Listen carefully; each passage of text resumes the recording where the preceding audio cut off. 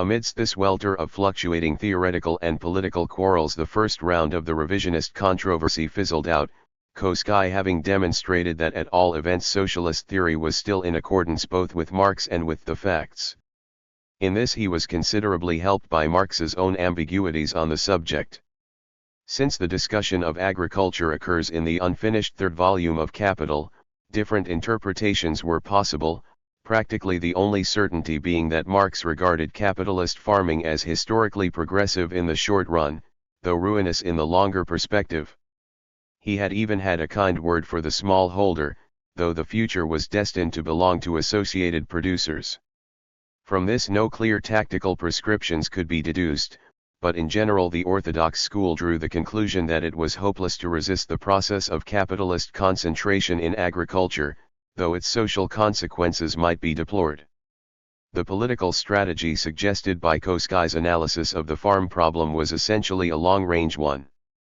If the peasantry was gradually being squeezed out, or at least reduced in importance by the spread of larger and more highly capitalized units with which it could not effectively compete, its impoverishment might render it more amenable to socialist propaganda already current among landless agricultural laborers, but in the short run social democracy, though it might try to aid the small farmer where this could be done without prejudice to its free trade platform, could not and should not compete with the agrarian parties in sponsoring quack programs for preserving the family farm.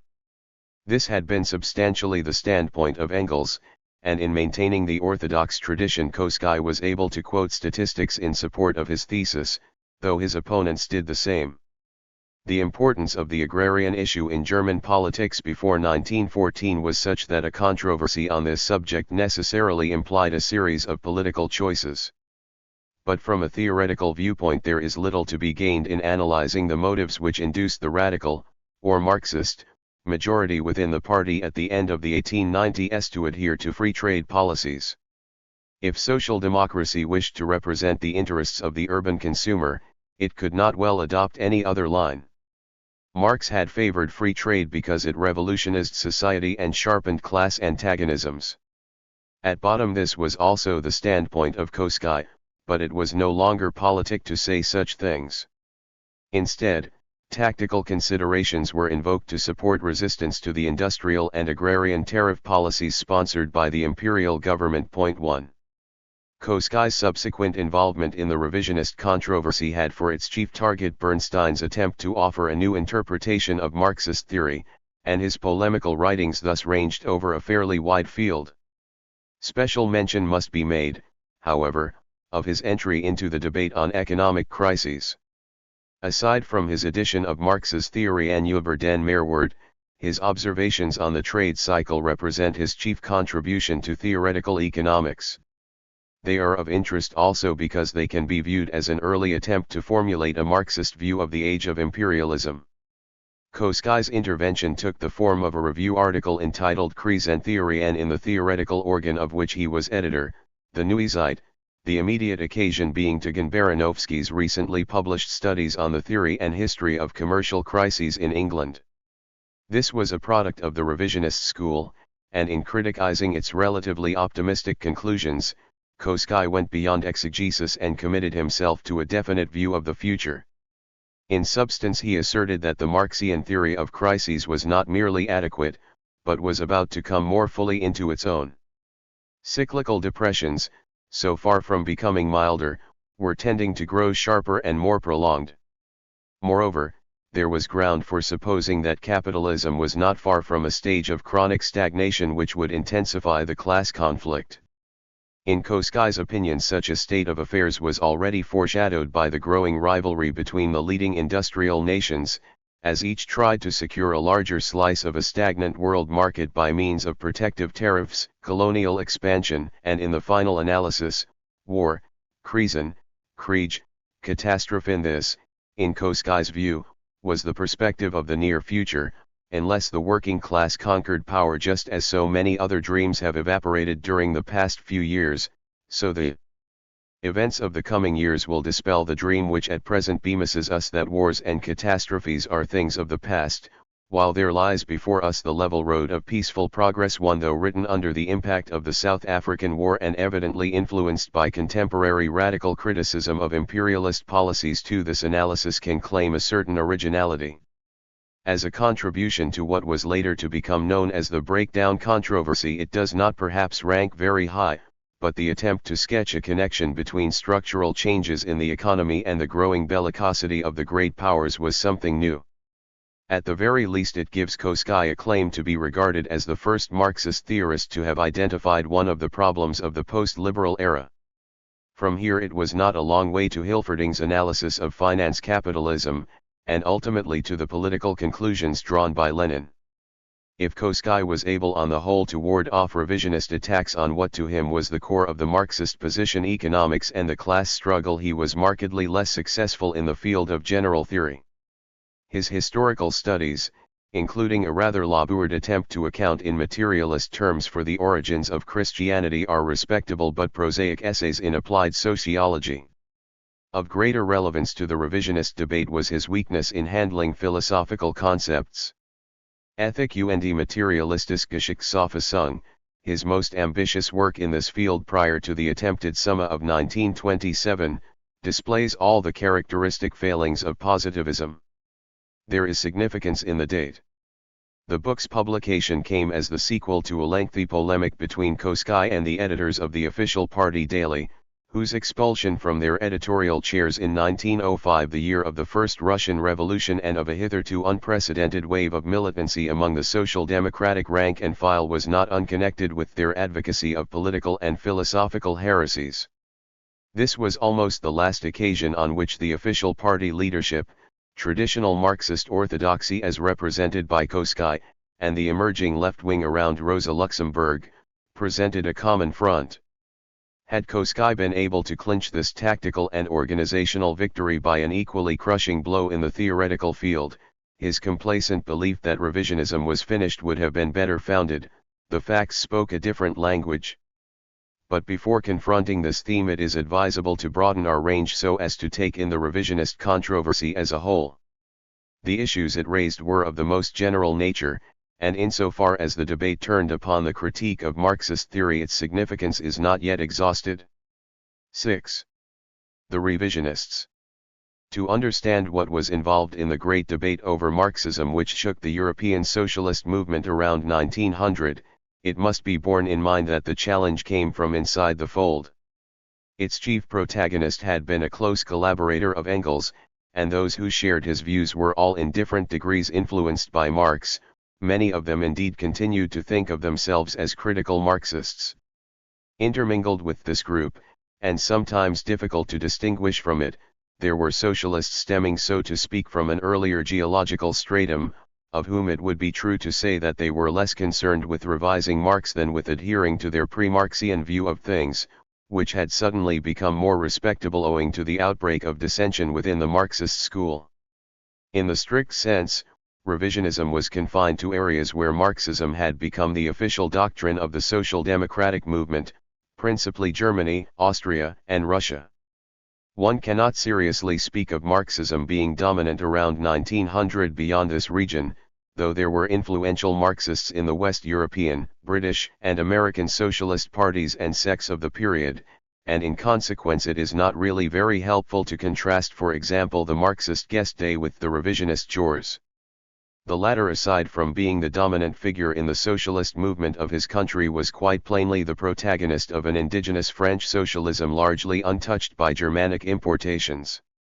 To class him among the revisionists is in a sense unfair to both. As a public figure he towered above them, while as a theorist he could not well compare with the more learned and ingenious representatives of the school. On the whole, his contribution to the theoretical side of the debate was limited to the subject of socialist ethics, and here the Germans, having studied both Kant and Marx at the source, possessed an advantage which foreigners could not hope to match. 1.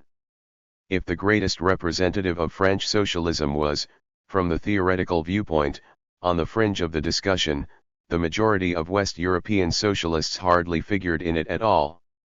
Never having been Marxists in the full sense, there was no particular reason why they should adopt the revised version of the doctrine. For all his rigidity in doctrinal matters, Koskai saw this quite clearly, as witness his comment on the Belgian socialist leaders who in 1902 had incurred his displeasure by mismanaging a general strike movement to obtain universal suffrage. I maintain an entirely unprejudiced attitude towards them. The talk about their revisionism leaves me cold. They have nothing to revise, for they have no theory. The eclectic vulgar socialism to which the revisionists would like to reduce Marxism is something beyond which they have not even begun to advance. Proudhon, Schaffel, Marx, it is all one to them. It was always like that. They have not retrogressed in theory, and I have nothing to reproach them with. Point 2. A similar degree of tolerance was not, however, extended to the Fabians. Here was an influential group of socialists who represented a rival approach, for the most part derived from Ricardo, Mill, and Henry George, plus the new subjectivist school of economics, and whose activities had already stirred the disapproval of Engels, years before Bernstein gave signs of being influenced by their views. Point 1. In later years it even became possible for the historian of the society to claim, with some degree of satisfaction, that revisionism was cradled in Britain. Point 2. This is true in the biographical sense, at least insofar as Bernstein is concerned, for there can be no doubt that his outlook was deeply influenced by his prolonged residence in Britain. Point 3. But as we have seen, revisionism in theory was already latent before Bernstein had come upon the stage. In a sense it had been in the air since the appearance in 1894 of the third and concluding volume of Capital, with its forced and unconvincing solution of the price-value problem. To anyone concerned with Marxist theory this was a serious matter, but it was not a matter in which the Fabians took much interest, nor indeed were they competent to do so. The attack on Marxian economics was led by Bohm-Bawerk, and continued by Pareto, with some assistance from Benedetto Croce. In other words, it was centered on Austria, Switzerland, and Italy. There were excellent geographical reasons for this, just as there were good reasons for the Central European provenance of the leading Marxists of the period, but in practice it meant that the debate was confined to one particular area. No controversy worth mentioning took place either in Britain or in France. In the former country Marxism was as yet unrepresented in the theoretical field, and in France its defenders were more interested in the philosophy of history than in the dull subject of economics. Lastly, it took time for the whole of Capital to be translated, and in the interval all the really important debates had already taken place. Point 4. Italy, however, requires special mention in this context. Not only did it produce in the person of Antonio Labriola a Marxist theoretician of some eminence who was also a full-fledged professor of philosophy, it also brought forth two critics of Marxism who raised the debate to a new level, Vilfredo Pareto and Benedetto Croce, the last named a pupil of Labriola and for some years at least a quasi-Marxist. If one cares, one may attribute this surprisingly strong Italian contingent to the circumstance that Italy was more fully exposed than either France or England to German-Austrian influences. A more accurate statement probably would be to say that Italy was a borderland exposed to both Central European and Western European intellectual currents, the former including Marxism as well as neo-Hegelianism. At any rate, it is a fact that Italian thinking figured prominently in the debate over Marxian theory which raged from about 1895 to 1905, just as it was an Italian, Enrico Barone, who in 1908 made the crucial contribution to the theory of socialist economic planning. Point 2. This, incidentally, underlines the complexity of the situation, for Barone, so far from being a Marxist, was a follower of Pareto, whose criticism of Marx set the tone for much of the French and Italian literature of the period. Yet it was Barone who for the first time developed a coherent blueprint of a planned economy, and he did so on the basis of modern, post-classical equilibrium economics as taught at Lausanne by Walras and Pareto. Here was further proof, if the revisionists required it, that socialist theory was not dependent on Marx.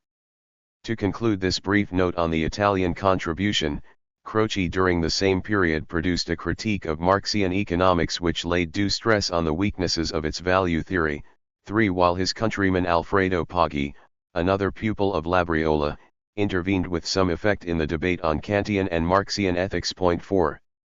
With this last mentioned theme we have crossed the threshold into the central area of discussion, both geographically and ideologically.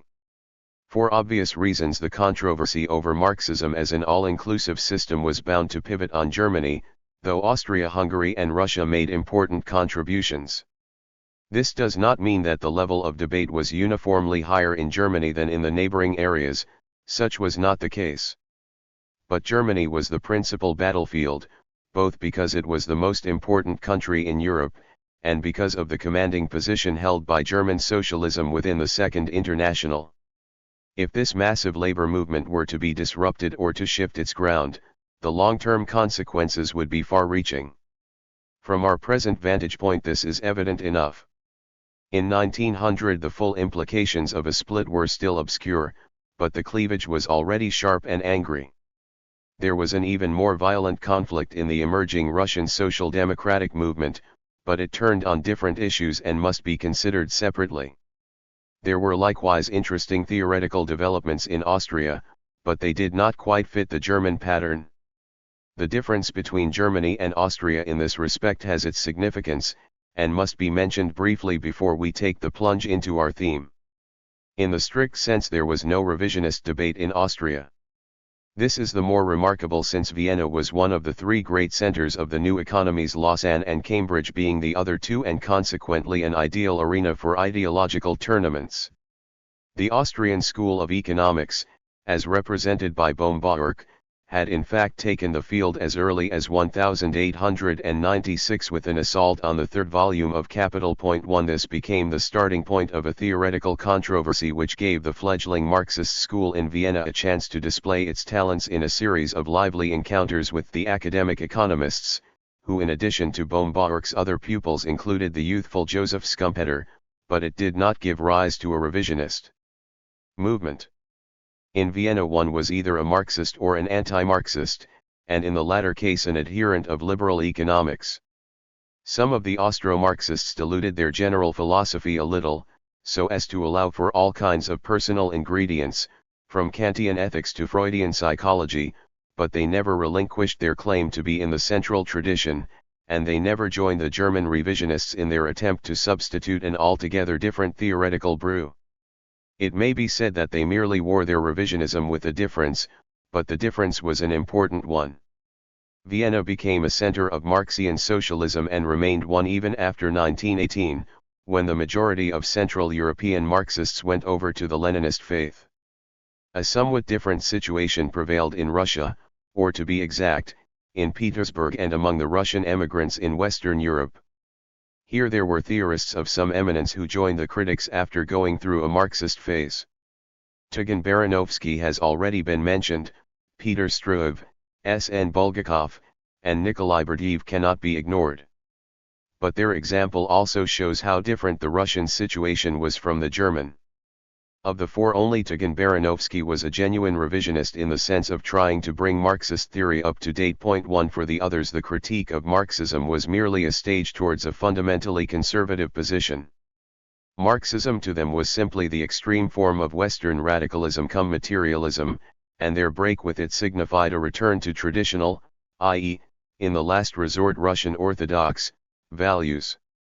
In consequence they contributed little to the revisionist controversy, whatever their significance in the history of Russian political thought. 2 Revisionism presupposed agreement on the fundamentals of the socialist faith as understood in the West, and this faith was radically humanist, whether it was also necessarily materialist, in the sense given to the term by Engels and Koski, was a different question, and indeed one of the principal topics over which the disputants fell out.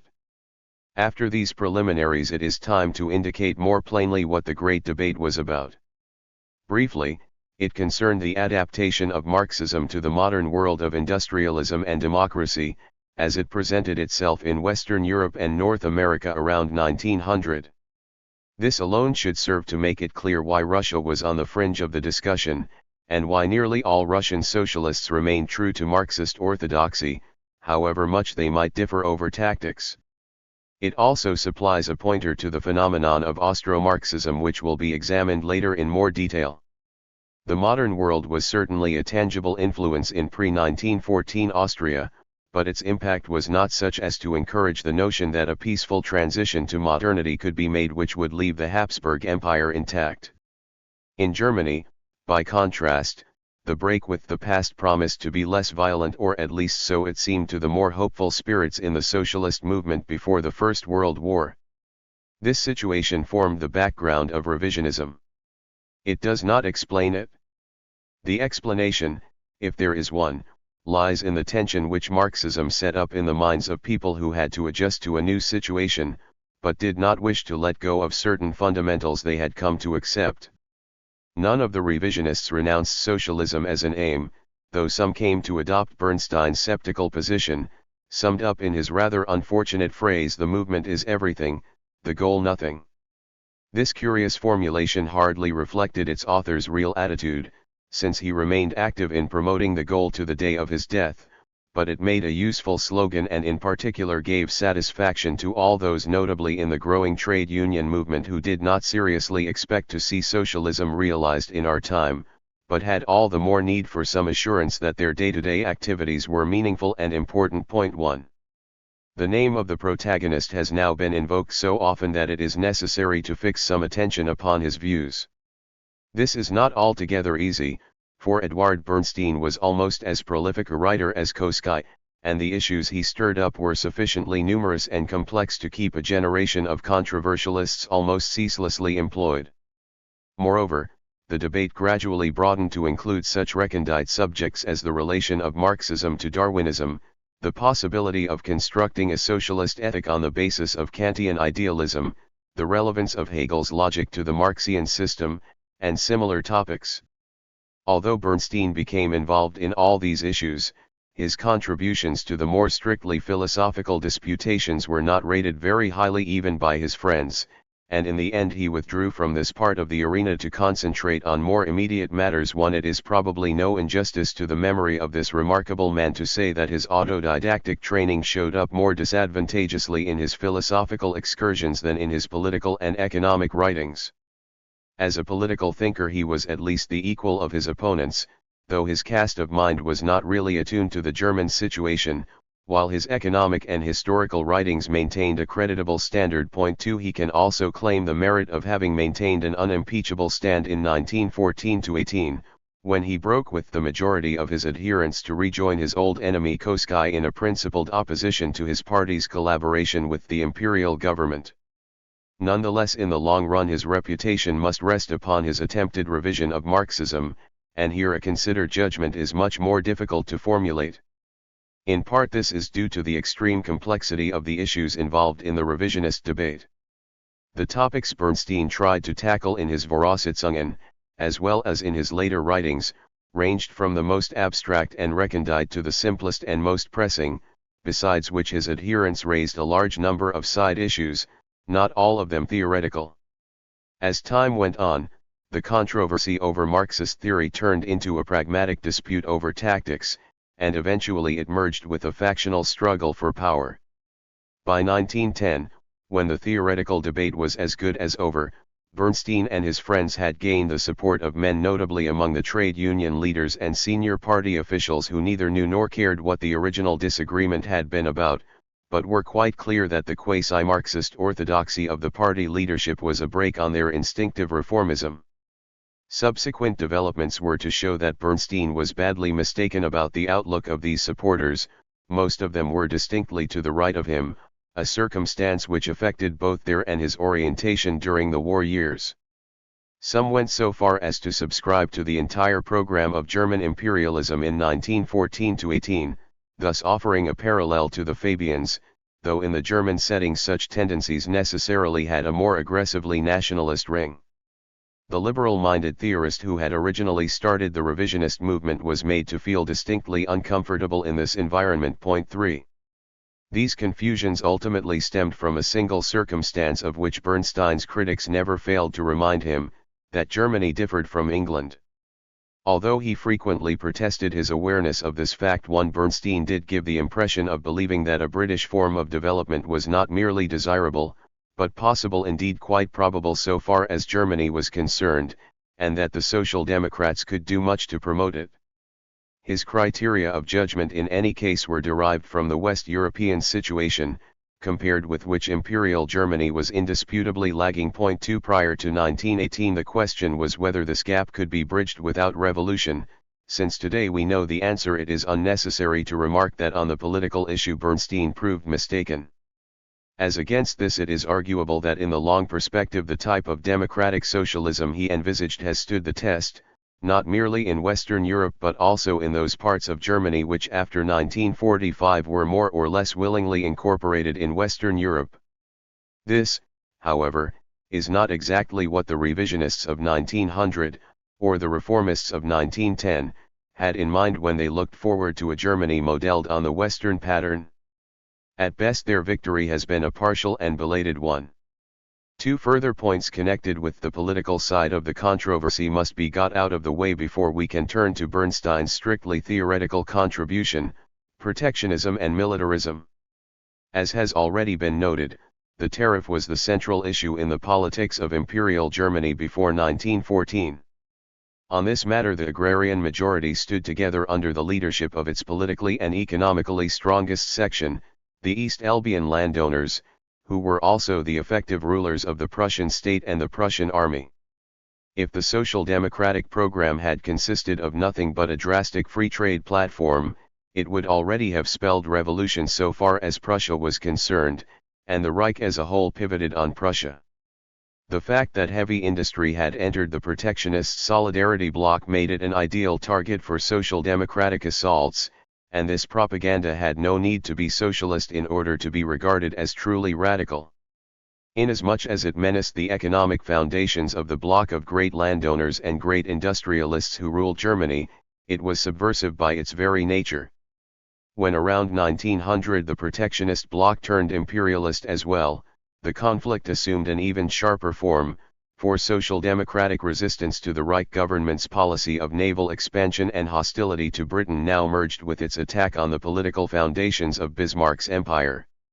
All this had very little to do with socialism, but a great deal with democracy. What is important for our theme is that the revisionist debate cut across this issue, since Bernstein's faith in liberalism was not shared by all his supporters. Many came in the end to make their peace with protectionism and imperialism, until the catastrophe of 1918 sobered them. However, for the period immediately under review it is true to say that democratic reformism as Bernstein and his immediate supporters understood it implied a policy of free trade, European peace, and above all good relations with England. On this issue there was no conflict between the party leadership and the revisionists, save insofar as some of the latter were a little wobbly in their attachment to free trade. The real trouble was that a program of peace, democracy, and economic liberalism had no chance of being adopted by a majority of the Reichstag. This made it impossible for German social democracy to develop along the lines of the British Labour Party. It was not Marx, but the tariff, which stood in the way of revisionism. Point 1. Closely linked with this issue was that of militarism, to employ the cant term in use before 1914 to describe the internal situation in Prussia Germany. For practical purposes the Reich was governed by an uncontrollable bureaucracy centered on the emperor and the general staff. In this respect the situation was similar to that in pre-1945 Japan, indeed the Japanese constitution had been modeled on the German. Here again social democratic policy was dictated by circumstances, and here too it required a considerable act of faith to suppose that Germany would evolve without a catastrophe in the direction Britain and Western Europe had already taken. In promoting such beliefs the revisionists certainly did not display superior insight. This became evident when on the eve of 1914 some of them began to despair of peaceful progress and to toy with the idea of a general strike to bring about constitutional reform. It was becoming plain that, in Prussia anyhow, Bernstein's prescriptions would not work, and that stronger measures were needed to dislodge the autocracy. This realization in turn promoted the fortunes of the radical wing, which aimed beyond democracy at a full-blown proletarian revolution, while Bernstein exhausted his ingenuity in elaborate paper schemes for obtaining the support of dissident liberals in the Prussian pseudo-parliament. Point 2. These tactics were doomed to failure. There was in fact no way of solving the constitutional problem peacefully, and consequently no genuine choice of tactics.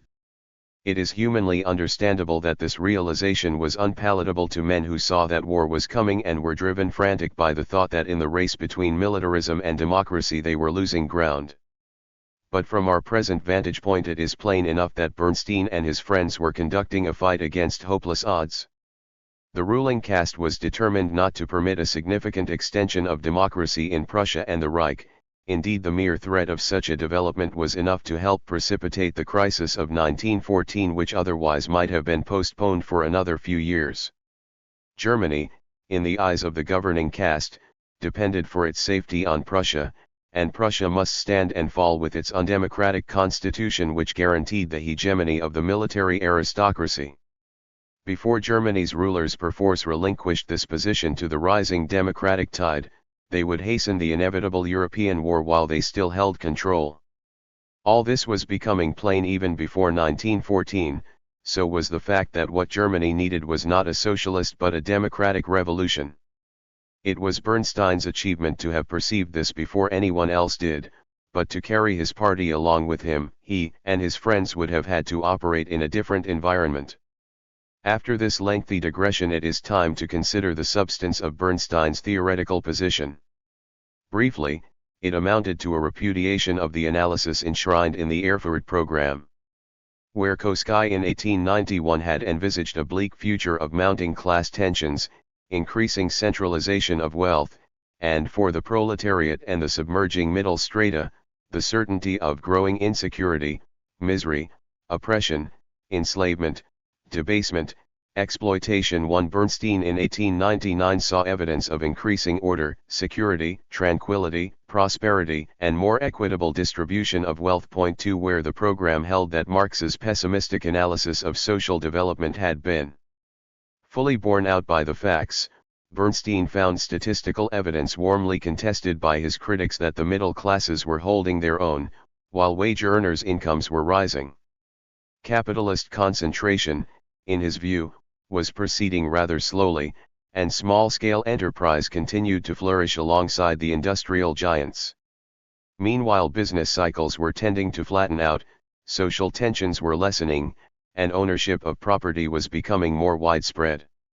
Since it was impossible to suppose that the actual situation had changed fundamentally between 1891 and 1899, it was apparent that Bernstein and his opponents were looking at the same set of facts through differently colored glasses.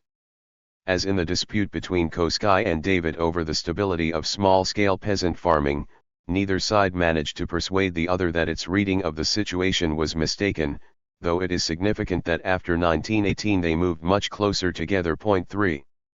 Had Bernstein contented himself with disputing the more unrealistic assertions of the Erfurt program, notably its tendency to dwell on the increasing misery of the proletariat in a manner more reminiscent of the Communist Manifesto than of Marx's and Engels's mature writings, it is probable that his proposed revisions would have been largely accepted.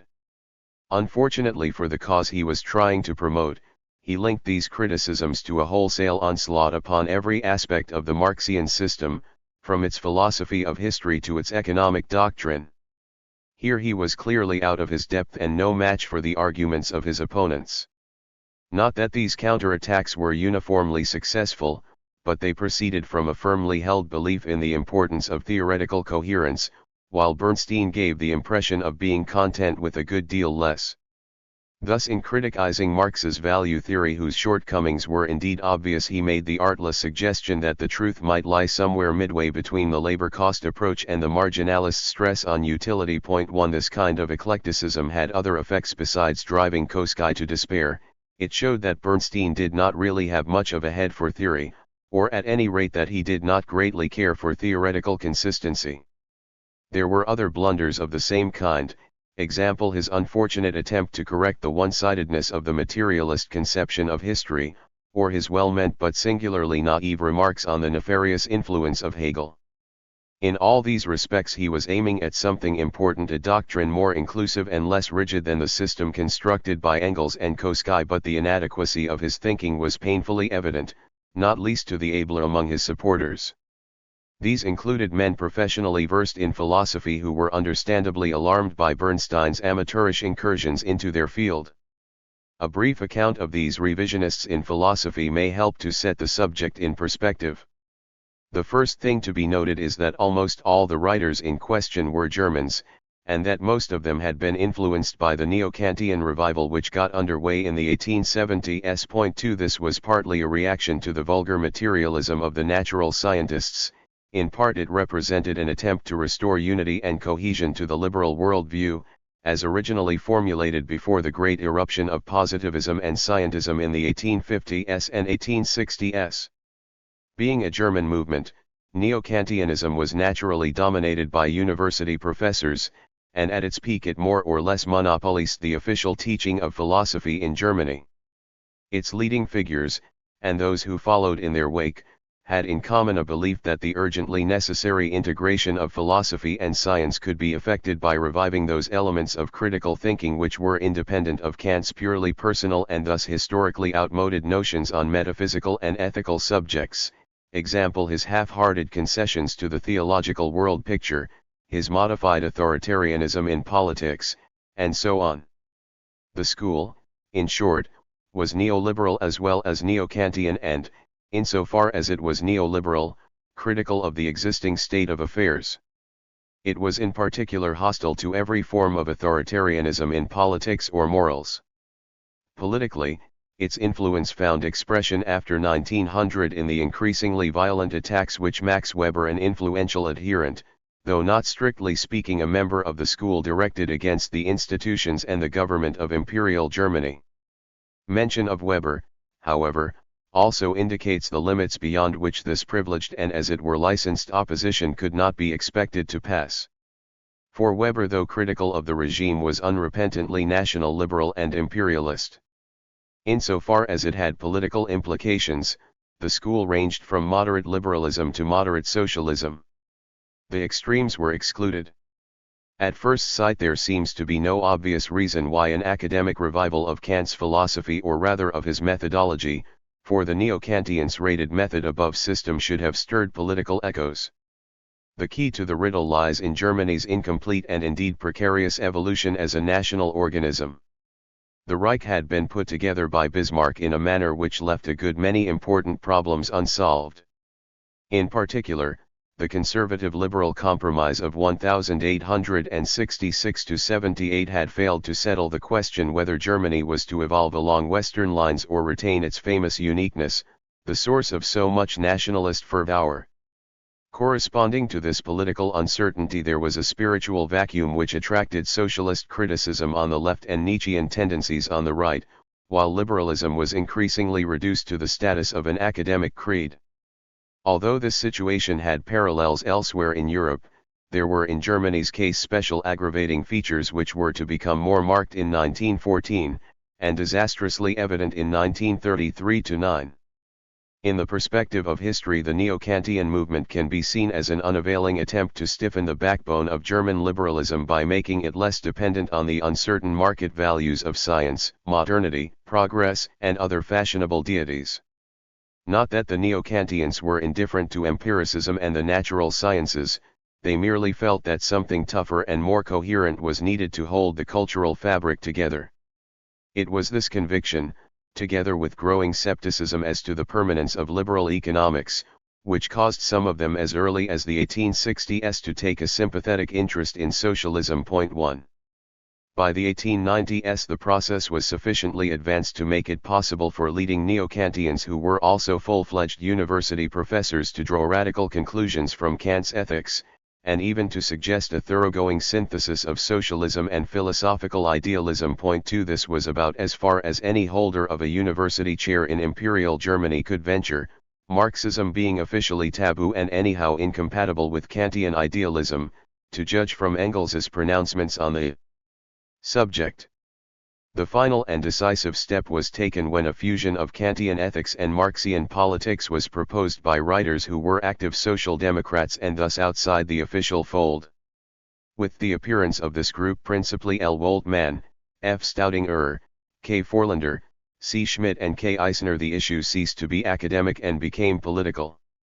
The question now was not whether a university teacher might profess socialist ideas in his off hours, but whether active social democrats could adhere simultaneously to Marx and to Kant.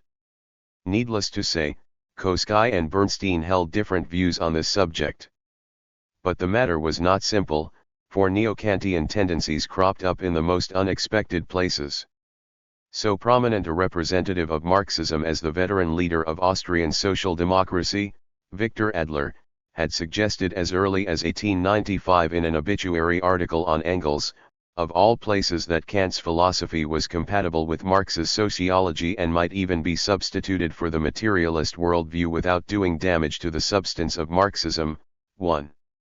Against this murky backcloth the debate at first unrolled in a manner suggestive of a fair degree of tolerance on both sides. There was also much genuine uncertainty.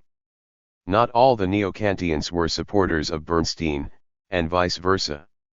Some prominent revisionists managed to remain both Kantians and Marxians. Others, such as C. Schmidt, repudiated Kant's ethics while subscribing to his general philosophy. 2 Still others, notably Woltmann, were orthodox followers of Kant as well as active adherents of Bernstein's political views.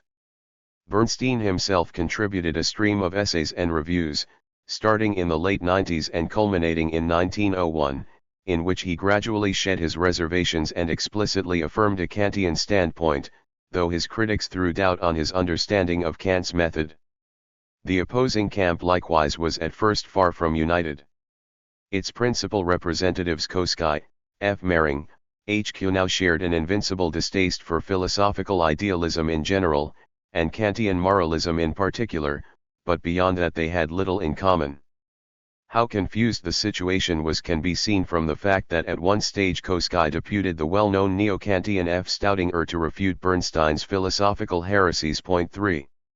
Notwithstanding these initial uncertainties, the debate did in the end give rise to something like a philosophical line-up corresponding more or less to the political cleavage. At any rate, down to 1914 orthodox Marxism tended to go hand in hand with political intransigence, or radicalism as the term was then understood, while the reformist wing, by and large, came to shelter those who toyed with idealism in philosophy. Individual exceptions apart, most of those who tried to revise Marxist philosophy were also revisionists in politics, which in the circumstances of the day meant some degree of accommodation to the status quo, while materialism came to be regarded as synonymous with radicalism. This was particularly true of the left wing, which emerged after 1905, the date of the First Russian Revolution, as a separate trend, but it also applied to the Marxist center, as represented by Koski and his closest adherents. To Koski as to Plekhanov in Russia, Labriola in Italy, and Guesde and Lafargue in France, Marxism meant what it had signified to Engels, a materialist worldview which by its nature negated every species of philosophical idealism, including the Kantian variant. Insofar as it required buttressing by the conclusions of science, the proper support was to be found in Darwinism. Koski indeed went so far as to put forward what he himself regarded as a satisfactory synthesis of the Darwinian and the Marxian standpoint. 1. If one takes a severely practical view of historical developments, it is tempting to dismiss these long-winded philosophical disputations as mere byproducts of the real political and factional struggle within German social democracy. This would be a misconception. The real struggle, as time went on, became divorced from the clash of ideas, but the ideological cleavage helped to cement the political alignments. The famous 5-day debate on Bernstein's book at the 1899 Party Congress had indeed no precise sequel in later years, partly because it became clear that revisionism could not be stoned to death with cream puffs. 2 Either there must be a split, which in fact came in 1914-18, though not on the issues raised by Bernstein, or the existence of two different schools had to be accepted. Once the latter course had been adopted, it became impossible to dissociate political from ideological considerations.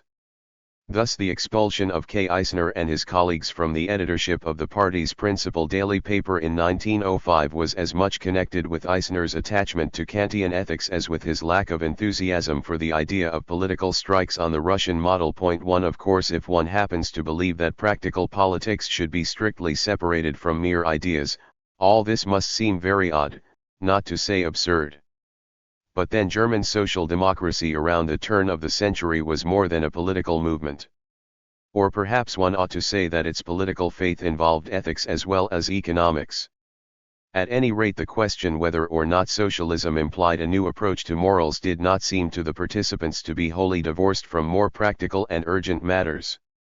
With these facts in mind, we may turn to a brief and necessarily inadequate resume of the philosophical issue, as it presented itself to most German, Austrian, and Russian socialists down to 1914, Germany being the principal arena, if only because revisionism had its chief strength there.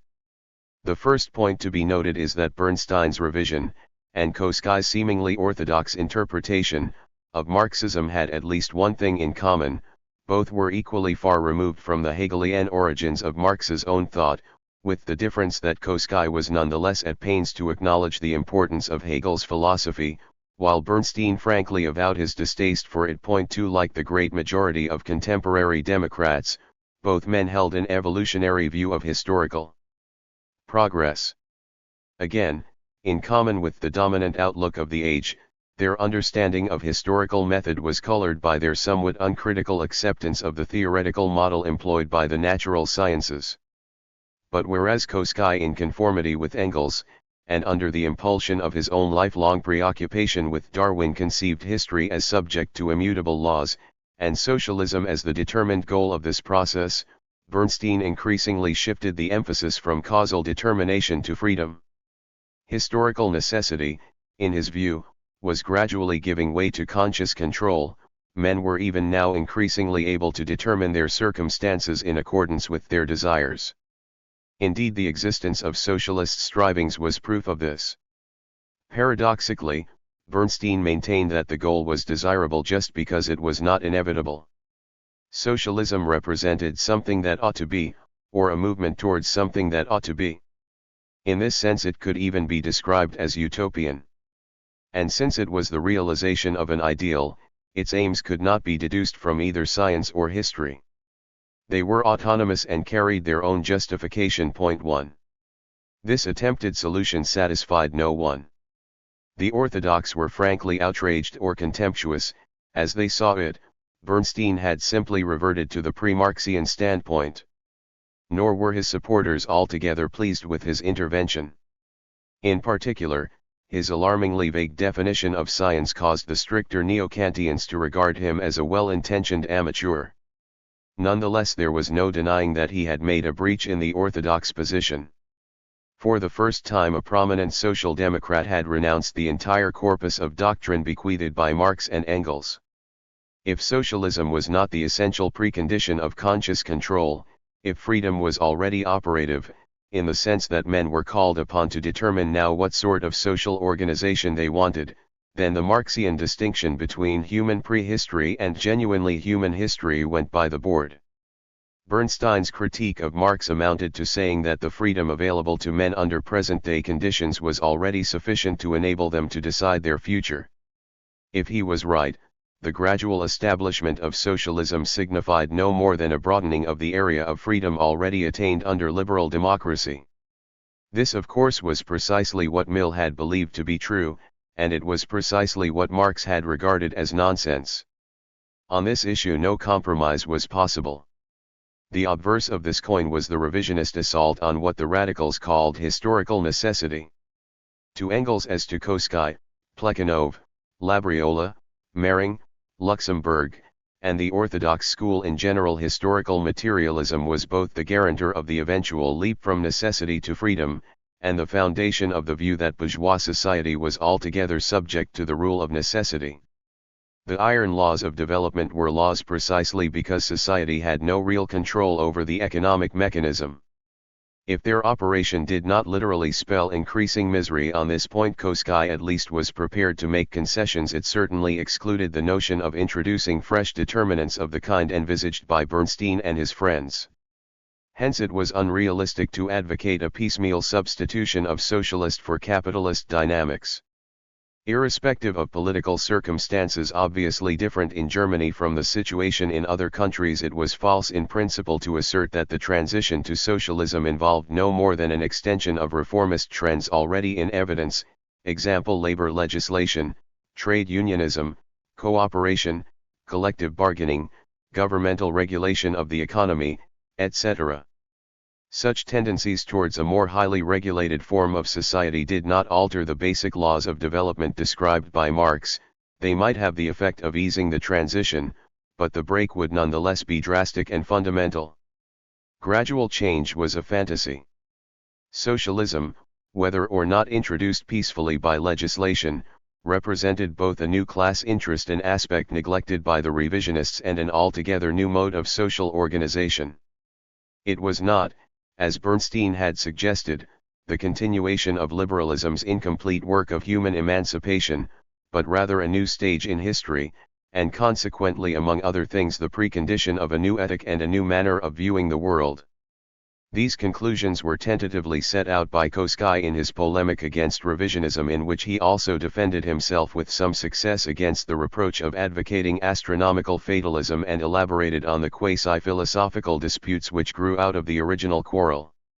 In the precise sense of the term, Koski's position was not really determinist, though its unintended effects operated in that direction. If Bernstein or Eisner saw no incompatibility between socialism and ethical idealism, the orthodox school placed all the greater emphasis upon the class character of the movement as the source of those moral energies whose importance the Marxists too were not disposed to deny. 1. At bottom the quarrel turned on the question whether the class struggle should be viewed as the exclusive motor of progress, political and moral. If socialist morality was essentially the expression of proletarian class interest, it was evidently impossible to subordinate its aims to an allegedly suprahistorical ethic binding upon the whole of mankind.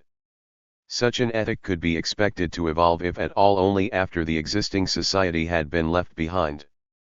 For the revisionists to seek spiritual nourishment in the writings of Kant or some other idealist philosopher, simply showed that they had not really emancipated themselves from utopian socialism, or worse still, liberalism.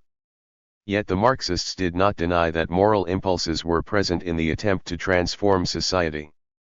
Was the source of these impulses then to be found only in the circumstances of the political struggle? The revisionists did not think so. As they saw it, socialism was making an appeal to what was fundamental in human nature, as it existed here and now. Moreover, those among them who had grasped the Kantian distinction between empirical and normative thought were well aware of the flaw in the orthodox position.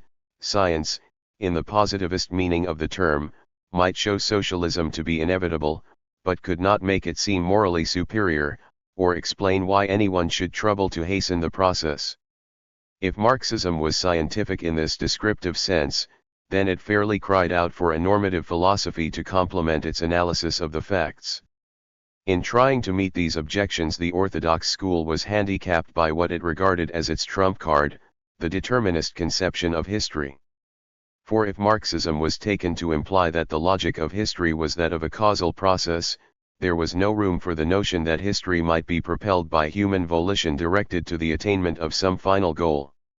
It made little difference whether finality was denied altogether or given a biological foundation. In either case, objective science could provide no grounds for moral imperatives. Koski as good as admitted this when he drew a watertight distinction between the moral ideal, the ethical indignation against exploitation and class domination inherent in the socialist movement, and the scientific study of the laws of development of the social organism characteristic of Marxism. 1. It is true, he added rather helplessly, that in the case of a socialist the thinker is also a fighter, and no one can be artificially cut in two halves having nothing to do with each other. Hence there appears occasionally even in Marx's scientific work the impact of a moral ideal. But he always and rightly attempted to eliminate it so far as possible. For in science the moral ideal becomes a source of error if it presumes to prescribe the goal. With this neat dissection of Marxism into a scientific and a moral half, Koski had practically demolished his own case and surrendered the disputed ground to Forlander and the Neo-Kantians.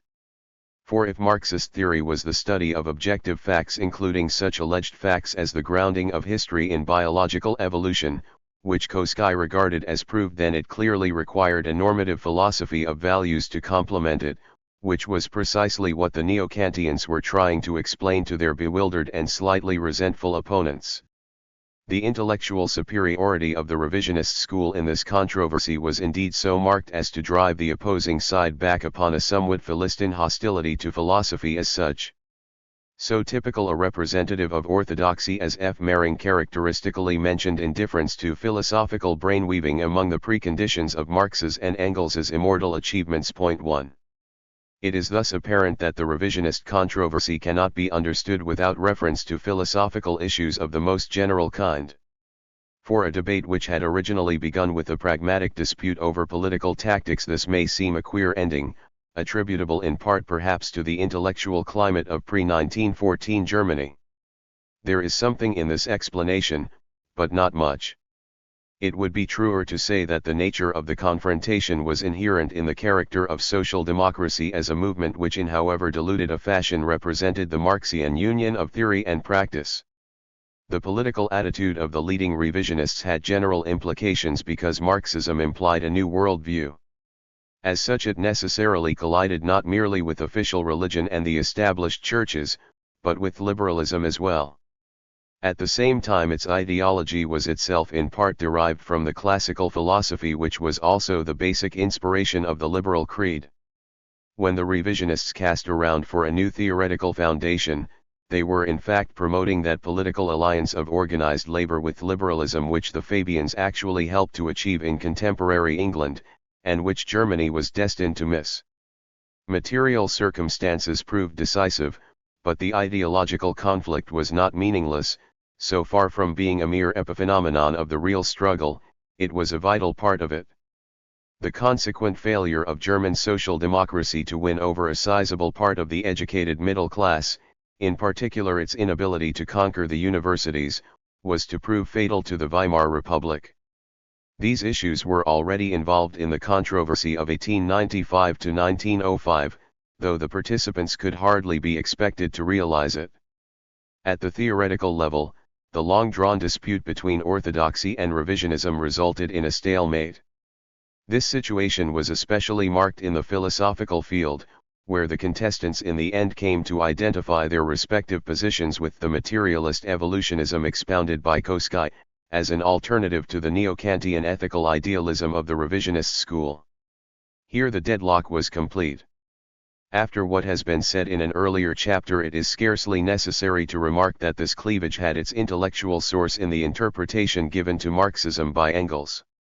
In this sense, the revisionist controversy was part of a larger movement of ideas which, starting in the 1870s, brought about a confrontation of scientific materialism and philosophical idealism all over the Western world. That the split ran right through European socialism is a tribute to the profound involvement of that movement with the basic issues of its time. Orthodox Marxism, as interpreted by Koskai or Plekhanov, was in tune with the scientific determinism of the age. Even the philosophical helplessness of the school was after all no greater than that displayed by the founder of psychoanalysis. Its critics had indeed almost a monopoly of genuine philosophical insight. Their concern with normative values reflected the fundamental situation in philosophy. In a wider sense, they were giving expression to the main problem confronting the liberal culture of their time. It was of course just this involvement with the problems of liberalism which rendered their efforts unsympathetic and suspect to the Marxists. The latter had meanwhile traveled sufficiently far away from the Hegelian origins of their creed to hold the altogether unwarranted belief that philosophy had been left behind for good. This turned out to be an illusion. The era of war and revolution was to bring about, among other consequences, a revival of Hegelianism at the heart of the Marxian system. Meanwhile, the revisionist challenge was giving rise to new groupings and fresh theoretical efforts on the left wing with which we must now concern ourselves. 1. 7. The radicals. In proceeding from the revisionist critics of Marxian orthodoxy to its radical defenders and heirs, we turn away from the issues predominant in the controversy of 1895 to 1905. The change of emphasis becomes more marked as time goes on, but already in 1905, and even in Vienna, the intellectual atmosphere differed considerably from that of the period described in the preceding chapter. This was partly owing to the change in locale, Vienna, Berlin, Warsaw, and Petersburg breathed an air quite different from that of Western Europe and those parts of Germany most subject to Western influence. To some degree the new mood arose from the Russian upheaval of 1905, and in part it was due quite simply to the march of time. The post-1905 generation had begun to sense the tremors that presaged the great upheaval of 1914-18. The problems that concerned it were the likelihood of revolution, as recently demonstrated in Russia, and the danger of a European war. The latter was seen to arise in part from traditional national conflicts, but principally from the new imperialist rivalries among the major powers. Revolution and imperialism were the twin issues around which the neo-Marxist movement grouped itself. Eastern Germany, Austria, and Russia were the areas of its greatest strength, and the War of 1914-18 was the test of its doctrines.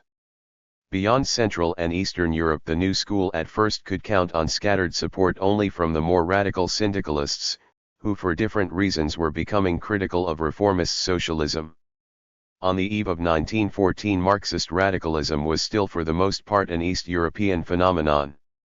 In Germany its adherents were confined to Berlin and a few other centers, and most of its theorists belonged to the Jewish intelligentsia.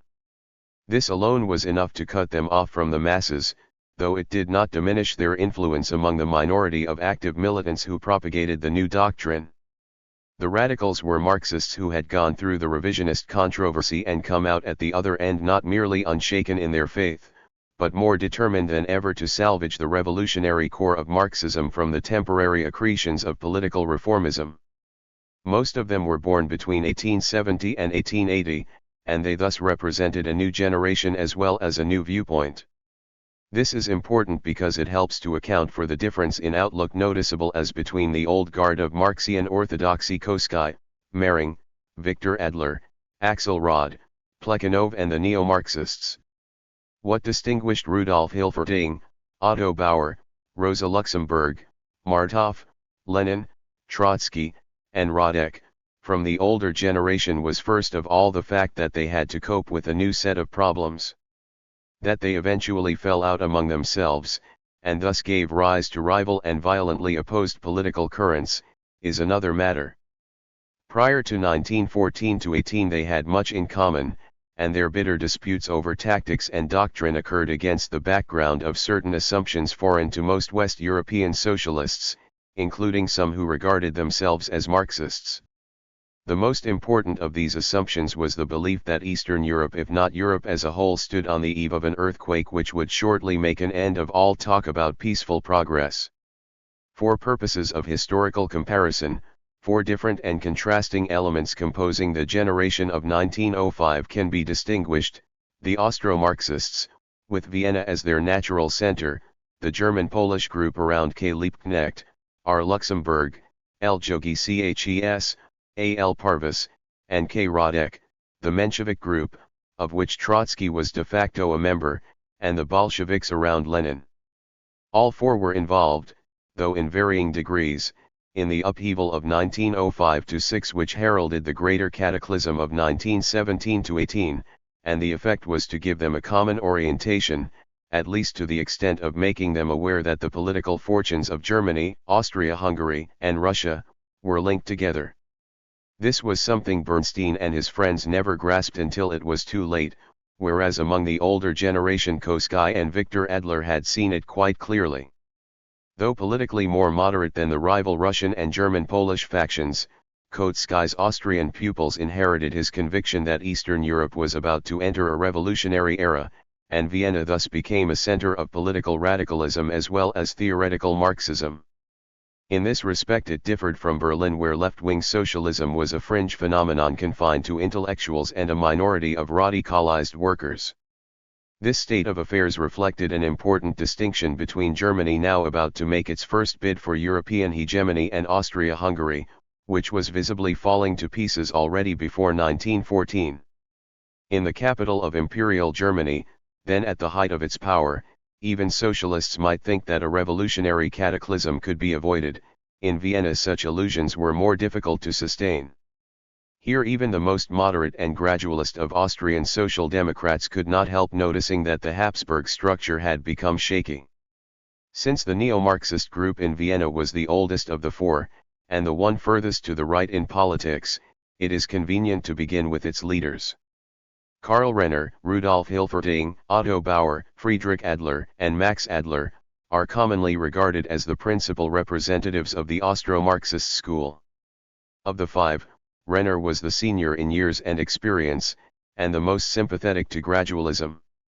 In 1914-18 he adopted the standard patriotic attitude while his more radical associates went into opposition. Yet he continued to regard himself as a Marxist, therein resembling Bernstein, with whom indeed he had a good deal in common. Had the Habsburg monarchy as a whole been modelled on German Austria, where the political and cultural ambience resembled that of southern Germany, his version of democratic socialism might very early have become the official doctrine of Austrian social democracy. But Vienna before 1918 was the capital of an empire very different in structure from the peaceful Austrian Republic over whose fortunes Renner was to preside after 1945, and Austro-Marxism had to concern itself with national, imperial, and European issues which pointed straight to the cataclysm of 1914-18. Insofar as he became involved in these controversies, Renner sided not merely with the revisionists, but with those social democrats who in 1914-18 worked for a German victory and a German-controlled Middle Europa. This made him anathema to the extreme left, but it did not mean that he had become uncritical of imperialism. It also did not diminish his standing in the Austrian socialist movement, of which indeed in some respects he was more representative than the radical theorists who formed the core of Austro-Marxism. Considering the violence provoked by these cleavages elsewhere, it is a remarkable tribute to the maturity of the Viennese group, possibly also a manifestation of the peculiar genius loci, that a degree of mutual respect and tolerance was somehow preserved. If Renner was an untypical adherent of the school, in that he was a Marxist without being a radical, the other members of the group stood close to Koskai and shared his political outlook. Unlike him, they combined firm attachment to doctrine with considerable elasticity in practice. Being younger and more up to date, they managed to straddle some of the issues first raised during the revisionist controversy, without thereby ceasing to be orthodox, at least in their own estimation. Their interests ranged from general ideas to specifically Austrian problems, and the philosopher of the group, Max Adler, was not thought to be less of a Marxist for being a Kantian in his general outlook, one any more than Friedrich Adler incurred suspicions of heresy because he was attracted to the philosophy of Ernst Mach. The very first pronouncement of the group in 1901 was directed against Bernstein, and more generally against the various current attempts to revise Marxism out of existence. Point 2 again, when Max Adler and Hilferding came forward in 1904 with a massive symposium of theoretical studies, the editors, for all their proclaimed readiness to develop the inherited corpus of doctrines, expressly laid claim to the title of orthodox Marxists, not without some polemical side glances at people whose demand for greater intellectual latitude only served to conceal their lack of a firm standpoint. Point 1. For all these affirmations of doctrinal consistency, the Viennese neo-Marxists were separated from their elders by the change in the general intellectual climate which had occurred since the 1880s, when Engels laid down the principles of orthodox Marxism. The intervening period had witnessed a revulsion against scientific materialism and a revival of interest in philosophy. It was this which had driven the revisionists back to Kant, and correspondingly caused the defenders of orthodoxy to emphasize their dislike of metaphysics. The greater sophistication of the Viennese school was immediately made evident by their ingenious attempt to reconcile the Marxian analysis of society with a qualified adherence to neo-Kantianism in philosophy. Marx was discovered to have been primarily a sociologist, indeed the founder of modern scientific sociology. Epistemological scruples could be laid at rest by recalling that Kant had preceded Marx in treating experience as a logical construct. Point 2. That Marx had been seemingly unaware of this fact was readily explained in terms of his intellectual upbringing. In the 1830s and 1840s Kant had been temporarily eclipsed by Hegel, whose metaphysical system nonetheless rested upon Kantian foundations, inasmuch as it was Kant who introduced the critical method into philosophy. In short, Marxian sociology was fully compatible with Kantian philosophy. More than that, Marx's analysis of social reality in Capital had been essentially Kantian in spirit, seeing that his method consisted in isolating the logic of the economic process by abstracting from the surface phenomena present to mere uncritical reflection, and thus penetrating to the reality concealed behind them. 1 For Marx as for Kant, the world of experience was not simply given, but mediated by the human mind. His theory was a critique in the Kantian sense, specifically a critique of society. The latter was to be understood as a living totality of material forces and ideal strivings, the social organism being subject to historical laws which in the last resort yield a rational harmony of individual and social interests. Human activity realizes the aims of philosophy, the latter being nothing but the ideal norms of human nature correctly understood, i.e., nature actuated by reason. Scientific and normative thinking have their common denominator in the critical understanding of what it is that constitutes man's social being. There is no unbridgeable gulf between science and ethics, causal laws and ideal aims, materialism and philosophy. One can be a scientific sociologist and at the same time subscribe to the aims of socialism, since the latter are grounded in a critical perception of the social whole as it affects each individual. A rational order would be a socialist one, hence rationality tells us how we ought to act. Thus Adler, whose ingenious synthesis of neo-Marxism and neo-Kantianism gained the support of the Viennese school, though Koskai remained skeptical and publicly regretted the young generation's tenderness for idealist moral philosophy. 2. Though the historian of ideas turns with some reluctance from these philosophical disputations to the rather less fascinating subject of economics, it must be confessed that the real achievement of Austro-Marxism did not lie in the field of general philosophy. However highly one rates M. Adler's intellectual tour de force, it did not signify a theoretical breakthrough. On the other hand, Otto Bauer's work on the national question, and Rudolf Hilferding's study of finance capitalism, represented something new and important. The two works are best considered jointly, for despite their dissimilar starting points they terminate in an analysis of imperialism which was to become the special characteristic of the neo-Marxist school. 1 Both men owed more to Koskai than is generally recognized. In other respects their writings hardly bear comparison. Bauer's erudite volume of almost 600 pages appeared when its author was all of 26 years old, and though a brilliant achievement for so youthful a writer, it rather lacked finish. The book's lengthy theorizing about the sources of national culture, the origins of European history, and the nature of the Jewish problem, makes quaint reading today, and even in 1907 some readers must have had difficulty struggling through a mountain of information on the Austrian nationality problem before arriving at Bauer's theory of imperialism. It was this which established him as a new magnitude in the field of Marxist scholarship, though within 3 years his brilliant sketch was to be superseded by Hilferding's massive treatise. In passing it may be remarked that for all its weaknesses and its occasional touches of naivete, Bauer's analysis of the national question in Eastern and Central Europe was so far superior to the subsequent productions of the Leninist school that only the massive ignorance of an age fed on popular pseudo-histories can account for its present relative neglect. What Bauer has to say about imperialism is of importance, although in the light of later developments his essay today reads like an anticipation of Hilferding's more systematic theorizing on the subject.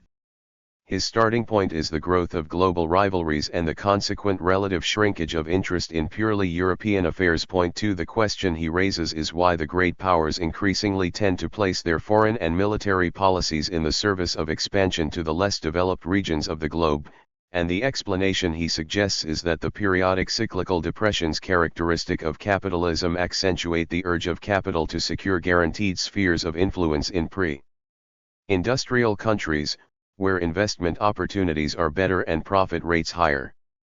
Put thus baldly, the argument sounds both trite and doctrinaire, but Bauer backed it with a detailed analysis of protectionist policies under conditions of industrial cartelism.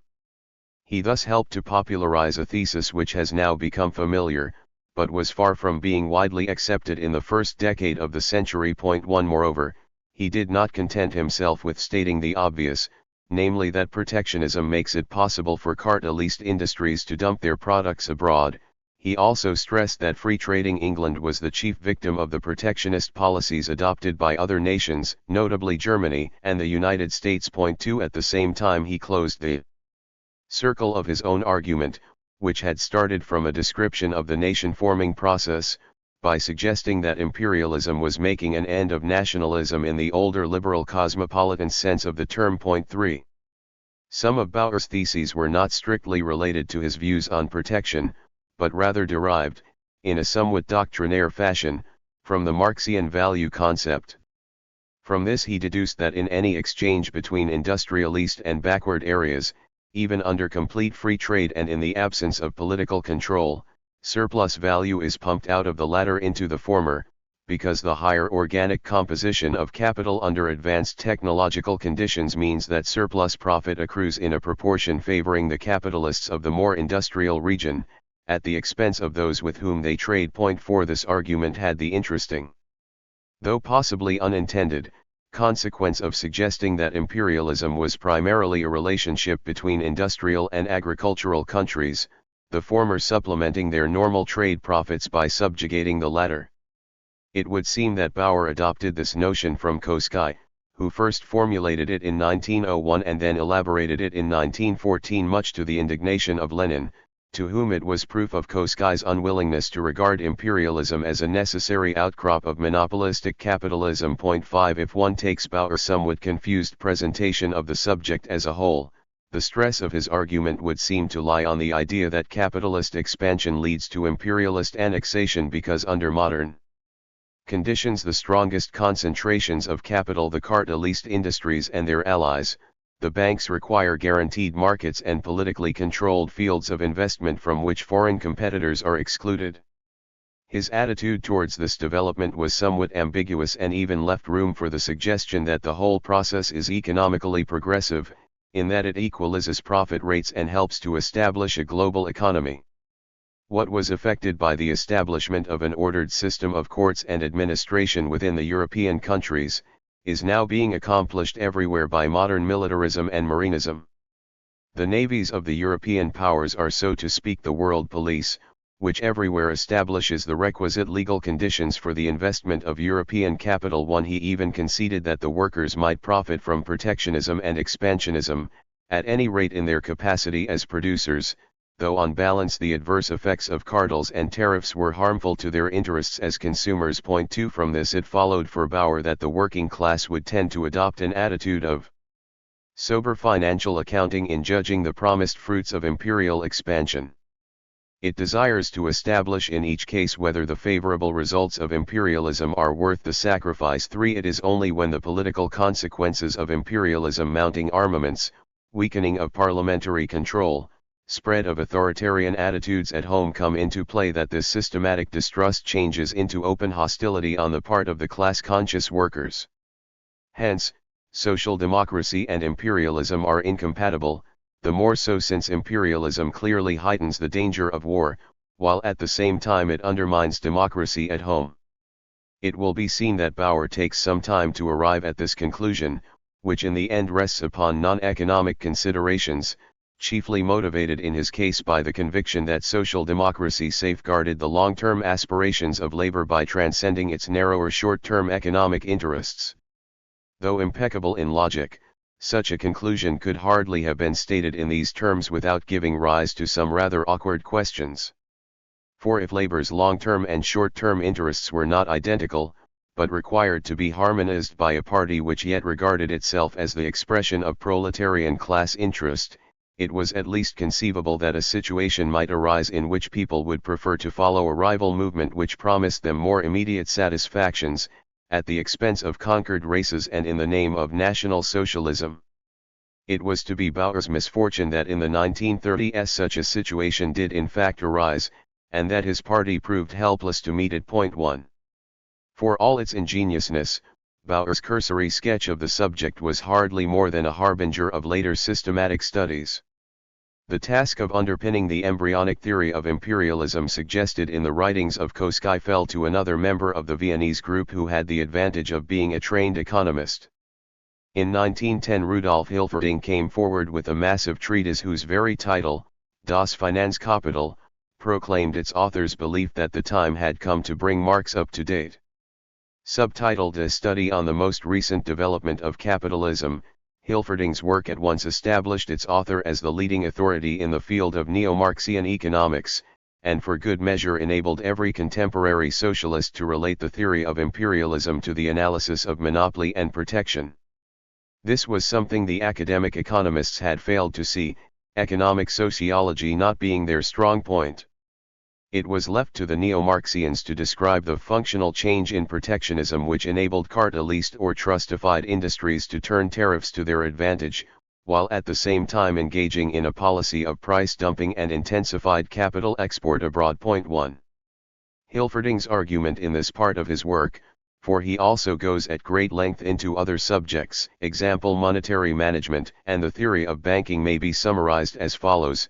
The growing concentration of corporate ownership in all major industrial countries has the effect of narrowing the range of competition, while at the same time it creates a homogeneous class of decision-makers in charge of the leading banks and industrial monopolies. It thus makes possible a degree of conscious control over the economy, but in antagonistic forms, i.e., without eliminating the conflicting class interests characteristic of capitalism. The contradiction between the rational management of particular branches of production, and the basic irrationality of the system as a whole, finds expression in attempts to plan those sections of the economy which have fallen under corporate control, either in the form of cartels, or unified combines controlled by the largest investment banks. The counterpart of this increasing trend towards monopoly is the growth of tariff protection, which in turn favors the formation of further cartels and trusts, until the entire economy of the country in question is controlled by them, a monopolistic price policy requiring an adequate tariff wall in order to become effective. Nationally, this trend leads to the gradual disappearance of competition and the subordination of the smaller entrepreneurs to the large corporations, which for technical reasons are strongest in heavy industry. Internationally, it eliminates free trade and thereby intensifies political antagonisms. For whereas under free trade foreign markets and raw material sources are in principle as accessible to all as domestic ones, protection when allied to cartelization and monopoly leads to a state of affairs where rival groups in different countries seek to monopolize markets and raw material sources. The home market needs to be protected by tariffs so that the cartelist industries may be able to raise prices, while abroad they pursue a policy of dumping to get rid of products unsaleable at home at the higher price. Thus, whereas in the formative stage of capitalist industrialization tariffs needed only to be high enough to equalize the chances of domestic producers, their purpose now is to exclude all foreign imports which might compete with the monopolies. Since the competing groups of national monopolies, and their respective states, pursue the same incompatible aim of protection at home and intensified dumping abroad, the result is economic warfare which threatens to turn into political and military warfare. Colonial imperialism, i.e., armed expansion into undeveloped regions, is a byproduct of this process, for in conjunction with tariff protection it enlarges the area controlled by the national monopolies. The end result of this contest is war, or at least warlike tendencies on the part of the nations concerned. Thus in the last analysis the centralization of capital leads to international anarchy, mounting national antagonisms, and finally armed conflict. 1. Two further points are noteworthy. First, the entire argument is derived from Marx's analysis of capitalist concentration, notably in capital, volume 3, though the growth of protectionism and monopoly described by the neo-Marxians was a more recent phenomenon, of which Engels had barely glimpsed the first signs when he came to edit Marx's manuscripts. Secondly, the thesis does not depend on the Marxian theorem freely employed by Hilferding concerning the falling rate of profit. Though he abandoned the perspective of automatic breakdown, Hilferding was sufficiently orthodox to maintain that the average rate of profit tends to decline with the growing organic composition of capital, and that this trend reinforces the drive to equalize profit rates by eliminating competition. 2. But his argument is not logically dependent on this assumption, and the process of cartelization, growing tariff protection, and intensified national competition, can be plausibly traced to the functioning of the economic mechanism without attempting to decide whether there is in fact a long-range tendency for the average rate of profit to decline. This naturally extends to the political consequences as well. Other socialists did not have to share all his assumptions in order to realize that what he called the economic policy of finance capital one must necessarily turn economic rivalries into political conflicts. In fact, the same conclusion could be drawn by writers who started from the conventional free trade premises. If the whole argument has come to sound familiar and even somewhat trite, one reason is that for the past 40 years it has been popularized in Leninist literature, when it was not quietly taken over and adapted by liberal critics of imperialism. The reader of Lenin's well-known study on imperialism written in 1916, but against the background of a discussion already in progress since 1902, is hard put to discover anything not already said by either Hilferding or Hobson. This, however, only applies to its rather slender theoretical content. The political bias of Lenin's pamphlet differs strikingly from the productions of the Austro-Marxist school. In particular, there is not a great deal in the earlier literature to prepare the reader for Lenin's highly charged picture of imperialism as a system for oppressing 1,000 million people, that is, more than half the population of the globe, in the interest of an increasingly parasitic group of civilized Western countries. Some such conclusion could indeed be drawn from the theoretical premises worked out by Bauer and Hilferding, but Lenin's simplified version ignored what was essential to the neo-Marxian thesis, the notion that, insofar as the whole process served to equalize profit rates and promote capital exports to backward countries by policing the latter, it was still rational, even though its peculiar rationality was increasingly undermined by the danger of war. As was usual with him, Lenin disregarded these subtleties and contented himself with the part of the argument that could be put to immediate political use. Point 2. In 1914-18 a situation favoring the spread of some such simplified theoretical model had clearly arisen, but it needed the Bolshevik conquest of power in 1917 to replace the hitherto accepted Marxist critique of imperialism by the much cruder Leninist doctrine. On its own merits, Lenin's wartime pamphlet would have failed to impress even contemporary Russian Marxists, let alone those of other countries.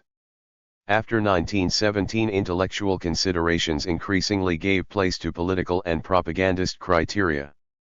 Even so, the prolonged discussion among Marxist economists in the 1920s and 1930s on the innate tendencies of capitalist accumulation owed nothing to Lenin, and those Soviet theoreticians who took part in it tacitly followed the example of their Western colleagues in treating the Leninist concept as a political doctrine. Point 1. More will have to be said on this subject. For the moment, let us turn to the other important group of Marxist theorists active on the eve of 1914, the German-Polish radicals around Rosa Luxemburg, and their few but influential Russian adherents, notably Trotsky. Here again a brief introductory note on the political background imposes itself before considering their long-range ideas. Since the leading figures of the group were full-fledged theoreticians, the distinction is somewhat artificial, but it cannot be avoided. The closer one approaches the great cataclysm of 1914-18, the more difficult it becomes to separate the politics of Marxist radicalism from its doctrinal pronouncements, yet somewhere there is a dividing line. Rosa Luxemburg's controversial theory of imperialism, for example, was not logically related to her political activities in the East European socialist movement, though it clearly had some bearing on her anti-war stand in 1914-18. Few Russian or Polish socialists of the time were greatly concerned to know whether she was right or wrong to take a critical view of Marx's theory of accumulation. What mattered to them was her hostile attitude towards the Polish national movement, and her consistent support of the Menshevik group in the struggle within Russian social democracy. Conversely, her German friends, who greatly valued her theoretical acumen, were largely indifferent to her involvement in what appeared to them an obscure factional wrangle among Russian and Polish socialists. And indeed the two sets of circumstances were quite distinct, though they came together in the thinking of East European Marxists, chiefly Luxemburg, to a lesser extent Trotsky and Radek, who happened to be concerned both with the approaching East European upheaval and with the debate on the causes of international rivalry. The latter problem concerned Germany principally in its capacity as a European country in competition with England, while the complex issue of proletarian revolution was primarily relevant in Russia, where indeed a dress rehearsal had already occurred in 1905. Still, Central Europe, Germany and Austria-Hungary extended sufficiently far east for the more alert minds to be aware of both sets of problems, while Russian emigrants in Vienna or Berlin might do likewise. 1. This was the background to such intellectual productions as Rosa Luxemburg's doctrine of revolutionary radicalism, or the permanent revolution concept elaborated by her associate Parvus in 1904. Unless it is kept in mind that the questions prominent in all this theorizing stemmed from two different sets of circumstances, it is easy to underrate the intellectual ingenuity required to bring them together. On the other hand, it ought to be remembered that the protagonists occupied a kind of political no man's land between Germany and Russia, peopled for the most part by national minorities including the numerous and important Jewish minority, and not really quite in tune with the dominant strivings in either of these two great centers of power. 2. Bearing in mind then that our 2 points of reference are, on the one hand, the Russian upheaval of 1905, and on the other, the growing international tension which finally exploded in 1914, and that the theorizing to which these events gave rise at first possessed no common denominator, we are in a better position to answer the question what exactly it was that radical Marxism stood for during this period. To some extent the answer is implicit in the question. For if the coming Russian cataclysm was only externally connected with the approaching World War in the sense that Tsarism was likely to collapse under the strain of conflict, and thus open the road to revolution, any theorist who tried to relate these two sets of issues was really confronted with a quite desperate task. It speaks for the ingenuity of the leading Marxist radicals that in the end they did manage to evolve a doctrine which appeared to make sense of the situation. This notable tour de force was primarily the achievement of four writers: Luxemburg, Parvus, Radek, and Trotsky, two of whom were subsequently to play a key role in the Communist International. This in itself suggests one reason for the ultimate failure of that organization to make a more lasting impact on the socialist movement in Western Europe. The circumstances of its birth predisposed even its most learned and ingenious theorists towards plausible but erroneous syntheses, on the pattern of the rather more successful thinking they had developed down to 1914. The most celebrated example, Trotsky's permanent revolution concept, is somewhat outside the subject of this study, the more so since Trotsky went on refining his thesis throughout the 1920s and 1930s, but since the idea goes back to the pre-1914 discussion, it must be briefly considered before we move on to Rosa Luxemburg's rather more consequential theory of imperialism. 1. The basic notion which seems to have occurred first to A. L. Parvus in 1904 was that modern capitalism had outgrown the existing political system. In particular, the European nation-state had become too small for the coming age of global contests, and was doomed to disappear in a series of frightful convulsions which would leave only the strongest and best-equipped empires standing amidst universal wreckage. This was not indeed an altogether novel thought. Many leading political figures of the time held that there was a tendency for larger supranational agglomerations to be formed. The imperialist movement in the Britain of Joseph Chamberlain, and in the America of Theodore Roosevelt, drew a good deal of stimulus from this prospect. So did some of the leading Fabians and revisionists in England and Germany. But Parvus gave a startling emphasis to the idea by linking it to the notion of capitalism as an economic system propelled forward by crises in which the weaker went to the wall. He also took a more pessimistic view than other contemporaries of the European nation-state, which on his reading was unlikely to survive the coming collision between the imperial giants, and lastly, he connected this analysis with the approaching revolution in Russia. For in this new perspective, Russia was the weak link in the global chain, owing to its political and social backwardness, for which the Tsarist regime had no cure. As Parvus saw it, the coming revolution would do more than modernize the country and render it fit to participate in the power struggle for global domination. Already in 1905 the alignment of forces within the revolutionary movement was such that a proletarian upheaval was probable, which in turn could not fail to react upon the political climate of the more advanced countries. The Russian Revolution will shake the bourgeois world, and the Russian proletariat may well play the part of vanguard of the social revolution. At the time this seemed an improbable forecast, but the youthful Trotsky was impressed and employed it henceforth in support of his own belief that the coming upheaval in Russia would lead straight to a socialist dictatorship. This in turn, since such a regime could not long maintain itself in backward Russia, must seek to establish links with revolutionary movements in more advanced countries. The further perspective evidently rested on the assumption that the industrial countries, specifically the European nations, now faced with a transformation which threatened their independence, would be compelled to relinquish both their traditional political structure and their socio-economic system, the two being linked, since European capitalism had grown up together with the nation-state and could not well survive the disappearance of its political carapace.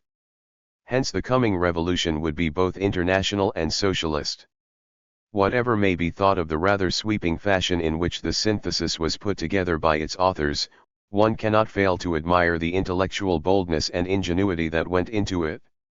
Events did not in the end shape themselves quite in accordance with the forecast, but after 2 world wars the picture has certainly come a good deal closer to the revolutionary prospectus of 1905 than to the rather more commonplace expectations of the moderate school. 1. So far we have looked at the permanent revolution concept in terms of what it implied for the world as a whole, and more particularly for Europe.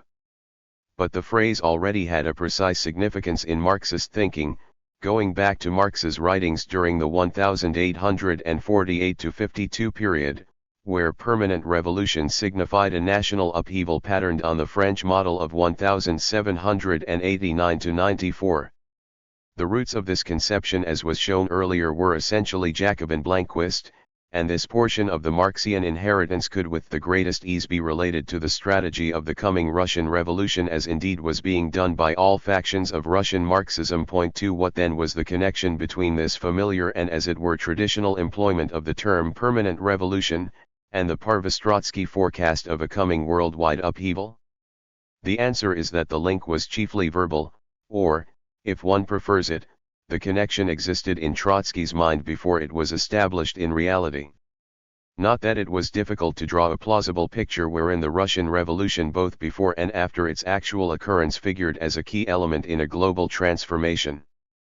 But though almost every Marxist before 1914 toyed with this notion, Trotsky was unique in going through with it and building an entire political worldview on it. He alone among East European Marxists maintained from the start that the imperialist era, the crisis of the European nation-state, the revolution in Russia, and the imminent collapse of capitalism as a global system, were organically linked, so that the world revolution could not even be conceived, let alone directed, in terms of a series of unconnected happenings. Least of all was he prepared to accept the reformist view which eventually became that of his former Menshevik associates, that only advanced industrial countries were ripe for socialization. On this issue he stood ready in 1917 to throw in his lot with Lenin, however much he might differ from him in other matters. Hence, when all is said and done, Trotsky must be allowed his claim to have anticipated the Leninist standpoint of 1917, when Bolshevism became what it had not been before, a world revolutionary doctrine. 1. After this lengthy digression made necessary by the remarkable consistency of Trotsky's thinking, which on this pivotal question never really altered in essentials between 1905 and his death in 1940, we are obliged to retrace our steps so as to consider the other notable intellectual production of the school, Rosa Luxemburg's theory of capitalist development. Here the ground is more familiar and less encumbered by political landmines, for in her theoretical work Luxemburg was quite simply a slightly unorthodox follower of Marx. Her politics are another matter. They were in part animated by a species of syndicalist romanticism, and for the rest they related to 3 different, though concentric, circles: German social democracy, the Polish socialist movement, and the Russian revolutionary movement, where she generally supported the Mensheviks, or at any rate the Menshevik group led by Martov, which was reliably internationalist. All this is of importance to the history of socialism, but we cannot deal with it here and must content ourselves with considering her contribution to Marxist theory. This took the form of a critical investigation into certain aspects of Marx's theory of the capitalist process, coupled with an attempt to suggest an economic explanation of the manner in which industrial capital expands into backward areas. So far as subject matter is concerned, we are thus back with the theme of the Austro-Marxist school, but Luxemburg's concern with the question of how capitalism manages to avert automatic breakdown pointed forward to the discussions of the 1930s. That is why her work, for all its analytical faults, strikes today's reader as relevant. The twin points of her analysis, capital accumulation in a closed system, and capital expansion into pre-industrial areas, are of obvious importance to any theory, liberal or socialist, which seeks to explain the mechanism of economic growth. But the immediate political relevance of her thesis, as formulated in 1913, lay in a different context, by appearing to have demonstrated that capital accumulation was impossible in a closed system, and that capitalism could maintain its rhythm and avert automatic breakdown only by constant expansion into backward areas. She seemed not merely to have accounted for the contemporary phenomenon of imperialism, but to have indicated a definite historical limit to the process. For the non-capitalist sector of the world economy was steadily shrinking, and thus the moment was approaching when the process of accumulation would falter. Capitalist expansion was undermining its own foundations, and the system's breakdown had become a historical certainty. Point 2. The analytical faults of this construction did not escape her critics, among whom the Austro-Marxists took the lead immediately upon the book's appearance in 1913.3. The relevant point here is that these critics fastened upon her assertion that capital accumulation was impossible in a closed system, and then proceeded to demonstrate on the basis of Marx's own theoretical model, in Capital, Volume 2, that she was mistaken. In this they were joined by the Dutch Marxist A. Panikkok, a left-wing radical whose political views might have predisposed him in favor of her thesis. The debate was thus genuinely scientific, not factional. Nonetheless, the theoretical dispute did imply an important difference of emphasis which had political overtones. Point 1. If Bauer and Hilferding were right in holding that capitalist accumulation could in principle continue without limit, and that Marx's analysis did not presage anything in the nature of automatic breakdown, it was not altogether clear on what grounds socialists were confident of victory. Bauer's assertion that the working class would make an end of capitalism, even though it continued to function satisfactorily, did sound a little unconvincing. At any rate, it failed to explain why a viable capitalism should breed a class-conscious proletariat ready and able to establish a socialist system. But then the same might be said of Luxemburg's notion that economic breakdown would have such results. The remarkable thing about Rosa Luxemburg's performance is that, although her central thesis was mistaken, she managed to draw attention to the peculiar mechanism of economic growth underlying the worldwide expansion of capitalism during the past 2 centuries. Point 2. The analytical fallacies which invalidate her argument have often been emphasized. They were indeed evident to her critics from the beginning. What was less evident and presumably accounted for her angry refusal to relinquish her vision of the total picture was that she had stumbled on something important, for although it is not true to say that capitalism keeps going only by expanding into non-capitalist regions, it is a fact that such a process of expansion had become characteristic of the system as it operated in the era of Western hegemony. If one abstracts from her rather mechanical breakdown theory, her analysis of economic imperialism is valid enough, so is her trenchant critique of the disruption worked by European colonialism upon primitive Asian and African peasant societies. Point 3. Lastly, she saw that the intensified militarism and navalism of the pre-1914 era had an economic function. On all these counts she anticipated later theoretical developments.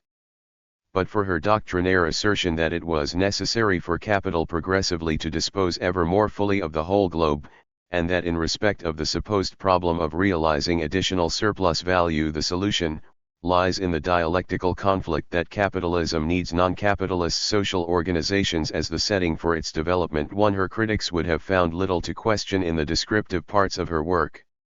Unfortunately, it was essential to her thesis that the necessity of economic breakdown should be logically demonstrable on the basis of Marx's assumptions. When it was suggested to her by Bauer and others that capitalist accumulation might under certain circumstances be self-perpetuating, she seems to have felt that such a notion was fatal to socialism, as well as being theoretically wrong too, it was in fact fatal to her rather apocalyptic vision of economic breakdown giving rise to political catastrophes. Clearly it was this vision which connected her thinking with that of Parvus and Trotsky, though her reasoning was a good deal more abstract. That the breakdown thesis was not really essential to catastrophism became apparent a few years later, when most of her former adherents as well as such unattached radicals as Karl Radek went over to Lenin, for Lenin's doctrine did not operate with any kind of mechanical causality so far as economics was concerned. In his empirical fashion, Lenin was ready to make use of any material that came to hand, while steering clear of controversies that had no bearing upon his immediate political aims. Nor was Trotsky inclined to make his prognosis dependent upon one particular theory of imperialism rather than another. It was enough for his purpose that imperialism should be understood as a global tendency rooted in the conflict between the worldwide development of society's productive forces and the oppressive straitjacket of the obsolescent national state. Once Lenin had accepted these notions, or as much of them as was necessary to buttress his standpoint, the communist theory of imperialism could be said to have taken the place of the older, pre-1914, socialist model. Point 3. To put the matter in this form is equivalent to saying that the emergence of an entirely new doctrine concerning the future of capitalism as a world system depended on the revolution in Russia, or to be exact, on the conquest of political power by the faction of the social democratic movement led by Lenin. The paradox inherent in this statement is not lessened by the reflection that Bolshevism down to 1917 was a distinctly Russian doctrine with a certain parochial flavor. There was little in Lenin's pre-war writings to presage his later role as the key figure in a revolution with worldwide pretensions. It was not even certain that he and his group aimed at the displacement of capitalism in Russia, though their tactics at least permitted the inference that such a development was considered desirable.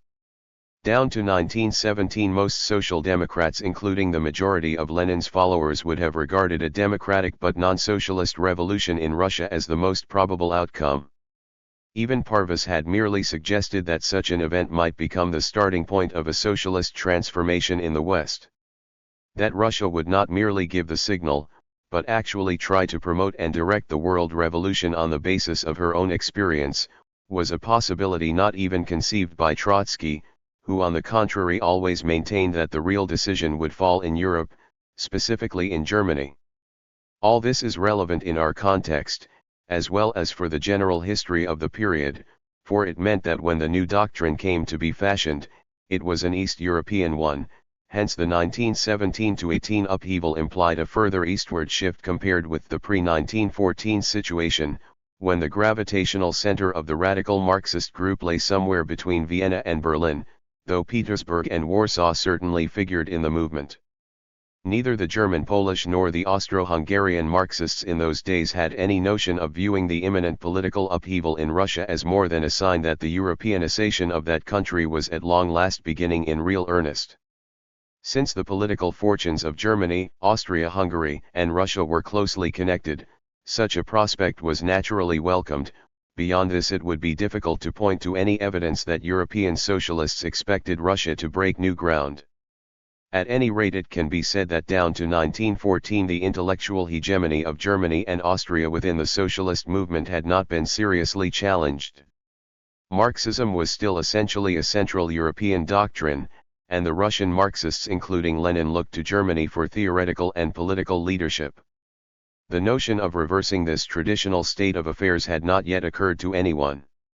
All this, of course, is merely to say that even those who stood closest to the scene were unaware of the cataclysm that was preparing.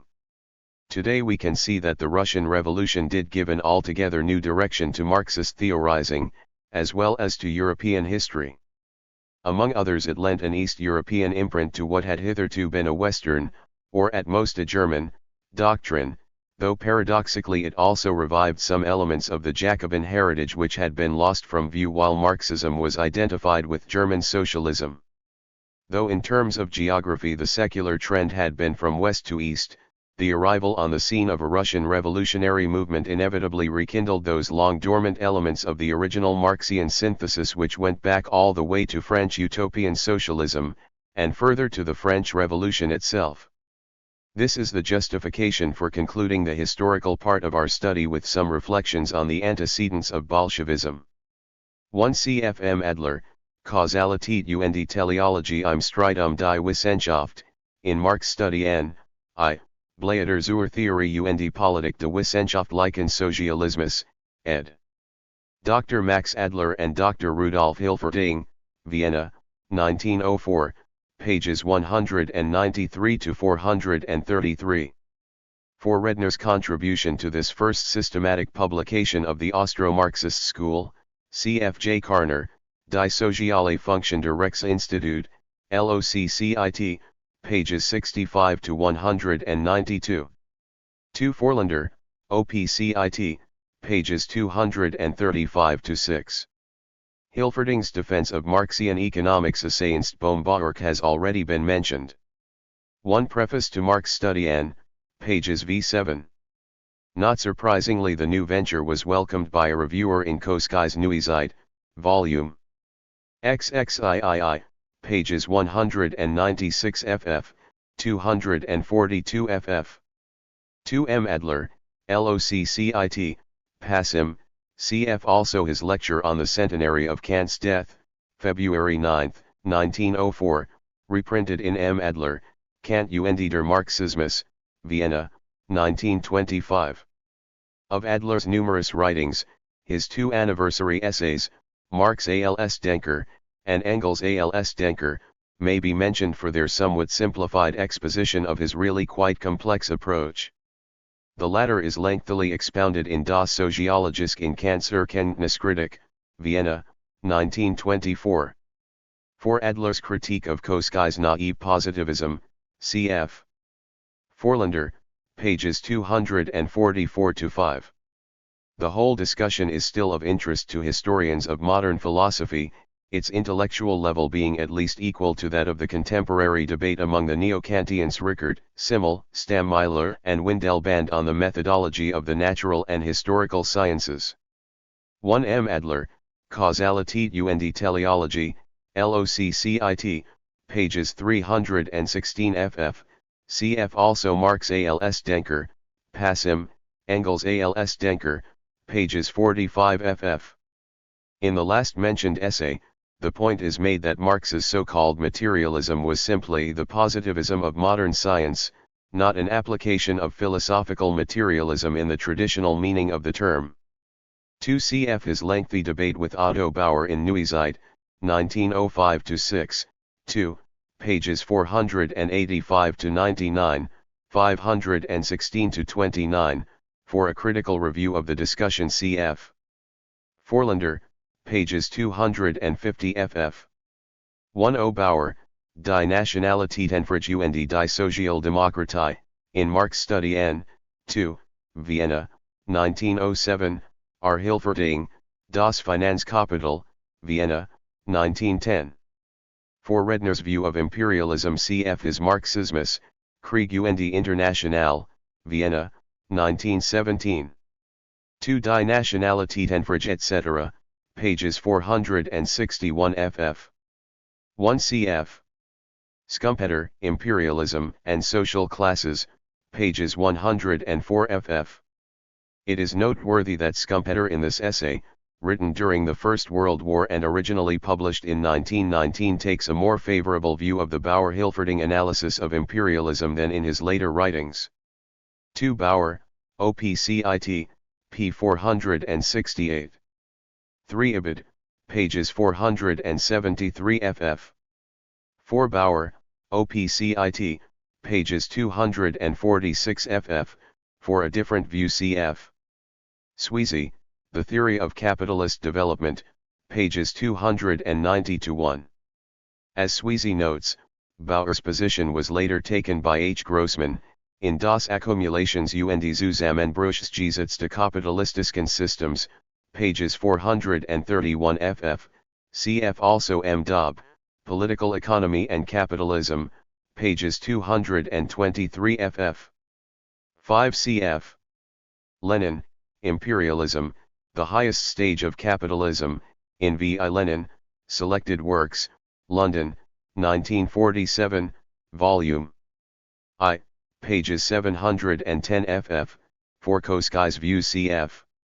Neue Zeit, Volume XXXII, Part 2, September 11, 1914, p. 909, Volume Thirsiv, Part 2, pages 107 ff. The first formulation of Koskai's thesis occurs in his Handelspolitik und Sozialdemokratie, a work which had a considerable influence on Bauer and Hilferting. 1 Bauer, OPCIT, p. 470. 2 Ibid, pages 476 ff. For a critique of the belief that export dumping and protection offer economic benefits to the workers, cf. Schumpeter, OPCIT, pages 111 ff. His argument in this passage is explicitly directed against neo-Marxist doctrine which concedes the possibility of such temporary benefits, an instance of liberal anti-imperialism showing greater theoretical consistency than the rival socialist school. 3 Bauer, OPCIT, p. 487. 1 cf. Bauer, Zwischenswey Weltkriegen, Bratislava, 1936. Written after the rise of fascism in Central Europe and the temporary eclipse of the labor movement, this final production of the Austro-Marxist school may be regarded as its author's political testament. Though conceived under circumstances very different from the hopeful anticipations of 1906, it displays the same unshakable confidence in the ultimate triumph of democratic socialism. There was a remarkable consistency in Bauer's outlook. He had no illusions about the revolutionary proletariat. In fact, he said bluntly that it could exist only where capitalism and democracy were not yet fully developed, but he relied on the internal dynamic of class conflict under capitalism to bring about the socialist transformation. As he saw it, capitalism and democracy were becoming incompatible, and it was just this which would compel the labor movement to abandon its reformist illusions and undertake the conquest of political power. 8. Lenin. Prior to 1917, the prospect of a revolution in Russia figured in socialist thinking primarily as an event that would make Europe safe for democracy by removing that traditional bulwark of reaction, the Tsarist regime. This attitude had become standard since 1848-9, when indeed it was common to Democrats of all shades of opinion, and around 1900 it would have been difficult to discover any group or faction within either the Russian or the international socialist movement which held a different view. The fact is merely recalled here in order to stress the extraordinary change which was to supervene after the event had actually occurred. Since we are not concerned with the prehistory of the 1917 upheaval, but with its place in the development leading from the French Revolution, via 1848 and the Marxist synthesis, to the Leninist seizure of power in 1917, we need not inquire into the national origins of Bolshevism or for that matter of populism beyond the point where Marxist influence can be traced. Likewise, there is no need to go into the question what Marx and Engels at varying stages of their career thought of Russia and the Russians. Point 1, but 2 points need to be borne in mind. First, neither Marx nor Engels doubted after about 1870 that the Tsarist regime would soon collapse, and secondly, they regarded this event, whatever its importance from the democratic standpoint, as marginal in terms of socialist developments in the West. This distinction may seem artificial, and it was artificial insofar as the social democratic movement in the era of the Second International rested upon a confluence of democratic and socialist tendencies which notably in Germany and Eastern Europe were often difficult to tell apart. But the distinction was nonetheless important to anyone who tried to think seriously about the long-range significance of a revolution that did away with the Tsardom. For the disappearance of the autocracy would presumably lead to the installation of a social order modeled on Western institutions, in which case the choice lay between constitutional monarchy patterned on Bismarckian Germany, or a democratic republic inspired by the French example. In general, Western democratic thinking, while obviously favoring the second alternative, was quite prepared to treat the first as at all events a considerable step forward. Specifically, German social democracy, for very good reasons of its own, was ready to welcome any political change in Russia which seemed likely to promote a more democratic orientation within Germany, and a lessening of military tensions in Europe. It must be remembered that the age of the Second International was also the era of the Franco-Russian military alliance against Germany, and that already in the 1890s German socialism as represented above all by Engels had to face the awkward prospect of a future war in which Germany's national existence might be at stake.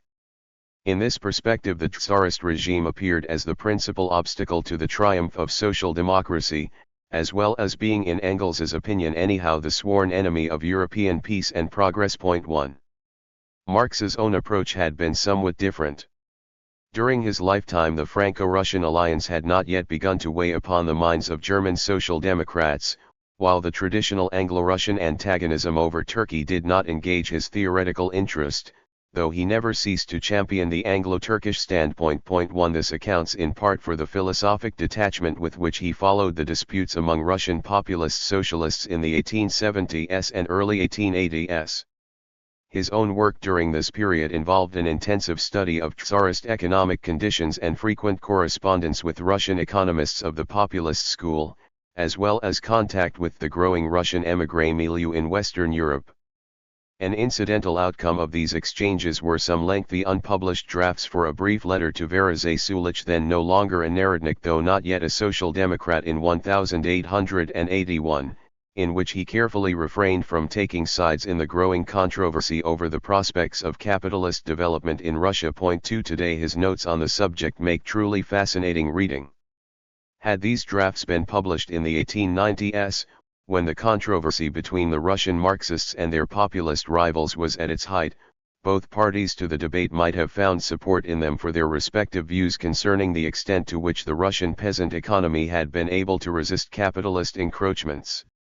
As it was, they had to content themselves with the tantalizingly brief statement made by Marx and Engels in their joint preface to the second Russian edition of the Communist Manifesto early in 1882, to the effect that if the Russian Revolution becomes the signal for a proletarian revolution in the West, so that both complement each other, the present Russian common ownership of land may serve as the starting point for a communist development. 1. Like Marx's earlier reply to Zasulich's inquiry, this noncommittal formula was deliberately phrased so as to preserve neutrality in the dispute among the Russian factions, of whom the one headed by G. V. Plekhanov, P. B. Axelrod and V. Zasulich in the following year duly constituted itself on a social democratic programmatic basis.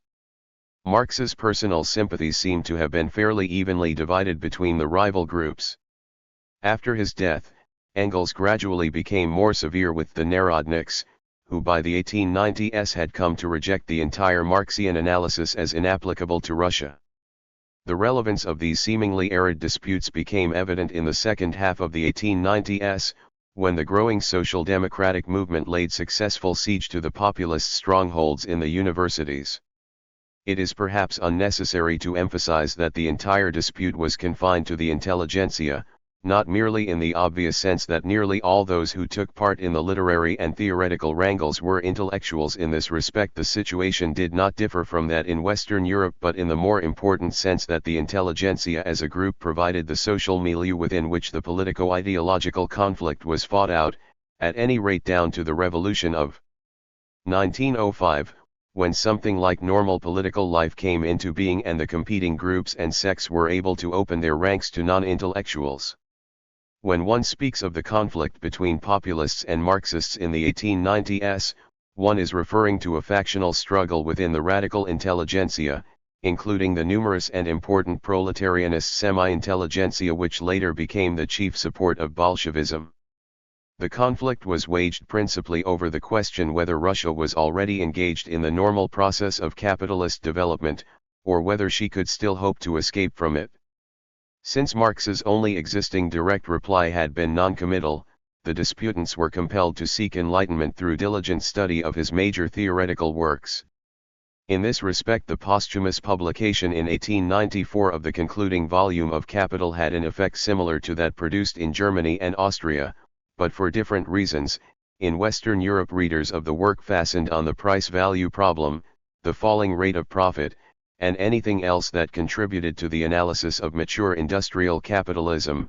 In Russia it was read chiefly for confirmation of what populists and Marxists had come to believe with regard to the impact of Capitalism on the peasant economy, the Narodniks asserting that the village community was holding its own, and the Marxists denying it. 1 Hence the curious phenomenon of legal Marxism after 1894, i.e., legally published Marxist literature designed to show that capitalism was making progress in Russia despite the country's general backwardness. It was only with the subsequent quarrel among the Marxists themselves, one group holding out for positive encouragement of capitalism along liberal lines, another combining this perspective with emphasis on trade unionism, and the third insisting on social democracy's political task in overthrowing the autocracy, that the dispute ceased to be academic, and thereafter it still needed the further decisive split of the Marxist Social Democrats into Bolshevik and Menshevik factions in 1903-5 to produce something like a clear-cut political alignment. 2 Even then the analogy with German and West European conditions is misleading. In particular, there is very little to support the notion energetically propagated by Lenin himself, and subsequently elevated to the rank of dogma by his followers, that the split corresponded to the revisionist controversy in the West. Russian intellectuals who broke away from Marxism for the most part opted for liberalism in politics, following the example of Peter Struve, the first of the legal Marxists to transform himself from a theoretical socialist into a practicing liberal. The only Russian revisionist really to deserve this title was Tikhon Baranovsky. Few of Lenin's Menshevik opponents after 1903 were revisionists in any meaningful definition of the term. Plekhanov, the father of Russian Marxism, was at least as orthodox as Kosky, and neither Martov nor Axelrod, nor any of the other principal figures of Menshevism, not to mention Trotsky, had the smallest sympathy for reformist socialism in the West European sense. Their opposite numbers in Germany were the left-wing radicals, Parvus, Rosa Luxemburg, and their circle. Indeed, as we have seen, Parvus and Trotsky eventually came to form a faction of their own. These considerations do not, of course, dispose of the argument that Lenin's intervention marked a fundamental cleavage. They are merely intended as a comment on the popular notion that in the ensuing struggle Bolshevism represented the orthodox Marxist viewpoint. Nothing could be further from the case. If anyone introduced a profound revision of Marxist doctrine, it was none other than Lenin himself. This was immediately perceived by his opponents, who at the time included almost every Marxist of note, from Plekhanov and Kosky to Luxemburg and Trotsky. 1 The difficulty lay in defining just what the new element represented. In 1903-4 the controversy raged mainly over organization, and specifically over Lenin's insistence upon dictatorial control within a narrow party of professional revolutionaries. Later the debate switched to the seemingly quite distinct subject of political strategy during the Russian upheaval of 1905-6, and later still it involved the question of whether there should be a conspiratorial organization of social democrats side by side with the open democratic labor movement that was growing up in Russia before 1914. Finally in 1917 there came the biggest shock of all, Lenin's conversion to the Parvus-Trotsky doctrine of permanent revolution, and his insistence to the utter bewilderment and dismay of his own lieutenants that the Bolshevik Party should usurp power in the name of a proletarian revolution with socialist aims, in other words, that it should do what for 15 years he had declared to be impossible. In the face of so many seemingly disconnected issues, all turning upon one man's apparent readiness to subordinate all else to the single aim of seizing power, it is not surprising that even his followers frequently failed to grasp the purpose underlying his baffling changes of front. Indeed, one has the impression that there were moments when he had himself run out of formulas which satisfied his theoretical conscience, and had to fall back upon improvisation. Still, taking Lenin's theory and practice as a whole, notably in the light of what it was that he actually achieved, the essential coherence is more striking than the frequently bewildering changes of tactic and vocabulary. However little the reality of Soviet society may have corresponded to his expectations, the actual seizure of power in 1917, the October Revolution, was very much the kind of thing he had anticipated and worked for. And if this is granted, as it must be on any dispassionate study of the evidence, one must also grant that his theorizing and his actions complemented each other, though the official doctrine of Leninism, as it was shaped after his death, does little to clarify the circumstances. In trying to understand the political novelty that Bolshevism represented, it is important to abstract from merely doctrinal squabbles over side issues, such as the not very fascinating dispute over materialist philosophy which absorbed some of Lenin's energy in 1908, and to which quite disproportionate attention was given after Leninism had become the official ideology of Soviet society.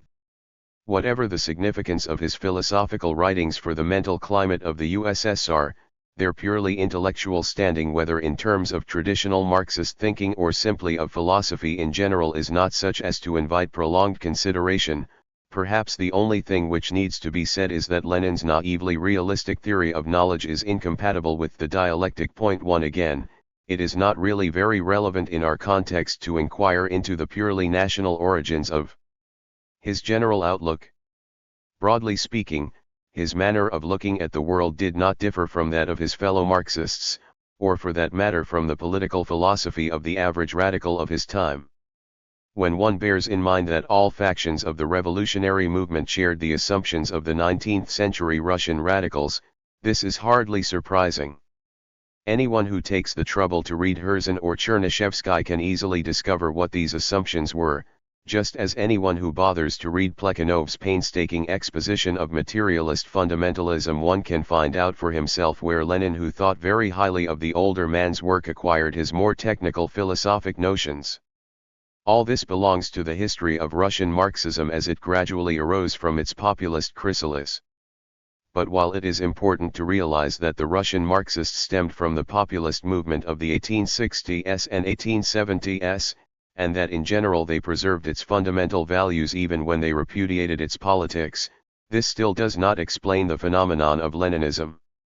In a way it even renders it more bewildering, for if Leninism is simply populism with a Marxist infusion, the question arises why the true populists, the Narodniks of the 1890s, and the vastly more numerous and better organized socialist revolutionaries of 1903, 1917 were unable to hold their own against the diminutive Bolshevik assailant. With so many giant creatures floundering about in the political jungle, why did victory go to the Bolsheviks? The question may be unanswerable in this form. Accidents played their part, Lenin's control over a centralist organization enabling him to exploit what was perhaps only a fleeting opportunity in 1917. Certainly the disastrous failure of the democratic parties to take Russia out of the war, and satisfy the peasantry's demand for land, was not written in the stars, or anchored in the class structure. It was part of a situation which Lenin turned to advantage, as no one else could have done, but it was no more than an opportunity. To treat the Bolshevik seizure of power in October 1917 as an event of the same order as the fall of the monarchy 8 months earlier, i.e., as the necessary consequence of Russia's internal development, is not only nonsense, but the reverse of historical materialism. To do him justice, Lenin himself did not pretend that the October Revolution was necessary in the sense of being inevitable. On the contrary, he insisted all through the critical months that if the chance were missed, it might never return. This was quite true, and it is the best possible comment on the obstinate attempt of his disciples to have the event inscribed in the Marxist canon as a manifestation of historical inevitability. What it really showed was that in a fluid situation it was possible to bring off a successful coup d'état of the sort Blanqui had planned, but for which mid-19th century France was already too highly organized and too conservative. For of course the urban rising needed an agrarian revolution to complement it, just as the Jacobin seizure of power in 1793-4 had done. Once the peasantry had ceased to be a revolutionary force, the age of successful proletarian insurrections was over. In this respect the experience of 1848-71 had been conclusive, which was just why European socialism after that date had turned reformist. This is the negative side of the matter. But an analysis of Leninism which stops at this point is in danger of underrating the originality of Lenin's achievement. After all, there were other socialists, even other Marxists in the Russia of 1905-17 who perceived all this with a fair degree of clarity. The uniqueness of Lenin and of the Bolshevik organization which he founded and held together lay in the decision to make the agrarian upheaval do the work of the proletarian revolution to which all social democrats were in principle committed. Here again it is necessary to distinguish between doctrine and performance. The bare notion that the democratic and the socialist revolution might be merged, or telescoped, was not peculiar to Bolshevism. On the contrary, Lenin tended to fight shy of it until the decisive moment in April 1917, when he suddenly committed his party to it and thus touched off the cataclysm. Even then his rationalizations lacked the logical coherence of Trotsky's Formula. 1 But Trotsky had been able to develop the pure logic of his argument precisely because being in a minority of one even among the Mensheviks he was reduced to theorizing about the probable course of events. Chief among these circumstances was the central importance to Russia of the agrarian problem, and the key role which the peasantry was certain to occupy in any thoroughgoing democratic revolution. No study of Lenin's writings from the 1890s onward, when he first formulated his criticism of Narodnik policy and ideology, can overlook the fact that concern with this subject was basic to his thinking. This did not make him less of a Marxist, but it gave an emphasis to his theorizing which, to say the least, was unusual among social democrats. The reader who comes to Leninism from the populists, by way of the legal Marxist, economist, and Menshevik diatribes against the simple-minded Narodniks who denied the reality of capitalism, experiences a feeling of having returned to the starting point after a lengthy digression through unfriendly territory. In this connection it is immaterial that Lenin was himself almost certainly a populist for a brief period in the late 1880s before becoming a Marxist, for this kind of evolution was quite common. What mattered was that he retained his sense of the village and the peasantry after he had broken with the populists and become a convinced, even a doctrinaire Marxist social democrat. Throughout his career down to the moment in November 1917 when he quite simply appropriated the populist platform on land ownership, and left the rival Socialist Revolutionary Party to shiver in the wind without its clothes, he conveys a sense of determination to put a radical solution of the agrarian problem foremost among the tasks of the revolution. This was more than ordinary tactical realism, it reflected an order of priorities, ultimately a hierarchy of values different from that of the average city-bred radical.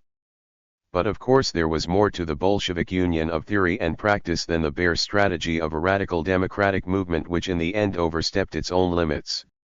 There was the conception of the party as a tightly centralist organization of professional revolutionaries, and the perspective of revolution under the control of a party of this type, ultimately, of revolution from above.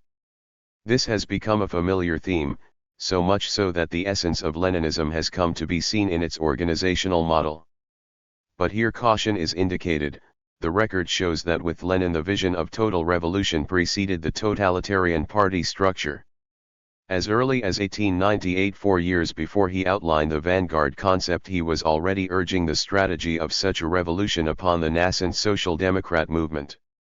Moreover, he employed arguments which implied, if they did not actually state, that the coming revolution would be carried through by the proletariat. 1 In the struggle against the autocracy, he wrote, the working class must single itself out from the rest, for it alone is the truly consistent and unreserved enemy of absolutism.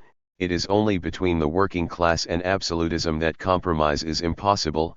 Only in the working class has democracy a champion without reservations, who does not waver, who does not look back. And yet more emphatically, the proletariat alone is capable of bringing about the complete democratization of the political and social system, because such democratization would place the system in the hands of the workers. To say that these statements breathe the spirit of the Communist Manifesto and the address of the Central Committee to the Communist League is another way of saying that the Russia of 1898 was 50 years behind Western Europe. But this circumstance was recognized by all socialists of the period, and the conclusion which Lenin drew in 1898 was accepted by the exiled Social Democrats of the Liberation of Labor group in Geneva, headed by his future Menshevik opponents, Plekhanov, Axelrod, and Zasulich, else his pamphlet would not have been published by them, with a laudatory preface by Axelrod who described it as a commentary on the official party manifesto drawn up in the same year. 3. Nonetheless, there was an important difference between the Marxian model of 1848-50 and Lenin's tentative formulation. In 1898, Lenin did not as yet venture beyond the suggestion that the proletariat, led in its class struggle by social democracy, is the vanguard of Russian democracy, for the revolution to which he looked forward was a democratic one which would do away with the Tsarist regime and clear the ground for the subsequent class struggle between bourgeoisie and proletariat. The notion of merging or telescoping both phases did not occur to anyone before 1905, and by that date Lenin had developed his own theory. This was set out successively in two important pieces of writing to which somewhat disproportionate attention has been given in recent years: the essay on party organization, What is to be done, 1, and the analysis of Bolshevik strategy in the 1905 upheaval, 2, Tactics of Social Democracy in the Democratic Revolution. 2. Between the dates of appearance of these two programmatic statements of Leninist organization and policy, respectively 1902 and 1905, there lay the split of 1903 into Bolshevik and Menshevik factions, in consequence of which even those who in 1902 had raised no objection to the thesis of what is to be done, discovered after the event that they had really disapproved of Lenin's Jacobin ideas all along. By a familiar process, this retrospective view was then projected forward into the debate over the proper attitude to be taken by socialists in the bourgeois democratic upheaval of 1905-6. Instead of going into the details of this controversy, which has been analyzed often enough by historians of the period, let us try to isolate the essential elements of the Leninist concept. 3. In What is to be done, Lenin developed at greater length the basic idea of his 1898 pamphlet, namely that social democracy could not confine itself to the proletarian class struggle, but must take the lead in the coming democratic uprising against the Tsarist regime. From this unimpeachably orthodox from the Marxist standpoint thesis, he proceeded to what at first glance seems a quite irrelevant dissertation on the socialist consciousness of the workers, which in contrast to his opponents he insisted on treating as an extraneous element, not rooted in the spontaneous life process of the working class, but injected into it by the radical intellectuals who were the carriers of the socialist worldview. 4. Though decked out with appropriate quotations from Koski, this notion was at best of dubious orthodoxy. But what really caused the subsequent rift between Lenin's followers and all other groups in the social democratic movement, including the left-wing radicals around Luxembourg, was his evident tendency to identify the conscious element with the professional revolutionaries whom he wished to place in undisputed control of the spontaneous mass movement, in other words, of the real workers' movement. Since the professionals were either intellectuals of bourgeois origin, or former workers who had shed their proletarian character and assumed a classless identity in the conspiratorial underground movement, the forerunner of the victorious party organization which was to dominate the state after the revolution, the Leninist model in fact amounted to the political expropriation of the proletariat and its subjection to a dictatorial machine operated by the Bolshevik leadership, a leadership which was essentially self-constituted and irremovable, though in theory democratically controlled. This consequence of Lenin's organizational model was promptly perceived by his Menshevik opponents, at any rate after the split of 1903-4 had opened their eyes to his Jacobin temper, and systematically denounced by them from that time onward. As Trotsky in particular never tired of pointing out, it represented a throwback not merely to the immature proto-Marxism of 1848-50, but to pre-Marxist forms of organization. In fact, the only reason for not describing it as Blanquist was that Blanqui had never envisaged anything quite so thoroughgoing. 1. This is one side of the matter. The other side, to which less attention has been given in Western literature, is Lenin's approach to the problem of revolutionary strategy in 1905. Unless the link between these two aspects of his attitude is grasped, the secret of his eventual success remains obscure. So does the place of Leninism in Marxist history, and the progression from the French to the Russian Revolution, of which Marxism was the theoretical instrument. For of course the bare statement that Marx in 1848-50 had toyed briefly and experimentally with some notions which Lenin put into practice 7 decades later, tells us little. The question is what enabled him to square his conception of the party with his doctrine of revolution. It is not enough to say that he remodeled his doctrine until it fitted the unique circumstances of 1917, for the fact is that in 1905 he had already worked out the strategy, though not yet the complete theoretical formula of a revolution which, though democratic, was not bourgeois. This peculiar achievement requires some consideration. The difficulty lies in disentangling what was said from what was implied, and still more in discriminating concepts that were genuinely operational from notions which achieved prominence post factum. Thus, after the Bolshevik triumph in 1917, communist writers took to quoting Marx's observation that the outcome of the expected second round in Germany would depend on the possibility of backing the proletarian revolution by some second edition of the Peasant War I. Although this notion was in reality no longer applicable to Germany when Marx wrote, it could be regarded as having forecast in a very general way what took place in Russia in 1905, and more particularly in 1917.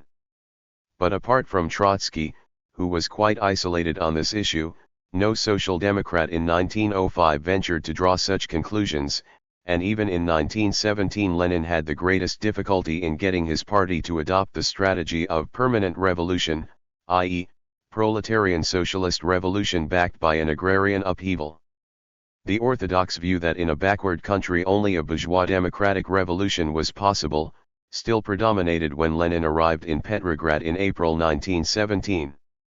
This doctrine, moreover, had in 1905 been Lenin's own point too. Indeed, for years thereafter he still maintained that the correct strategy was to aim not at a socialist dictatorship for which the preconditions did not exist in backward Russia, but at a democratic dictatorship of the proletariat and the peasantry. Before trying to extract the meaning of this curious formula, it is worth pondering what Lenin in 1905 had to say about the prospects of social development after the expected fall of the Tsardom. Marxists are absolutely convinced of the bourgeois character of the Russian Revolution. What does this mean? It means that the democratic changes in the political system, and the social and economic changes which have become indispensable for Russia, do not in themselves imply the undermining of capitalism, the undermining of bourgeois domination. On the contrary, they will for the first time really clear the ground for a widespread and rapid European, and not Asiatic, development of capitalism. They will, for the first time, make it possible for the bourgeoisie to rule as a class. The socialist revolutionaries too cannot grasp this idea, for they are ignorant of the rudiments of the laws of development of commodity and capitalist production. They fail to see that even the complete success of a peasant uprising, even the redistribution of the whole of the land for the benefit of the peasants and in accordance with their desires, will not destroy capitalism at all, but will, on the contrary, give an impetus to its development and hasten the breaking up of the peasantry into classes. The failure to grasp this truth makes the socialist revolutionaries unconscious ideologists of the petty bourgeoisie. Insistence on this truth is extremely important for social democrats, not only theoretically, but from the standpoint of practical politics, for from it follows the necessity for the complete class independence of the party of the proletariat in the present general democratic movement. But it does not at all follow from this that a democratic revolution is not of enormous interest for the proletariat. It does not at all follow from this that the democratic revolution cannot take place in a form advantageous mainly to the big capitalist, the financial magnate, and the enlightened landowner, as well as in a form advantageous to the peasant and to the worker. Point 3. This seems straightforward enough, but as one reads what Lenin has to say about the character of the coming bourgeois revolution, there gradually appears an ambiguity in his thinking which he seems to have been reluctant to face. On the one hand, the fall of the monarchy was to clear the ground for a democratic republic, bourgeois rule, and the most rapid development of modern capitalism. On the other hand, the revolution itself was to be carried through by the working masses in town and country, against the probable resistance not only of the old regime, but of the liberal bourgeoisie, whose major aim, a constitutional regime under a reformed monarchy, necessarily precluded radical democracy. The bourgeois revolution would thus have to be pushed through against the will of those elements whom ultimately it was certain to benefit, republican democracy being no part of the bourgeois program. This paradox was capped by another: although the revolution was not to be a proletarian one in the Marxist sense, i.e., it was not to aim at socialism, it would nonetheless bring the proletariat and the peasant masses to the forefront, seeing that the propertied classes could not be expected to wage a resolute fight against the autocracy. We know that owing to their class position they are incapable of waging a decisive struggle against Tsarism. They are too greatly handicapped by the shackles of private property, capital, and land, to enter into a decisive struggle. They need Tsarism, with its bureaucratic, police and military forces against the proletariat and the peasantry, far too much for them to be able to strive for its destruction. No, the only force capable of gaining a decisive victory over Tsarism is the people, i.e., the proletariat and the peasantry, if we take the main forces and distribute the rural and urban petty bourgeoisie between the two. A decisive victory of the revolution over Tsarism is the revolutionary democratic dictatorship of the proletariat and the peasantry. 1. This was to become the pivotal element of Bolshevism for the entire period from 1905 to 1917, when Lenin adopted the permanent revolution strategy of a socialist dictatorship. In retrospect, it is evident that the 1905 formula was ambiguous, in that it left open the possibility that the revolutionary democratic dictatorship might take matters into its hands and decide to transcend the limits of the bourgeois revolution. It is likewise apparent that, whatever the tactical advantages of such an elastic formula, its real though probably unconscious function was to conceal from others the inherent ambiguity of Lenin's standpoint. 2 Further considerations are likewise relevant in our context. First, Lenin's terminology, notably his employment of the term the people, for all the subsequent qualifying clauses, quite obviously stems from the populist tradition, and secondly, his conception of a revolutionary democratic dictatorship which would carry through the bourgeois revolution in radical fashion against the resistance of the bourgeoisie, was clearly Jacobin. To be exact, it was modeled on the Marxist interpretation of Jacobinism as a radical democratic movement which employed dictatorial means to clear the ground of pre-bourgeois encumbrances. As Lenin remarked complacently on the same occasion, if the revolution gains a decisive victory, then we shall settle accounts with Tsarism in the Jacobin, or if you like, in the plebeian way. 1.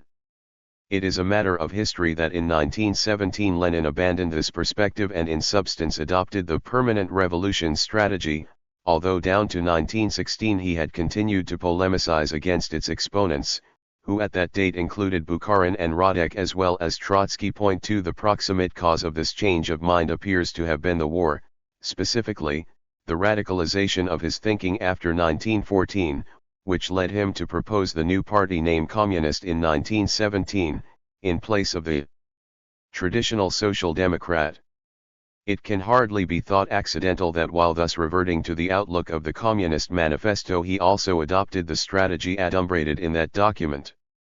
Marx, after all, had been the first man in Europe to spell out the implications of proletarian dictatorship, and the manifesto had given the first clear hint of how a bourgeois revolution might be transformed into a proletarian one.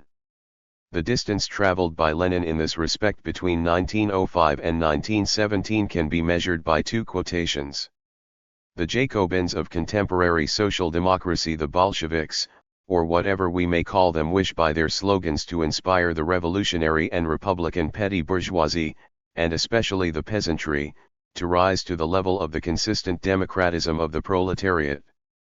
They want the people, i.e., the proletariat, and the peasantry, to settle accounts with the monarchy and the aristocracy in a plebeian manner, ruthlessly destroying the enemies of liberty, crushing their resistance by force, making no concessions whatever to the accursed heritage of serfdom, of Asiatic barbarism, and of all that is an insult to mankind. 1. By 1917 the aim had shifted to full-blooded communism in the sense of the 1848 Manifesto and Marx's pamphlet on the Paris Commune.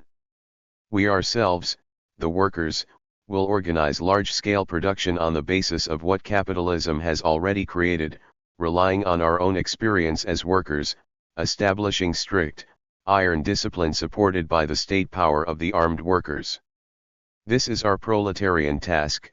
This is what we can and must start with in carrying out the proletarian revolution. 2. In the place of the widespread and rapid European, and not Asiatic, development of capitalism which Lenin had envisaged in 1905 as the goal of radical democratic revolution, there now appeared in a perspective drastically foreshortened by the war and the anticipated socialist upheaval in Europe the messianic vision of a Russia liberated from the curse of capitalism and free to build socialism in its own fashion. From his own rather more sophisticated standpoint, Trotsky was able to welcome this as a belated conversion to his long-held view that a thoroughgoing democratic revolution would automatically result in a socialist dictatorship. Where he continued to differ from most Bolsheviks after 1917 as he had differed from Lenin, on other grounds, before that date was in refusing to believe that socialism could in fact be constructed in a backward country. Russia could only give the signal, it was for Europe to accomplish the main task. But if a proletarian revolution in Russia did not spell socialism, what exactly was its import? From 1905 onward Trotsky had insisted that the course of events in Russia would inevitably bring the workers to power, since no one else could give direction to the inchoate strivings of the peasantry. In 1928, 30 having meantime been obliged to refurbish his thesis in opposition to the new doctrine of socialism in one country, he achieved a rather more general formulation which incidentally cast a good deal of retrospective light upon his own and Lenin's role in 1917. The concept of permanent revolution, he wrote, demonstrated that the democratic tasks of backward bourgeois nations in our epoch lead to the dictatorship of the proletariat, and that the dictatorship of the proletariat places socialist tasks upon the agenda.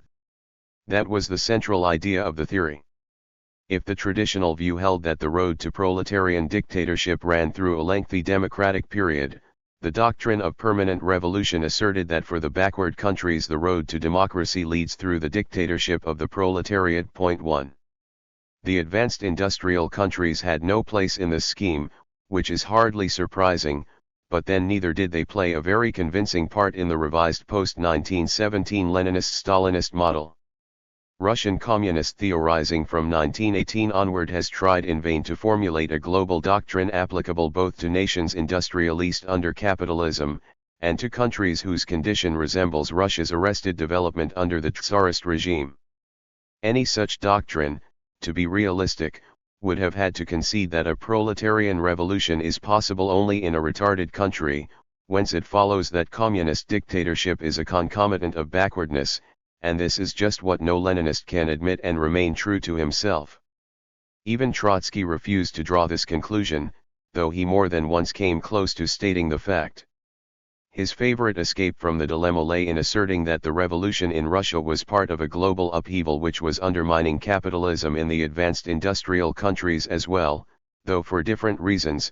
In the West, capitalism had become overripe, while in the East, specifically in India and China, its very absence or weakness facilitated the tasks of the revolution. This was an ingenious way out of the embarrassment of having to admit that the October Revolution had sprung from a unique constellation of circumstances, but it was hardly more than a verbal escape hatch.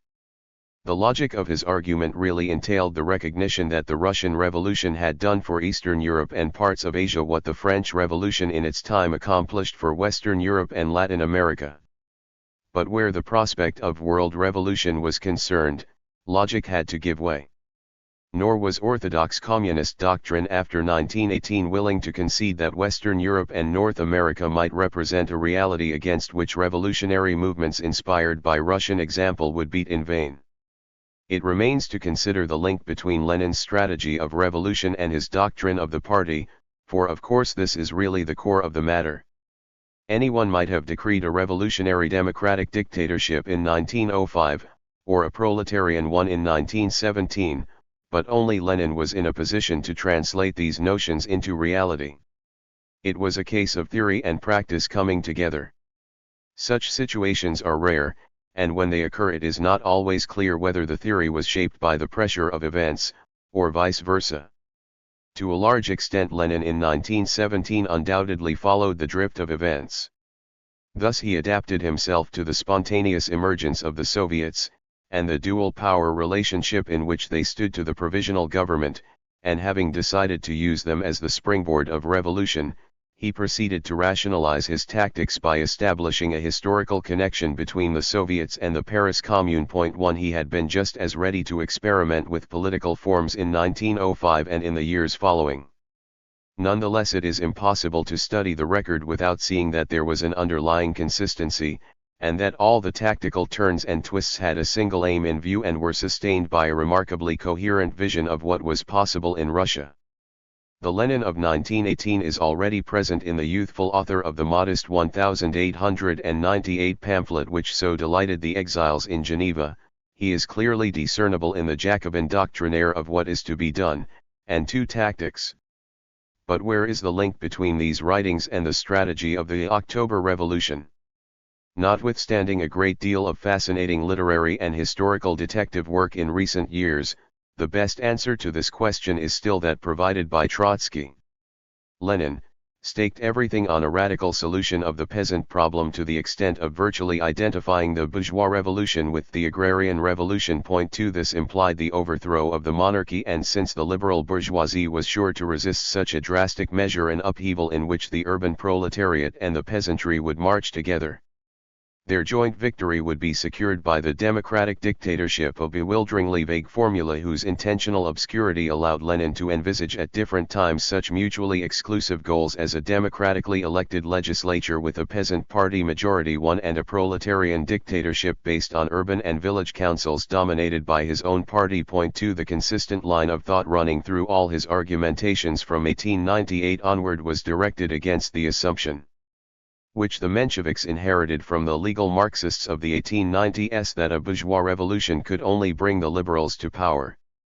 Even in 1905, when he still protested against the absurd semi-anarchist ideas about putting the Maximum program into effect immediately, about the conquest of power for a socialist revolution. 3. He envisaged a provisional revolutionary government which would be both dictatorial and democratic, in the sense that it would push the democratic revolution as far as circumstances permitted, in other words, a Jacobin government.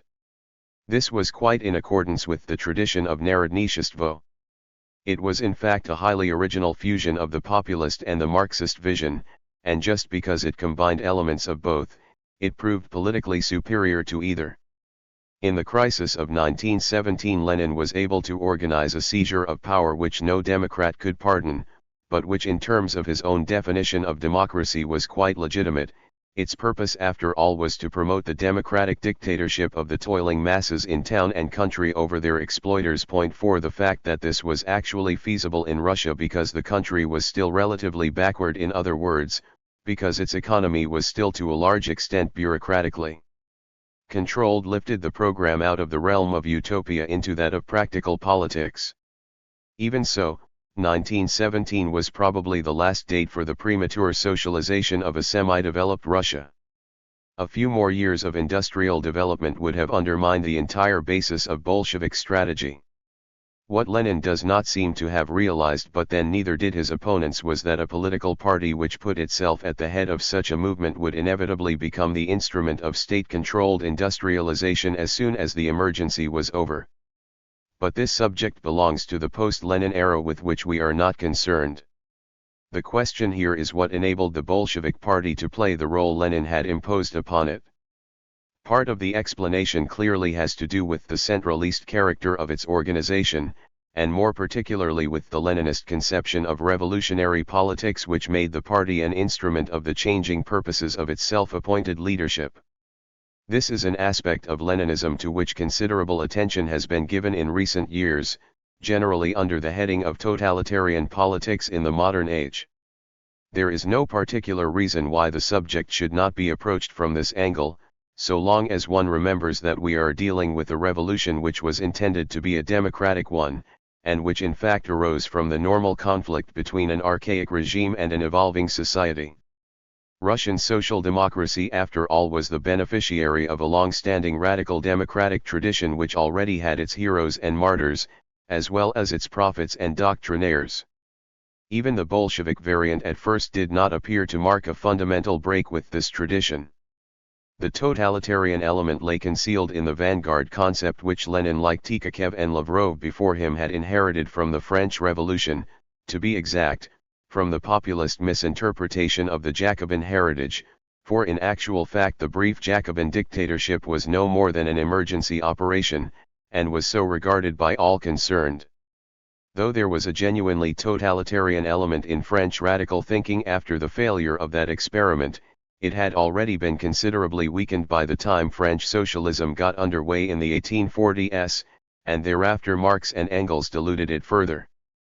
The Communist Manifesto is dictatorial enough in all conscience, but the authoritarian rule it envisages is to be short-term, and the subsequent evolution of Marxism pushed even this notion into the background.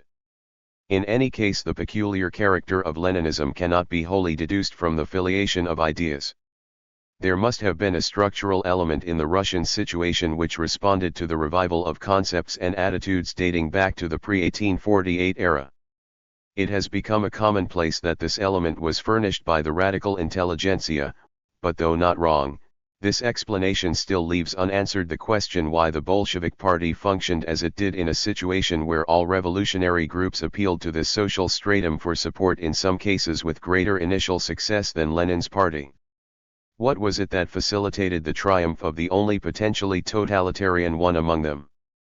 Or to put it differently, given the fact that Lenin's aims were totalitarian, though until 1917 neither he nor anyone else realized the full implications of his attitude, what was it that enabled him to map out both a political strategy and an organizational model which prefigured the fully developed system of the Stalin era? To say that the latent totalitarianism of the intelligentsia had already become institutionalist in the pre-revolutionary Bolshevik Party is only half the answer. The other half is supplied by that Leninist key concept, the democratic dictatorship. Taken together they go a long way towards clarifying the problem. Lenin's political strategy from the start envisaged a victorious popular uprising and the seizure of power by the radical wing of the revolutionary movement. While the social content of the new regime was left undefined, its political character would correspond to the aims of the radical intelligentsia, notably its more plebeian strata who eventually became the real shock troops of Bolshevism. This is the justification for treating Lenin's conception as part of the Jacobin heritage which he shared with the radical populists of the 1870s, but not with the Mensheviks, who maintained that in a bourgeois revolution the party of the proletariat must remain in opposition and should not try to seize or share power. In Lenin's view, the seizure of power was needed to consolidate the revolution, the democratic dictatorship representing both the peasants and the urban workers, just as the Jacobin dictatorship was supposed to have done. Since two different social classes were involved, a political force standing above or outside them was needed to hold the alliance together, if the democratic dictatorship was not to come apart immediately. Lenin seems at different times to have envisaged various approaches towards this problem, including a coalition with an authentic peasant party.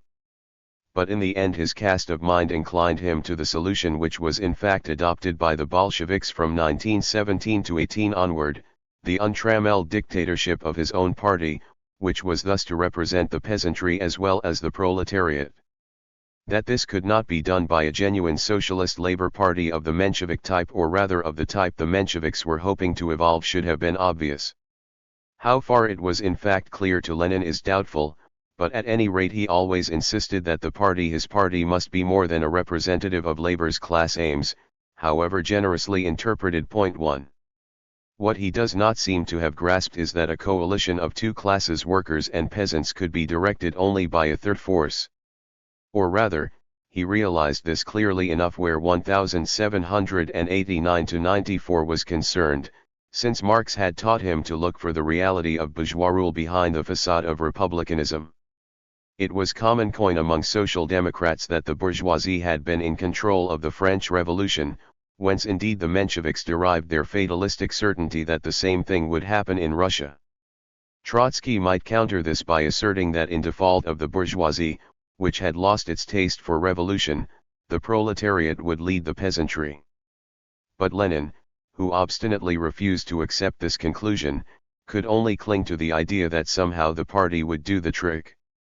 Logically he should have concluded that the party could only succeed in this role if it represented an independent force, namely the classless intelligentsia, which alone could staff the cadres of a ruling political elite. But although in what is to be done?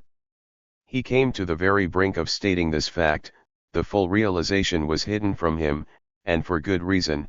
Had he possessed it, he could no longer have acted in good faith when he asserted that the vanguard represented the proletariat.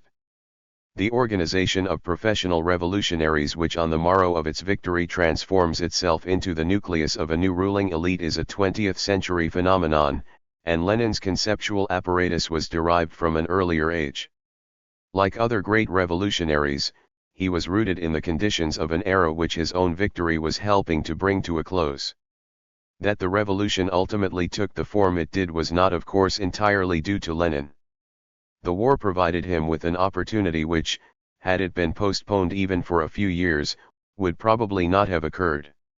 What counts is that he was able to seize upon those elements of the Marxian synthesis which went back to the Jacobin strain in Marx's own thinking. In this perspective 1848 appears as the connecting link between 1793 and 1918, which is another way of saying that Marxism was the bridge between the French and the Russian Revolution. It was also a great many other things, example a theory and practice of democratic socialism, for which there was no adequate foundation in Russia, but Lenin naturally saw only what lay closest to his purpose. Moreover, in 1918–19 it did look for a moment as though the upheavals in Central Europe might fuse with the Russian Revolution to produce something like a socialist triumph. The simultaneous breakdown of the three Eastern empires had revived memories of 1848, with the difference that Russia was now in the van of the revolution. If communism reigned in Moscow, Social Democrats were in power in Berlin and Vienna. It did not seem altogether fanciful to suppose that all of Central Europe would be swept into the current. Had this occurred even temporarily, the nationalist aspect of Bolshevism, ultimately an inheritance from the populist movement, would have been overlaid by the new faith in proletarian revolution on a world scale. Leninism might then have merged with the broader international current. This never happened, but for a brief period it seemed about to happen, which explains inter alia why so many syndicalists, and other left-wing radicals in the West, mistook the Bolshevik victory for the triumph of their own cause, and the shadowy workers' councils for proletarian democracy. It took time and the failure of world revolution for the true nature of Leninism to disclose itself. Years passed before it began to dawn on communists in the West that the October Revolution, so far from being the first great proletarian uprising, might be the last. 1. The core of the new communist synthesis was the party and its historic role in leading the proletariat to victory over its enemy, the imperialist bourgeoisie. 1. To this was later added the building of socialism in the USSR under the direction of the same party, which thus came to occupy two quite distinct, and ultimately incompatible, functions. The resulting tensions and conflicts belong to the history of the post-revolutionary society which emerged from the chrysalis of the Bolshevik dictatorship, much as 19th-century French society evolved from the turmoil of the revolution.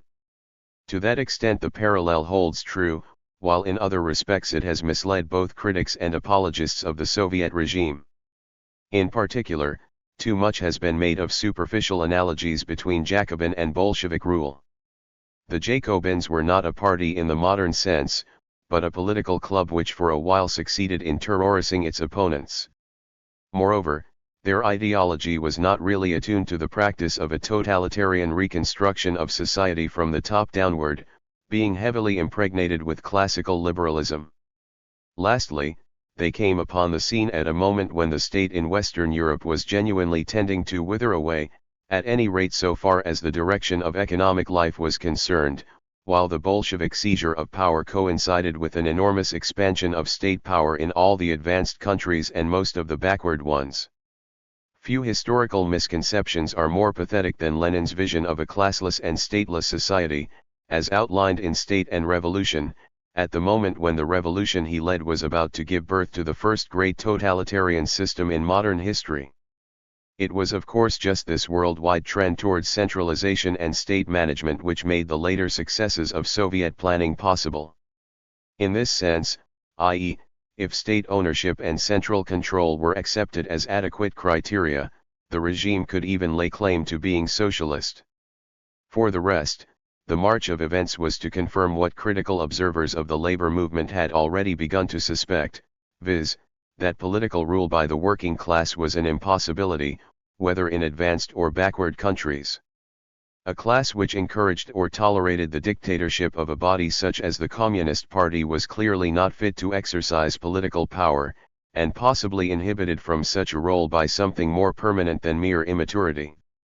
Even on the orthodox communist assumption that the party represented the working class, which in fact it never did, the only conclusion possible from the course of events after October 1917 was that this class had been obliged to split itself in two, and give its leading stratum dictatorial powers over itself. This hardly accorded with the traditional socialist expectation of workers' democracy, but it did not fit the original communist vision either. Conversely, if the Communist Party had simply institutionalized the rule of a new directing stratum in control of the centrally planned economy, the question arose how and why the masses had passively tolerated this act of political usurpation. On either assumption, Leninism turned out to be just what on Marxian principles one might all along have suspected it of being, the ideology of a revolution whose outcome was wholly at variance with its professed aims, and whose principal beneficiaries constituted a new privileged stratum. Marxian sociology might without difficulty account for this outcome, indeed treat it as confirmation of its own working hypotheses, but in that case the unity of theory and practice was broken, and Marxism was reduced to the status of an intellectual system operative after the event rather than before, the event being a revolution undertaken for the express purpose of realizing the aims outlined in Marx's reflections upon the failure of the earlier attempt made in France. At this point it seems convenient to break off and return to our previous perspective. If communism is to be understood as the fulfillment of the radical program derived, via German philosophy, from the French Revolution, then we can complete our study by asking what is left of the Marxian synthesis, now that its materialization has made it possible to distinguish its utopian postulates from its scientific insights. Part 6. The Dissolution of the Marxian System 1918 to 1948. 1. War and Revolution. The War of 1914-18 closed the liberal epoch in which Marxism had taken shape, and inaugurated an era as different from the preceding one as the 19th century had been from the age which antedated the French Revolution. The war itself was the outcome of national rivalries rooted in Europe's past, and the attitude of the various socialist parties was determined as much by traditional reflexes as by patriotism. The German Social Democrats in particular displayed the deeply rooted Russophobia with which German democratic opinion had become imbued since 1848. For this attitude they could claim respectable authority. Socialist participation in an ostensibly defensive war waged by Germany against Russia and France had been a virtual certainty since the 1890s, and the terms employed by their spokesman to justify their patriotic attitude in August 1914 were merely a paraphrase of Engels' statement in 1891 that in such a war Germany would be fighting for its national existence. 1. If left-wing Marxists like Lenin and Luxemburg were now to claim that such arguments no longer fitted the case, Germany having meantime become an imperialist power, this was another way of saying that classical Marxism was not appropriate to the new situation, and so it proved. Liberals were in the same plight. None of them had previously doubted that citizenship implied the duty to defend one's country, but wars of conquest were another matter and might justifiably be opposed, especially if a suspicion arose that imperialism tended to make them permanent. Wars of conquest, however, were unlikely to be billed as such, which made it an awkward matter to stand out against one's countrymen. In 1914-18 it was still common form among the belligerents to disclaim any purpose but the time-honored one of defending the national soil against foreign invasion. The fascist glorification of warlike expansion for its own sake, and enslavement of inferior peoples as a matter of course, was yet to come, so was revolutionary defeatism on the Leninist model. The 19th century had not prepared either liberals or socialists for such apparitions. The 1914-18 war still had its traditional side, that of 1939-45 was fought in circumstances not remotely foreseen either by Marx or by the first generation of his followers. 1. What rendered the breach fundamental was not the fact of war itself, or even the collapse of the International in 1914 and the consequent split within European socialism, but the Bolshevik capture of the Russian Revolution. It was this constellation which turned Leninism into the theory and practice of a world movement. It would be tempting to describe this outcome as fortuitous, were it not that Lenin's doctrines so closely matched his tactics.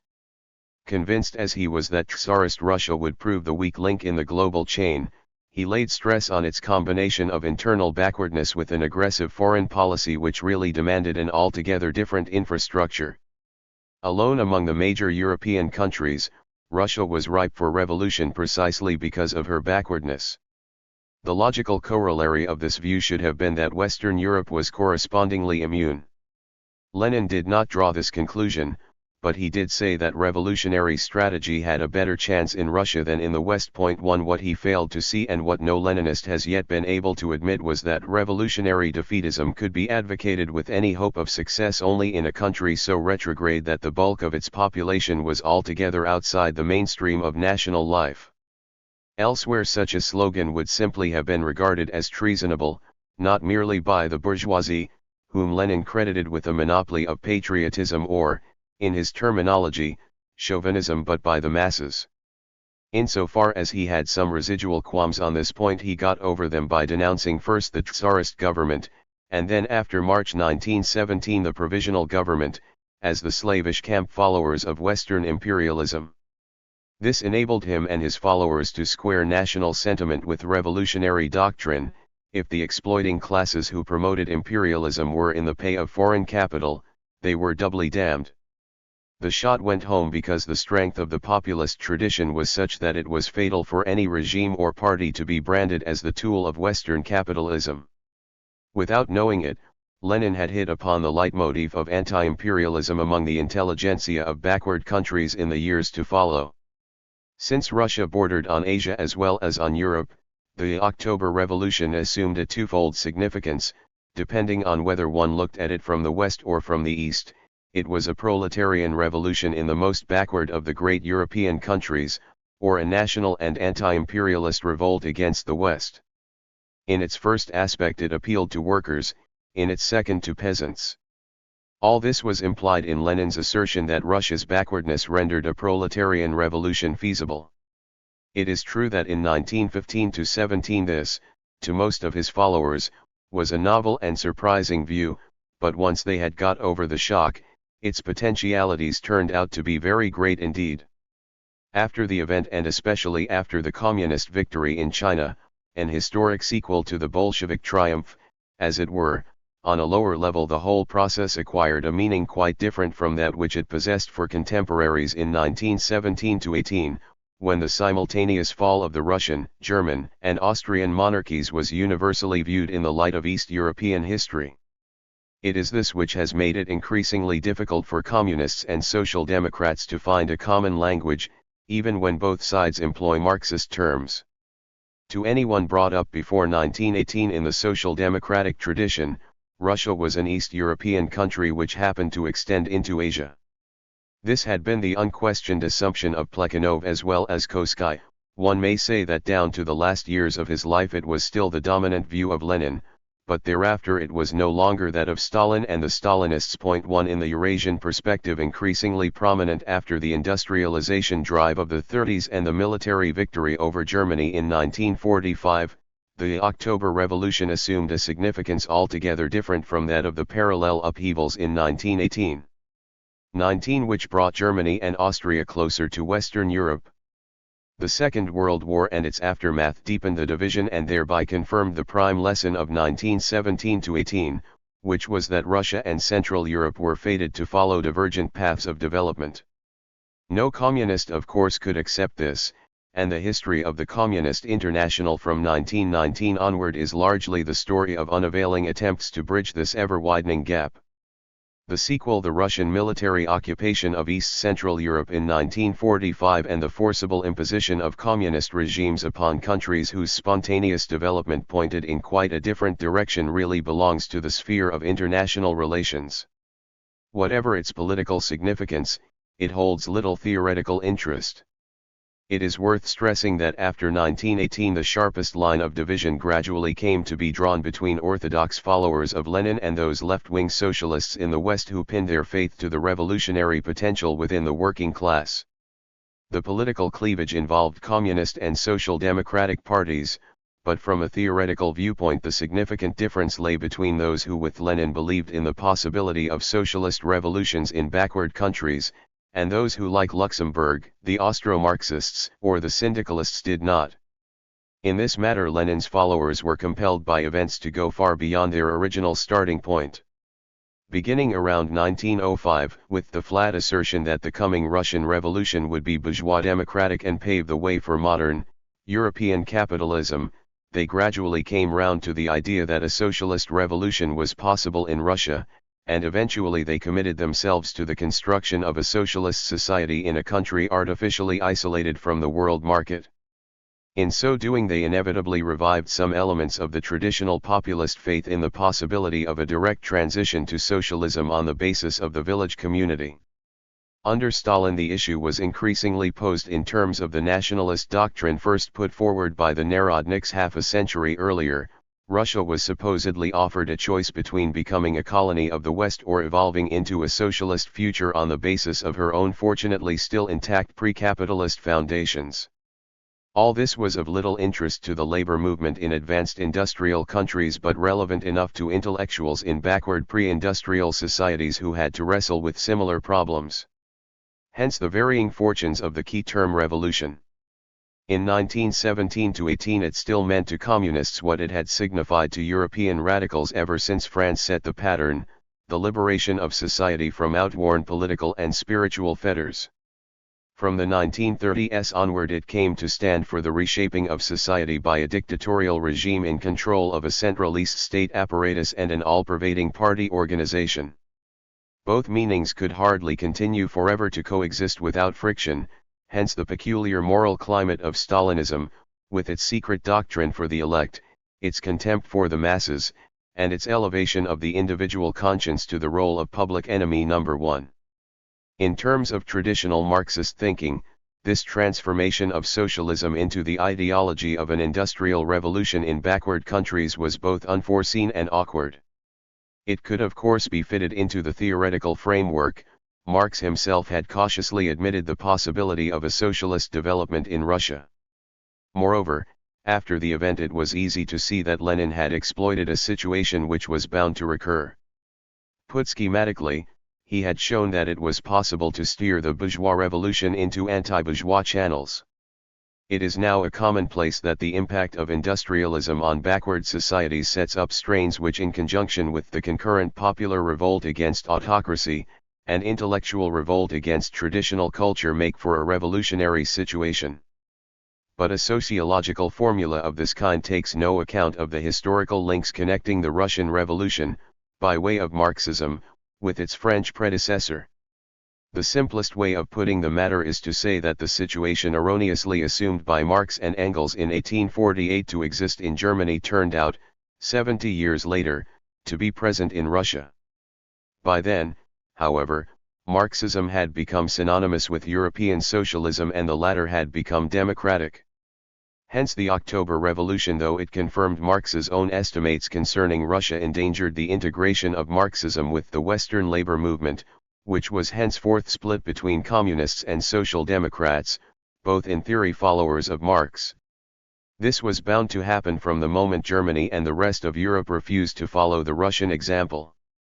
The resulting split disclosed that in any advanced industrial country the labor movement was committed to democracy, a circumstance not grasped by communists in the utopian climate of 1918-20, and barely apprehended by their successors.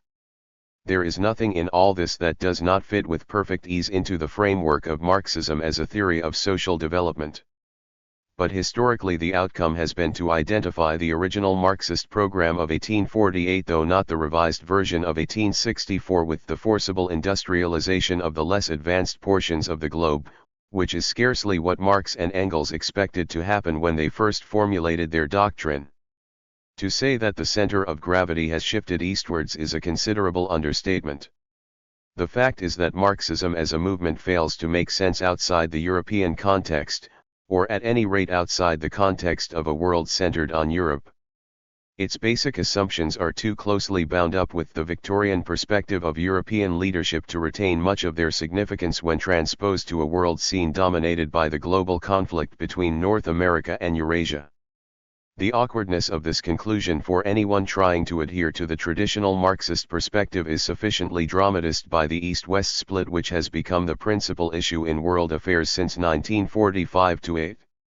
This is not so much because of the obvious dangers arising from what is popularly known as the Cold War but because the very nature of the conflict whether conducted peacefully or not implies a political choice in terms of competing power blocs.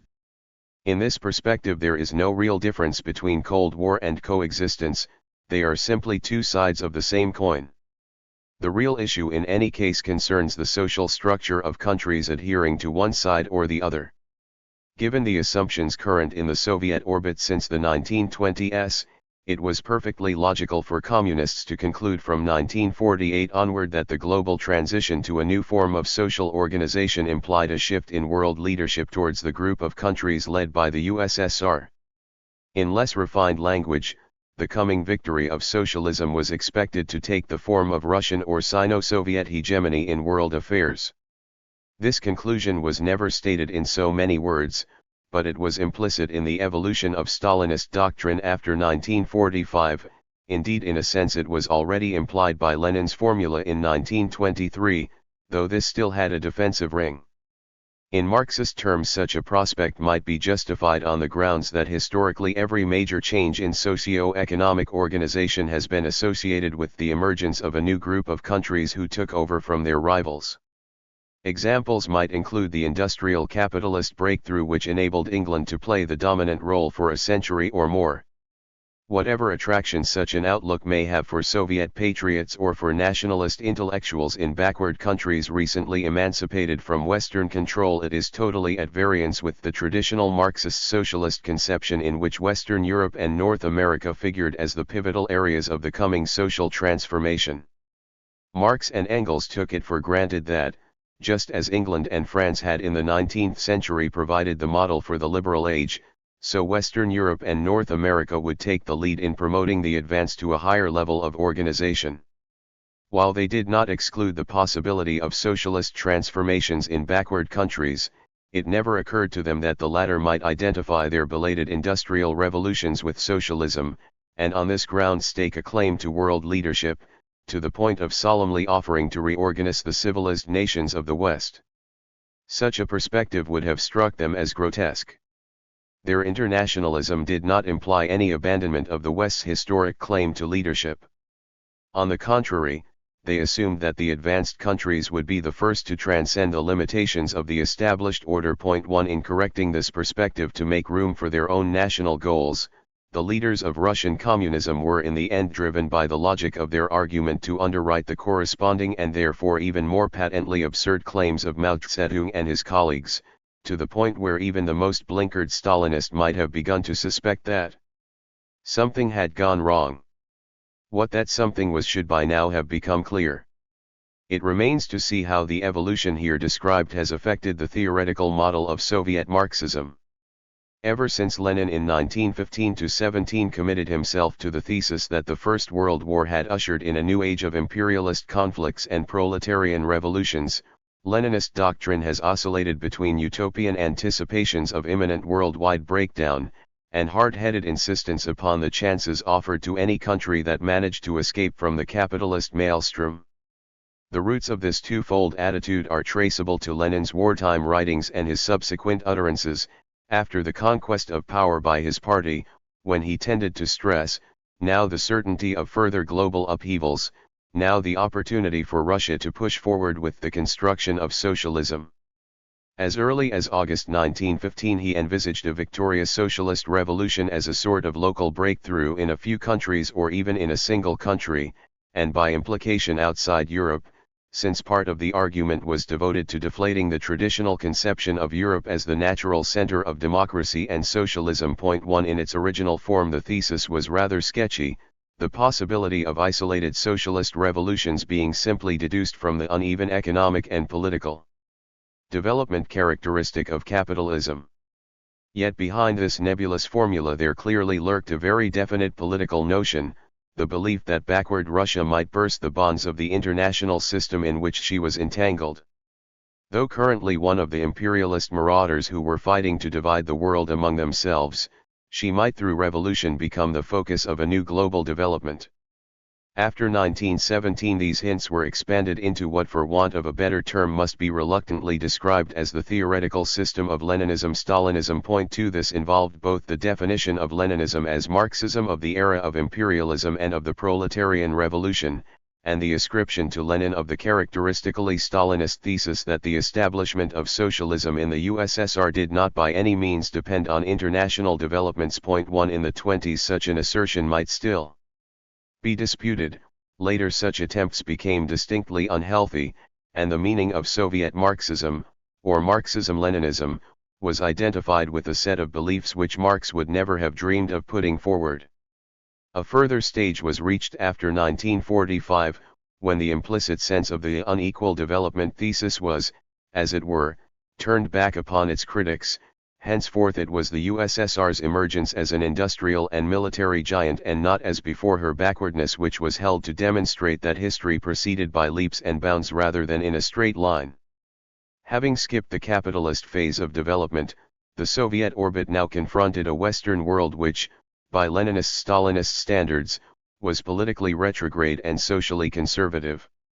The wheel had come full circle, and Marxism, from being a critique of bourgeois society in terms of that society's own liberal aspirations, was now employed to buttress the faith of a regime which prided itself on its freedom from bourgeois traditions. After that it only needed the extension of the communist triumph to China for Marxism to be stood entirely on its head. By Stalinist standards even a work like Lenin's Development of Capitalism in Russia, with its stress on the validity of the traditional Marxist model, had become, if not heretical, at any rate pointless. It was no longer necessary to argue that capitalism represents progress for backward countries, the USSR having demonstrated the possibility of an alternative. Naturally, the connection between communism and backwardness was not admitted, though it should have been evident. National pride has its own logic. Just as Lenin's brief and sketchy tract on imperialism, or his scholastic exercises in state and revolution, must be affirmed to constitute a major theoretical breakthrough, so Soviet socialism as a whole is conceived in the official ideology to represent a new and higher stage in the development of mankind. That such claims are not acceptable to Westerners is put down to political hostility. The obvious explanation, in terms of continued Russian backwardness in most spheres outside technology and the natural sciences, is no more admissible than the truth that Soviet Marxism is intellectually incompetent to sustain a genuine theoretical confrontation with rival modes of thought. All such dangerous notions are simply excluded from the official consciousness.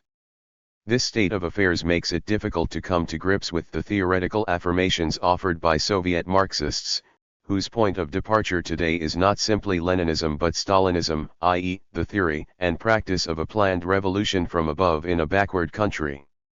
In this respect a significant change has supervened since the 20s and early 30s, when genuine theoretical discussions were still possible between Leninists and Western Marxists, or for that matter between communists and non-Marxian socialists. However inadequate Lenin's or Bukharin's theoretical exegesis of Marx's system might appear to non-communists, there was enough common ground to make rational controversy possible. This situation came to an end when the Stalinist codification of Lenin was superimposed upon the already disastrously narrow and schematic Leninist interpretation of Marx. Since then, roughly speaking, since the middle 30s, Soviet Marxism has taken on the character of an official ideology whose internal coherence is preserved at the cost of increasing rigidity and growing remoteness from reality. In the circumstances, a head-on confrontation is no longer possible, or rather, it is possible only in political terms, since every challenge to the theoretical structure resolves itself into an investigation of its political premises. One cannot, for example, analyze the Leninist theory of imperialism, or the Stalinist doctrine of the state, without coming upon ideological postulates anti-Westernism in the one case, acceptance of autocracy as the only rational political system in the other, of which Soviet communists are unaware, but which are in fact the unexamined premises of their thinking. This is as much as to say that Leninism must be understood as an ideology in the Marxian sense of the term, i.e., as a system of thought which obscures the facts it purports to describe. Since Marxism almost by definition is a method of sociological critique, it is not very surprising that when applied to Soviet reality it turns out to be thoroughly subversive. Yet this reality embodies at any rate some aspects of Marxism, so that if pushed sufficiently far the critique turns back upon itself. The Marxian method cannot halt before the Marxian system, i.e., the comprehensive worldview which Marx and Engels bequeathed to their followers and ultimately to the socialist movement from which Leninism was to arise. It is necessary to see both the continuity and the point where the fatal break took place. After what has been said earlier, this point can be defined without too much trouble. It was constituted by Lenin's systematic misuse of the term proletarian revolution to describe the totalitarian rearrangement of society after the capture of power by a party which originally conceived itself to be in the classical tradition. Simultaneously, the democratic revolutions of Western society since the 17th century were denigrated as bourgeois. Behind these verbalisms there lies the reality of an experience quite different from that of the West, but quite in accordance with the traditional Russian pattern of autocratic reorganization of society by the state, except that it took the revolution to make the state genuinely totalitarian, i.e., capable of refashioning the social order from top to bottom. Once this goal was defined as the purpose of socialism, all the rest followed, and it only remained to recast the vocabulary of Marxism so as to bring it into line with the practice of the Communist Party. 1. 2. State and society. To extract the theoretical essence of Soviet Marxism is a simpler matter than might appear from the enormous literature on the subject itself, no more than a fluctuating and uncertain mirror image of the complex reality portrayed therein. The theme appears inexhaustible, concerning as it does the revolution and its impact on Russia. Thereafter, if such a distinction is possible, the theory and practice of the Communist Party, the conflicts between its various factions, the rise and fall of the Communist International, and the gradual transformation of Leninism from a doctrine of proletarian revolution into the ideology of a new ruling class. Merely to enumerate these topics is to show why no study intent on isolating the theoretical structure of Marxism can attempt to pay more than passing attention to them. In taking them all for granted, one is not for this reason obliged to draw an artificial frontier between history and theory, still less between the analysis of ideas and that of political events. Historical treatises on the revolution, and analytical studies of the regime, come together in the attempt to lay bare the common root of the reality we call Soviet communism. In the process, the party is discovered to be the link between the old and the new society, between the pre-revolutionary and the post-revolutionary significance of the term communism, and finally between the practice of the regime and the ideology of its articulate stratum, the Soviet intelligentsia. All this belongs to the pathology of the revolution, taking the term to stand for the whole vast transformation effected since 1917, and has no immediate bearing on our subject. There is indeed the theoretical problem of accounting for the role played by the party, which was surely unique and suggestive of a new historical determinant unknown to the liberal 19th century. Yet this problem is not peculiar to the Soviet regime, the Bolshevik Party being evidently a variant of the characteristically modern phenomenon known as totalitarianism. No one understood this better than the theorist who after 1918 helped to bring the Italian communist movement into being, and who from his prison cell under Mussolini went on to develop a doctrine more totalitarian than that of his jailers. The modern prince, the myth prince, cannot be a real person, a concrete individual. It can only be an organism, a complex element of society in which the cementing of a collective will, recognized and partially asserted in action, has already begun.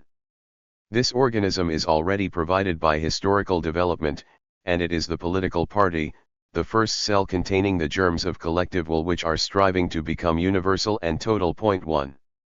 From a different starting point and in language reminiscent of 19th-century German Romanticism but with the same Hegelian commitment to truth as the comprehended totality of history, the doctrine of the party as the incorporation of the revolution and the nucleus of the new society, was simultaneously worked out by the only other original thinker the communist movement has produced since 1917, the Hungarian philosopher George Lukács. Point 2.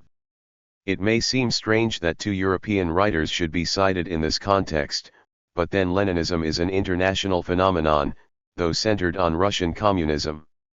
Moreover, its national roots had their counterparts in countries like Italy and Hungary, which were a little outside the West European mainstream. Gramsci's concern with Jacobinism is more illuminating for our purpose than an exegesis of the dreary writings penned by the Webbs in their old age. In contrast to these and other essays in misinterpretation, the leading theorist of the Italian Communist Party comes straight to the point. The modum prince must contain a part dedicated to Jacobinism, as an example of how a collective will was formed and operated concretely, which in at least some of its aspects was an original creation, ex nihilo. It is necessary to define collective will and political will in general in the modern sense, will as working consciousness of historical necessity, as protagonist of a real and effective historical drama.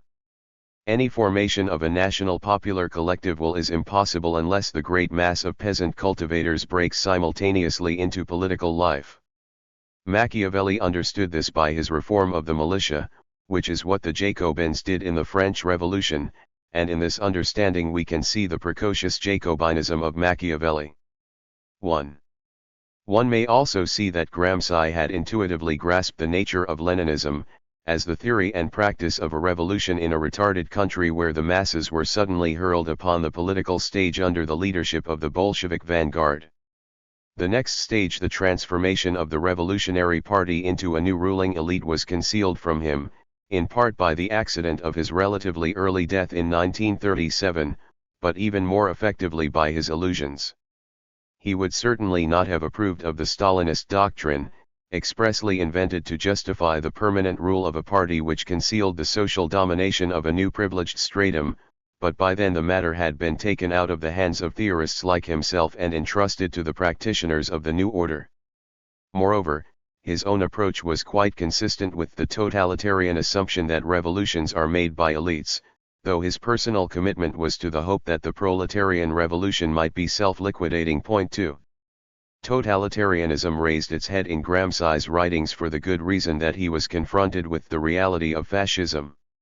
What he had to say about it, e.g., that under modern conditions it is the party which founds the state, that the totalitarian party will exalt the abstract concept of state and will seek by various means to give the impression that the function of impartial force is active and effective, one was intended as criticism of Mussolini's regime, but could have been applied word for word to Stalin. We owe it to the accident of this gifted writer's incarceration under fascism that there is such a thing as a Marxist critique of totalitarianism, from the inside, as it were. The various opposition groups which split off from the Russian Communist Party in the 1920s and 1930s produced a great many critical reflections on the operation of the regime, but with the doubtful exception of Trotsky's last writings nothing like a principled rejection of the central idea of totalitarianism, which is quite simply the idea of a social order created by force, perhaps the most un-Marxian notion ever excogitated by professed Marxists. Point 2. Communist theorists like Lukács and Gramsci were able in the 1920s and 1930s to pose the issue with a degree of clarity not paralleled in Soviet literature, where after Lenin's death apologetics predominated. Although or because the Bolshevik regime had evolved in the direction of totalitarianism, there was no corresponding development on the theoretical level. The official exegesis remained helplessly suspended between Lenin's revival of the proletarian dictatorship concept and his simultaneous insistence that this dictatorship could and should take the form of radical popular democracy, to the point where the state would begin to wither away. Point 3. During the Stalinist era these evident contradictions were supplemented by the even more patent disharmony between the utopian slogans of 1917 and the drive for rigid control while the second revolution was in progress. It is true that Lenin had led the way in this respect. Although State and Revolution is full of quasi-anarchist passages, It also contains a significant reference to the iron discipline required during the transitional period, while we ourselves, the workers, will organize large-scale production on the basis of what capitalism has already created. After this promising start, it was not too difficult for Stalin to assemble scriptural justification for his decision to invest the managers of the planned economy with practically unlimited powers over their working personnel. Point 2. At first sight it might seem that there is no good reason for linking this subject with the issue of totalitarianism. But it must be remembered that it was the state party which created the party state, and that Leninism-Stalinism is essentially the doctrinal reflex of this transformation. Speaking generally, totalitarianism is the outcome of a situation in which the state is captured by a party which has resolved upon the wholesale reorganization of society. Whatever may be said about the participation of the masses in furthering this aim, the whole process can only go forward under conscious direction, i.e., by unremitting pressure from above. This is especially so if the state party is committed to socialism, which by its very nature involves both conscious control and central direction. Before hastening to conclude that socialism therefore spells monolithic rule by a caste of planners, it is well to remember that historically this danger was perceived quite early by the nascent labor movement, which for precisely this reason insisted that socialism should be democratic. It was the emancipation of the Bolshevik Party, ultimately of the Soviet dictatorship, from all forms of democratic control that made possible the identification of planning with the untrammeled rule of a new privileged caste. And it was the centralist structure of Lenin's party that enabled it to usurp power under conditions where, for the first time in modern history, a genuinely total attempt to refashion society had become technically feasible. It would be tempting to describe this as a coincidence, were it not for the disagreeable fact that since 1917 such trends have shown up elsewhere, and not only in backward countries. They evidently correspond both to the peculiar problems of retarded societies in a transitional age, and to the bureaucratic tendencies characteristic of highly industrialist countries. In the 1930s it even looked for a while as though fascism and Stalinism might coalesce, and we have seen that it was an Italian Marxist under Mussolini who unwittingly described the nature of totalitarianism in terms applicable to both regimes. In trying to cope with this complex of theoretical and practical issues, neither socialists nor communists could draw much comfort from the classics. On the democratic side, the practice of German and Austrian social democracy after 1918 corresponded more or less to the advice Engels had given their leaders in the 1890s, while the doctrine and policy of French, Italian, or Spanish socialist movements might be said to constitute a judicious gloss upon Marx's varying recipes for France. Neither Marx nor Engels had envisaged the kind of situation which arose from the consolidation of the Bolshevik regime in Russia. For the domain of socialist economics this was obvious: capital contained at most the rudiments of a theoretical model applicable to the problem of planning. Questions of political rule had been discussed by both Marx and Engels at greater length, but for the most part with reference to social conditions which did not prevail in Russia and which after 1918 were being eroded in the West. It is hardly surprising that the Founding Fathers did not concern themselves overmuch with the institutions of parliamentary democracy, since they regarded them as appropriate to liberal society and thus of no particular interest to socialists, save in the obvious sense that the labor movement had to make use of them. On the other hand, their dislike of utopian blueprints prevented them from trying to envisage the political model of a socialist society. Leaving aside Marx's sketchy observations on the experiments undertaken by the Paris Commune, and his quasi-Jacobin reference to proletarian dictatorship during the transition period, his followers were left without guidance. It is true that Marx was not nearly so utopian as he is often represented as being. It was Engels, not he, who as late as the 1870s committed himself to the assertion that the state would wither away. 1. His own occasional hints were sufficiently ambiguous to leave room for the suggestion that even the higher stage of the communist society would not be completely stateless. 2. In more immediate terms, his stress on the need for a transitional dictatorship could be cited as evidence that he would have approved of the Leninist experiment. But all these exegetical labors come to a dead stop in view of the evident impossibility of squaring the Marxist doctrine with the reality of modern communist domination. The simple fact is that totalitarianism was as little dreamed of in Marx's philosophy as in that of Mill. In this respect, classical liberalism and Marxism have more in common than either side could have suspected before 1918. Marx's attitude to the state was closely connected with his theory of class, and like the latter a product of the liberal epoch. At the risk of some simplification, his standpoint can be summed up by saying that the state is an epiphenomenon of the class struggle.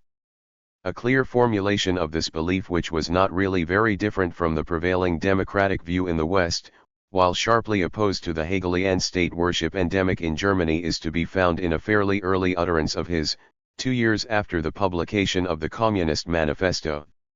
Commenting on a French work of the period which advocated the virtual abandonment of centralist administration and the establishment of a self-regulating system of taxation, Marx observed that bourgeois society could not do without the state, though its functions could be reduced to the level then prevalent in North America.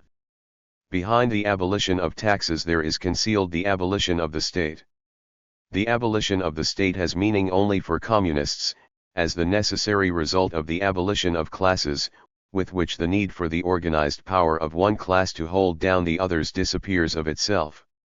In bourgeois countries, the abolition of the state signifies the reduction of state power to the level it has in North America. In feudal countries, the abolition of the state means the abolition of feudalism and the establishment of the familiar bourgeois state. 1. The state is an outcome of class rule, and class society is due to disappear with the transition to communism, defined as an association which will exclude classes and their antagonism, and where in consequence there will no longer be a political power properly so called, since political power is precisely the official resume of the antagonism within civil society. 2. The already common objection that the disappearance of the old society might simply give rise to a new form of class rule and hence to a new form of political oppression is countered by the assertion that the working class cannot emancipate itself without getting rid of class rule altogether, just as it was a precondition of the emancipation of the third estate, the bourgeois order, that all estates and all orders should be abolished. 3. This ingenious argument can hardly be termed anything but an evasion of the issue. The very fact that the disappearance of the estates had not ushered in the promised reign of freedom might have suggested the conclusion that the abolition of classes would likewise fail to make society truly self-governing. Subject to this caution, however, the argument is effective enough. Classes, like estates, are transitory forms of social organization, and the oppressed class, like the oppressed medieval order before it can attain its aims only by transforming the society of which it is part. Before turning to the examination of Marx's concept of class in the light of latter-day reality, it is worth recalling that his hostility to the state was held in check by a decidedly authoritarian doctrine of political rule during the transition period. Prior to being consigned to the dustbin of history, the state was to assume dictatorial powers. In different terms, authority would inaugurate freedom, a typically Hegelian paradox which did not worry Marx, though it alarmed Proudhon and Bakunin, both Hegelians like himself, but temperamentally disposed to fear that authority would simply breed more authority. All three, it might be added, had this in common: they envisaged the coming transformation in the light of the bourgeois revolution, as it had taken shape since the 18th century, notably in France, the difference being that Marx fastened on the state as the chief instrument of political change while simultaneously affirming that the revolution would cause the state to disappear. This is the point where the Leninist model later inserted itself into the framework of the Marxian conception. Paradoxically, it was Marx's contemptuous treatment of the state as a mere instrument of reconstruction which has made it possible for modern communists to obscure its role in promoting the total reorganization of society. The state as an epiphenomenon of class rule, and the state as the prime agent of revolutionary change, exist on different planes of the complex Marxian structure. Depending on whether Marxism serves as a theory of bourgeois society, or as a doctrine of social revolution, the emphasis shifts from one aspect to the other, though the tension never quite disappears. Indeed, the only way to make it disappear is to impose a general prohibition upon political thinking, and in particular upon the realistic study of political institutions. This accounts for the fact that institutional sociology is unknown in the USSR. Any attempt to introduce it would undermine the official taboo surrounding notions such as that in the Soviet Union the working class has acquired political power and ceased to be a proletariat in the proper meaning of the term one. While the gradual development of Leninist-Stalinist doctrine on the state plainly reflects the growth of new hierarchical relationships in Soviet society which make nonsense of the egalitarian slogans proclaimed in 1917, the inadequacy of this doctrine has deeper roots. Mention has already been made of the uncertainty which from the start afflicted Marx's view of the state's function in history. To this must be added the no less paradoxical conception of political rule by a class envisioned as the dialectical negation of the socially dominant bourgeoisie. This notion already raises its head in the Communist Manifesto, where the first step in the revolution is described as an act which will raise the proletariat to the position of the ruling class, to win the battle of democracy. 2 Leaving aside the fact that in 1848 the proletariat was nowhere the majority, and that the only revolution then in question was precisely a bourgeois one, there clearly is a paradox involved in the notion of turning political control over to those who, almost by definition, are without effective power in society. Conversely, if the working class is thought of as leading the people as a whole, so that its rule is synonymous with democracy, we are confronted with what is probably the oldest conundrum in the history of political thought: if the people are the rulers, who is there left to be ruled? This question has received different answers since its first formulation in classical antiquity, the typical modern solution being the doctrine of majority rule within a representative system, but in 1848, Marx and Engels were debarred from taking this line by their belief that the representative system camouflaged the domination of the propertied minority. Hence they were obliged to fall back upon the Jacobin idea of a temporary dictatorship to pave the way for a new order in which the free development of each is the condition for the free development of all. This conception was not merely incompatible with democracy in the short run, it stood in flat opposition to the actual character of the labor movement, as it gradually came to free itself from the political model of the bourgeois revolution and evolved its own characteristic ideas and modes of procedure. One could get out of the difficulty by treating the manifesto as a youthful escapade on the part of its authors, but one must not blind oneself to its crucial importance for Lenin's political strategy. The fact is that in 1917 no other rationale was possible for the Bolshevik Party, once it had determined upon the conquest of power. Moreover, once the fateful decision had been taken, it became a psychological necessity to affirm that the doctrine held good not merely for backward countries, but for the world in general. Hence the obstinate refusal to admit that under capitalism the state might be something other than the executive committee of a diminishing number of monopolists, and the equally blind inability to perceive that the labor movement cannot possibly abandon its concern for democracy.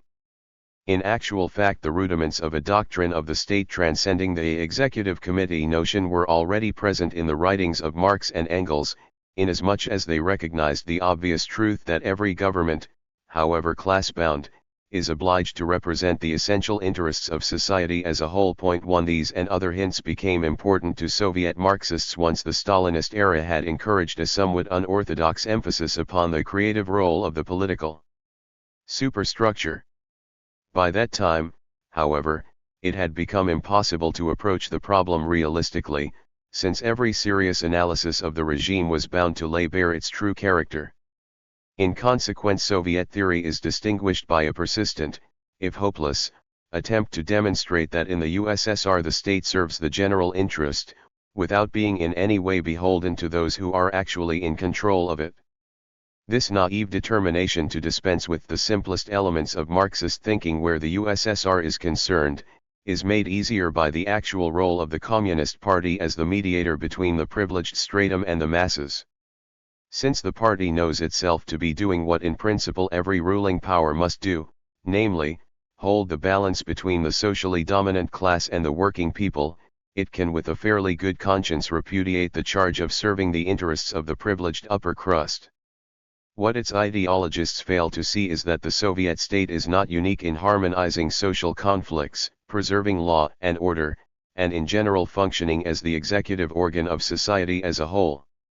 The possibility of such a condition of things existing outside the borders of the socialist camp is stubbornly denied, whence the total sterility of Soviet political thinking. This thinking in effect combines the sectarian narrowness of the original Leninist approach with the disingenuousness characteristic of every autocratic regime which dare not submit its decrees to popular ratification. Even if this gap should gradually be bridged, in principle not an impossibility, as the new order comes to be more or less acceptable to the majority, the ideological character of Soviet thinking would be bound to persist as long as its presuppositions remain unquestioned. What characterizes every ideology is discordance between the actual state of affairs and the socially determined pressure to rearrange reality in the light of certain overriding concepts which may be altogether at variance with what the individuals know to be the case within the limits of their own experience. That is why under a totalitarian regime the private existence of people becomes a source of danger. Since individual needs cannot in fact be met, least of all the need for freedom, the claim that liberty and democracy have already been established comes up against the widespread perception that reality differs from its presentation in the official system of beliefs or quasi-beliefs. This leads to scepticism, which in turn endangers the ability of the party state to mobilize popular energies towards further social engineering. Since it is of the essence of a totalitarian regime to be dynamic, it cannot function in an atmosphere of public indifference. A conservative autocracy requires no more than passive obedience, for the good reason that its aim is to keep things as they are. A regime which aims at reshaping society is driven towards totalitarianism by the logic of its functioning, and this drive compels ideas, as well as material circumstances, to change their shape in conformity with the central purpose animating the revolutionary mechanism. In this overheated atmosphere, theoretical consistency and ordinary veracity are among the first and most lasting casualties. Hence it should cause no surprise that the relationship of state to society, the central problem of Soviet totalitarianism, is surrounded by a barrier of taboos impenetrable to mere argument. The official ideology performs the basic service of protecting the self-appointed guardians of the status quo from the danger of acquiring too clear a notion of their veritable role. To such criticism Soviet Marxism typically replies by impugning the credentials of the critic. Alternatively, it appeals from mere fact to the higher, or deeper truth laid up in the doctrinal heaven.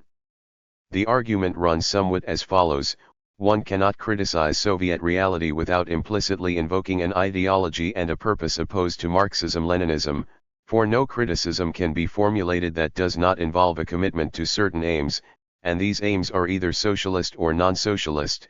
Hence the critic of Soviet reality is by definition opposed to the attainment of socialism, QED. Now one must indeed be careful not to fall into the empiricist trap of appealing from ideological constructs to so-called facts which commonly turn out upon inspection to be simply rival constructs. But the circular character of the argument should nonetheless be obvious.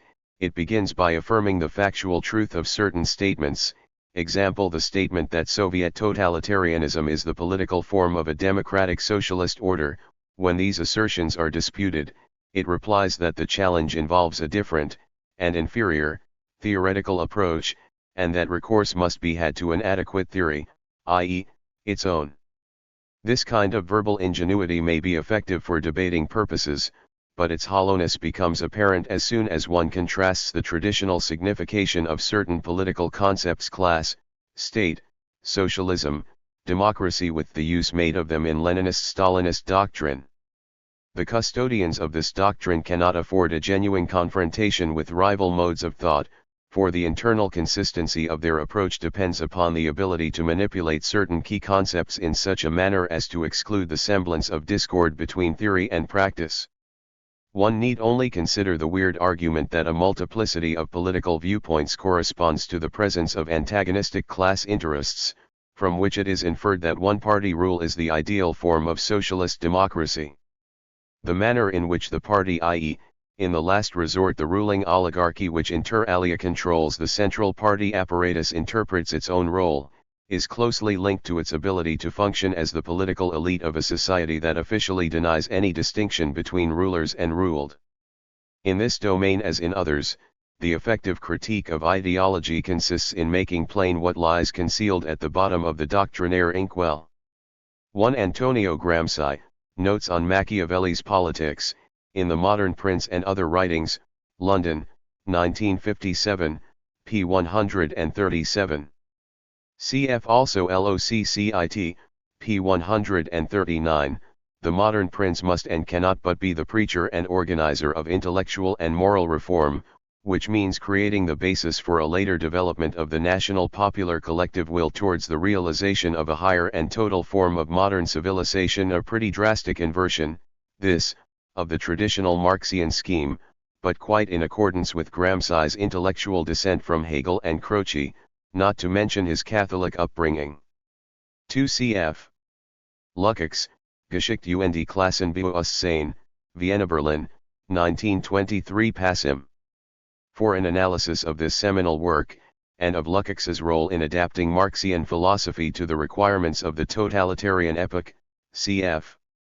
Morris Wutnick, George Lukács, An Intellectual Biography, Soviet Survey, London, NOS 24 and 25, April, June and July-September, 1958. 1 Gramsci, LOCCIT, pages 138-9. 2 cf.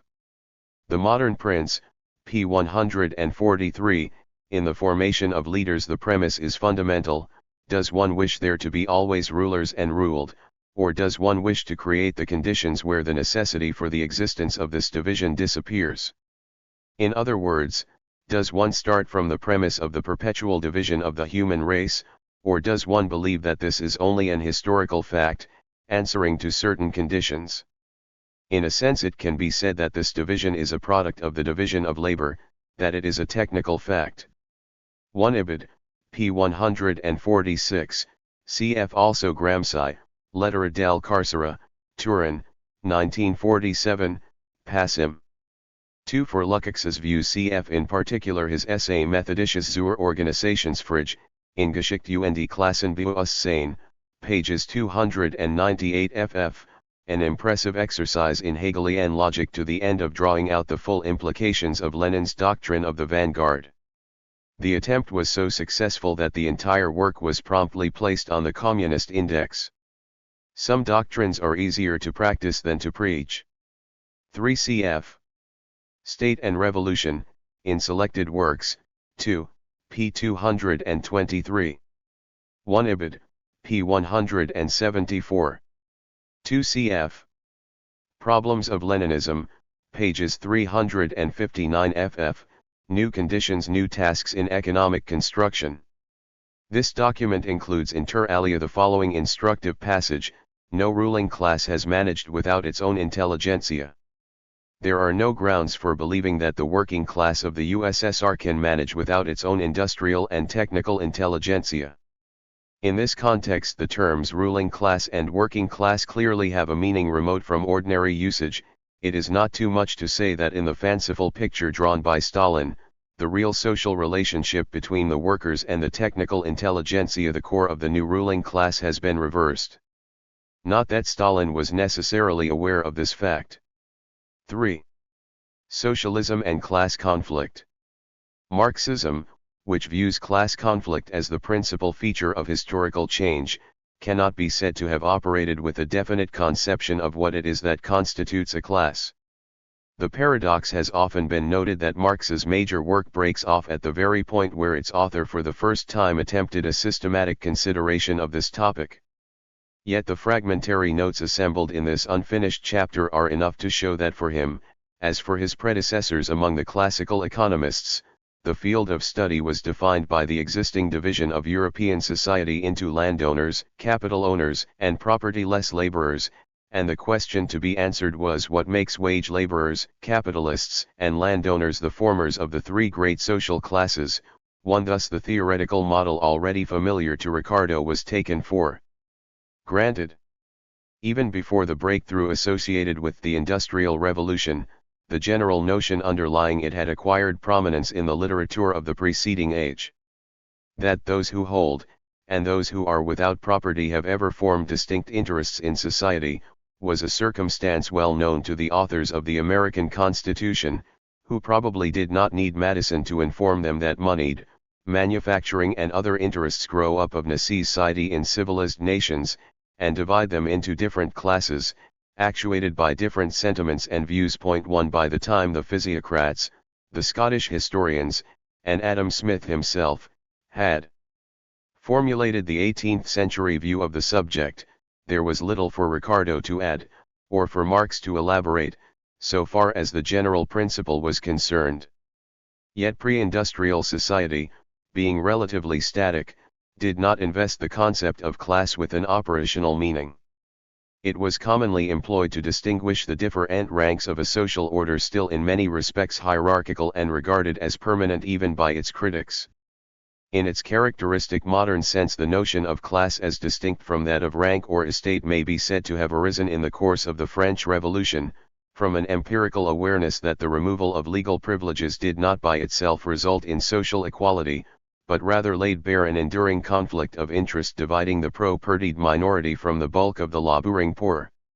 In its embryonic form, this view is still compatible with the pre-socialist standpoint affirmed by the Jacobin left-wingers who prepared the ground for the utopian socialists. By the 1830s, when the radical wing of the intelligentsia had got the socialist movement underway in both France and Britain, a dynamic element had been added by the discovery that class antagonisms were being sharpened by the Industrial Revolution. It was the conjunction of these ideas that lent a new and pointed significance to the radical view of democracy as the self-government of the non-privileged majority. Socialism as a political movement and a set of ideas takes wing from the moment when the newly formed industrial proletariat is identified by the radical intellectuals, who function as its spokesmen, as the class destined to inherit the earth. By 1848, with the growth of intellectual sophistication consequent upon the fusion of socialism with political economy, Marx was able in the Communist Manifesto to formulate the new standpoint in a manner conspicuously superior to the naive moralising protests of his socialist predecessors.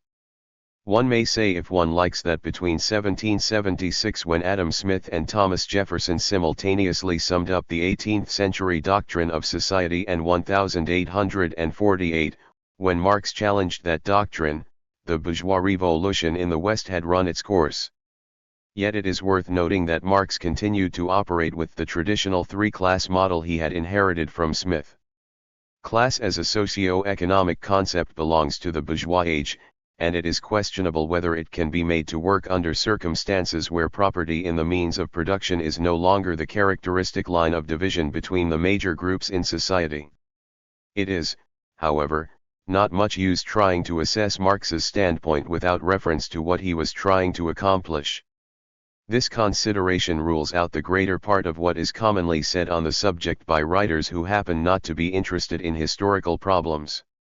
For the Marxian theory is exclusively concerned with historic change, and with what is assumed to be its characteristic mechanism, social conflict. It has no bearing on status seeking or other phenomena devoid of long-range significance. If this were better understood, there would be fewer attempts to prove Marx wrong by invoking status differences as distinct from class relations. For of course Marx was not unaware of the texture of social life.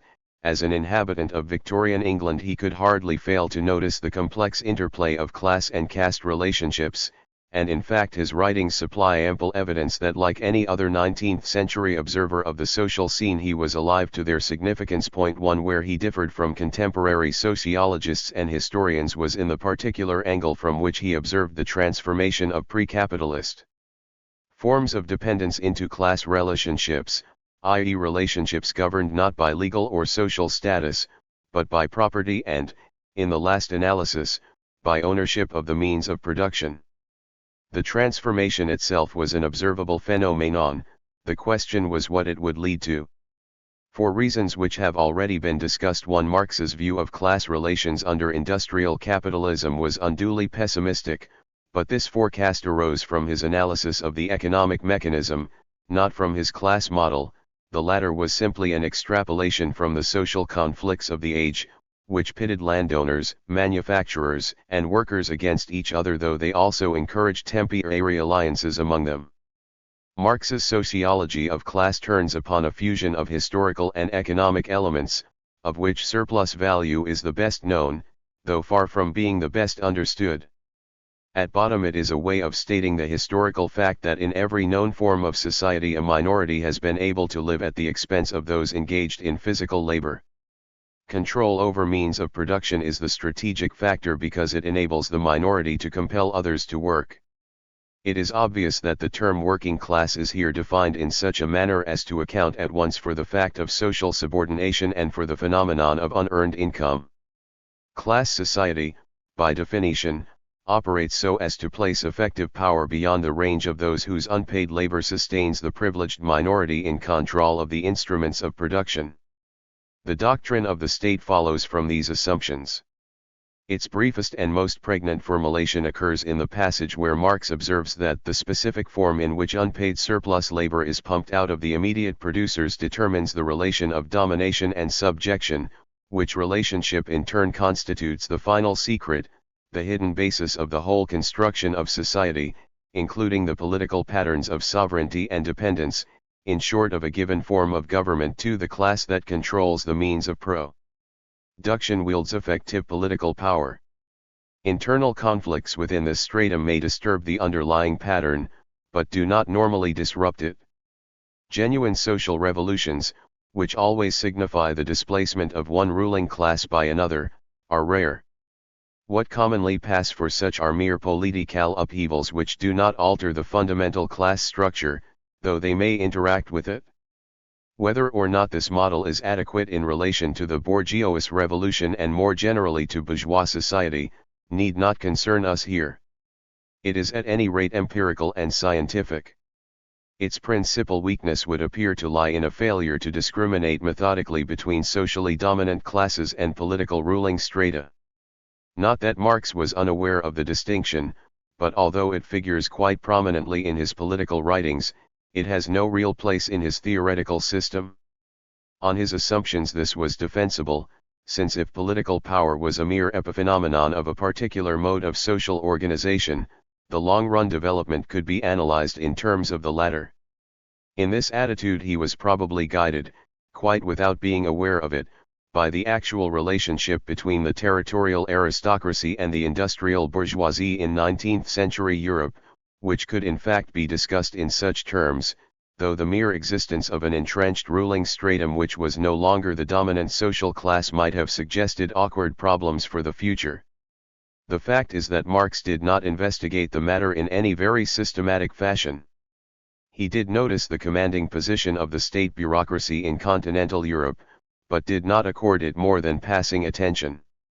His references to the bureaucracy are invariably contemptuous and make it clear that he regarded it as an artificial caste lacking a dynamic of its own apart from a tendency to swell in numbers and incapable of playing an independent and socially significant role. If the state now and then appeared on the scene in the guise of mediator, e.g., under Bonapartism, that was a temporary anomaly which could not long survive the contest of interests and ideas between the true classes of society. 1. In the Marxian model, classes are not income groups, nor are they coterminous with social strata arising from the division of labor. Rather they are defined by property, a concept to be understood not in terms of wealth, but dynamically, as ownership of means of production, themselves subject to constant technological change. 1. Since control over means of production is the key to social, and therefore indirectly to political power, every class represents an ensemble of relationships held together by an overriding commitment. Social classes are by definition rooted in production relations, which in turn give rise to income relations. Their political power, if any, also arises from the relations of production. 2. Latent economic power becomes socially effective through the instrumentality of politics. When this final stage has been reached, the class may be said to have attained its fullest development. A class that lacks political power, a fortiori one that lacks consciousness of its position in society, is not as yet fully constituted as a class. It is evident that the entire construction has little in common with the static models employed in academic sociology, with its stress on the functioning of a given structure. Not that such models cannot be constructed with the help of Marxian concepts, but they do not amount to Marxism. For a theory of social change to be Marxist, it must be embedded in a historical perspective. must it also be committed to the particular perspective which Marx and his followers deduced from his analysis of 19th-century capitalism? For Marx the question would have been meaningless, since his thinking about society arose as a byproduct of his critique of bourgeois society. Modern sociologists who employ the Marxian conceptual apparatus are clearly in a different position. There is no good reason why they should rely on extrapolations from the social struggles of his day, or subscribe to his fusion of economic sociology and the theory of class conflict as exemplified in the bourgeois revolution. Social historians in particular can make use of the Marxian notion of class conflict as the dynamic element in history, without thereby committing themselves to any particular orientation. Point 3 Indeed, his general theory can be given a distinctly conservative interpretation. Ruling classes, after all, act as repositories of tradition, and hence tend to stabilize a given social order, at any rate so long as the underlying relations of production are themselves fairly stable. A class which preserves the degree of social cohesion necessary to the functioning of the economic system clearly performs an essential role, and any incidental privileges it may have acquired are easily justifiable on these grounds. In actual fact, it may be doubted whether the Marxian concept of a ruling class which monopolizes both political and economic power can be made to apply fully to any post-medieval situation. European feudal society, a unique creation nowhere paralleled in either ancient or modern times, did represent such a constellation, and the long reign of its dominant class impressed itself deeply upon the consciousness of the rising urban bourgeoisie, which gradually managed to erode its position. Even after the aristocratic monopoly of military and political power had been broken, the land-owning nobility continued to hold a privileged position, and for a long time imposed its standards upon social strata that were beginning to rival it. The case of 19th-century Germany is of particular relevance in this context, because Marx's outlook was shaped by the struggle to transform a rigidly stratified society which was still pre-bourgeois, and whose radical intellectuals quite naturally transferred their own thought patterns to the nascent labor movement. This is the ultimate source of his Jacobinism. Conversely, the mental attitude bred in youthful middle-class rebels by a society of this kind was inevitably an aristocratic one, in that their outlook was unconsciously shaped by a classical education which had preserved the ideals of the polis, i.e., the historic achievement of the Greek aristocracy. Clearly, the Marxian ideal of the freely developed personality is both classical and aristocratic. It is not specifically bourgeois, and manifestly not proletarian. In this Marx was not, of course, unique. The classical German philosophy of his age was held together and validated by the cult of antiquity. Its ethos rested upon a fusion of aristocratic and bourgeois elements quite unlike the vulgar utilitarianism of Bentham and his followers, which Marx thought so deplorable. Thus we have the curious fact that Marx protested against bourgeois society in the name of the aristocratic polis ideal, while at the same time professing to see in the bourgeoisie another ruling class similar to the nobility which had for so long held power in Western Europe. Yet the aristocratic power monopoly had originally rested upon a unique combination of land ownership, territorial rule over unfree peasants, and exclusive possession of military force through the instrument of armored cavalry. No such unparalleled concentration of military, social, and economic power was at the disposal of the European bourgeoisie, least of all the German bourgeoisie, whose feebleness had originally induced Marx to transfer his hopes to the proletariat. If he nonetheless went on ascribing to it a position in society corresponding to that of the aristocracy in medieval Europe, he was plainly being inconsistent, except on the not very frequent occasions when he argued that in its pure form, bourgeois society was not to be found anywhere outside the United States. One cannot say that his three-class model was wrong, but it was adapted to a state of affairs fully developed only in Western Europe, and within that area it might have suggested a somewhat different conclusion. For if Europe was unique in having given rise first to feudalism and then to bourgeois society, it was unlikely that it would also be the geographical home of the next major social transformation. The mere fact that the European bourgeoisie had largely abandoned political power to the aristocracy, or entered into a symbiosis with it, might have suggested to Marx that post-bourgeois industrial society would evolve in the main upon soil not encumbered with so many antique formations. Failure to distinguish between the concept of historical class and that of social stratum is at the origin of most of the unsuccessful attempts made by latter-day sociologists to employ isolated fragments of the Marxian theory, while neglecting its historical bent. Recognition of this fact is increasingly common in modern literature, where it is usually coupled with an analysis of post-capitalist society in terms derived from Marxian sociology, though divorced from the political perspective which Marx imposed upon his general picture. 1 These writings necessarily lack the intellectual excitement generated by a doctrine which unifies historical and sociological categories in the Marxian manner. It may be said, however, that Marx himself failed to establish the necessary correspondence between the concept of class and that of historical epoch. As we have seen, his classes are distinguished from ordinary social strata in that each corresponds to a definite stage in the evolution of society. The Landowning class, example, stands for the feudal order, with its aristocratic culture and the corresponding forms of spiritual life, at the same time that it denotes a particular phase in the development of society's productive forces, a particular arrangement of economic relations, and a definite type of political sovereignty.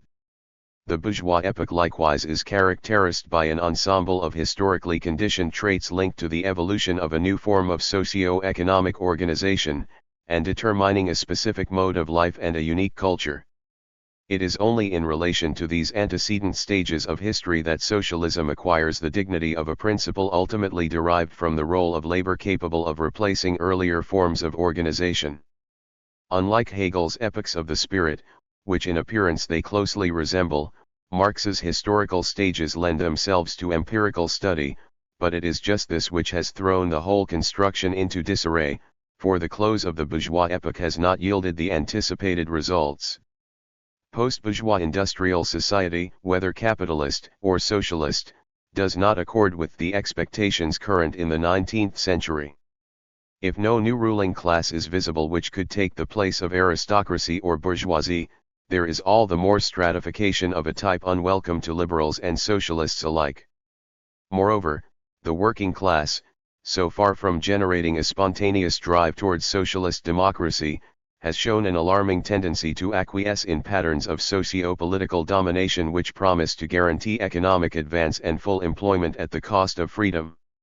The least one can say is that the Marxian perspective of a socialist transformation propelled by labor's collective drive towards emancipation seems rather less plausible than it did a century ago.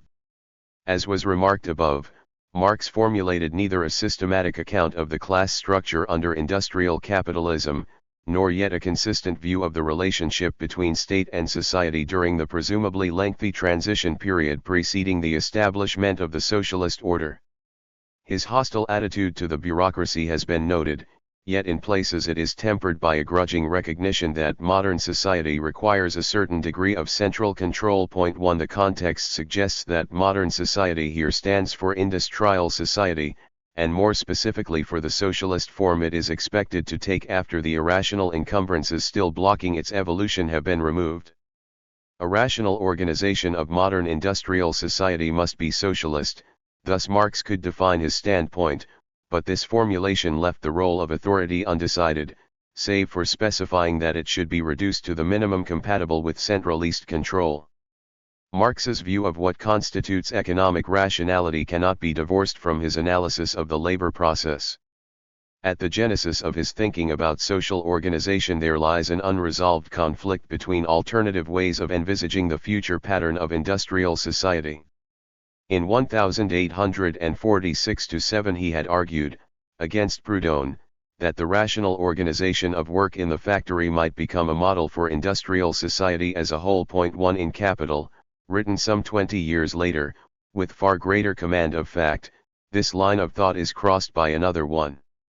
There is a realm of economic necessity which calls for a certain minimum of social organization. The capitalist process of production is a historically determined form of the social process of production in general. With the shedding of the temporary historical determination it becomes possible to isolate the logic of the process, which at bottom consists in the application of scientific technology to nature. This involves, on the one hand, cooperation between the producers, on the other hand, the orchestration of their separate tasks. The latter function need not be exercised by the entrepreneur, for the process of production, separated from capital, is simply a labor process. Hence the industrial capitalist, as distinct from the owner of capital, does not appear as operating capital, but rather as a functionary irrespective of capital, or as a simple agent of the labor process in general, as a laborer and indeed as a wage laborer. He can therefore be replaced by a salaried manager. Indeed, the capitalist mode of production has brought matters to a point where the work of supervision, entirely divorced from the ownership of capital, is always readily available. It has therefore come to be superfluous for the capitalist to perform it himself. An orchestra conductor need not own the instruments of his orchestra, yet the need for a directing function does not vanish. The labor of supervision and management is naturally required wherever the direct process of production assumes the form of a combined social process, and not of the isolated labor of independent producers. 3. What changes is the specific historical form of capitalist control. All labor in which many individuals cooperate necessarily requires a commanding will to coordinate and unify the process, but it need not be that of capital. The kind of supervision which necessarily arises in all modes of production based on the antithesis of the laborer, as the direct producer, and the owner of the means of production, is destined to disappear. Not only are entrepreneurs increasingly being replaced by salaried managers, but cooperative factories furnish proof that the capitalist has become no less redundant as a functionary in production as he himself, looking down from his high perch, thinks the great landowner redundant. 5. The kind of directing function which originates from the social form of the labor process, from combination and cooperation of many in pursuance of a common result, is a permanent necessity, or as Marx puts it, is just as independent of capital as that form itself as soon as it has burst its capitalistic shell. 6. Can it be exercised democratically?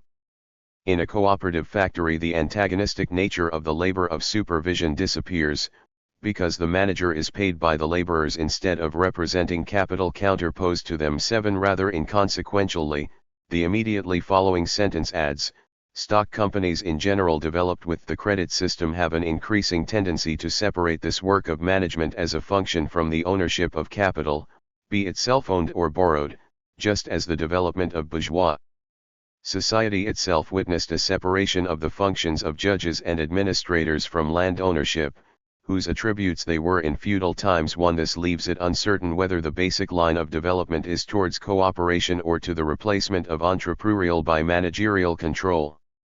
The transformation of the actually functioning capitalist into a mere manager, administrator of other people's capital, and of the capital owner into a mere money capitalist too signifies the abolition of the capitalist mode of production within the capitalist mode of production itself, and hence a self-dissolving contradiction which prima facie represents a mere phase of transition towards a new form of production. 3. There is a cautious suggestion that the new mode of production will be cooperative and self-governing.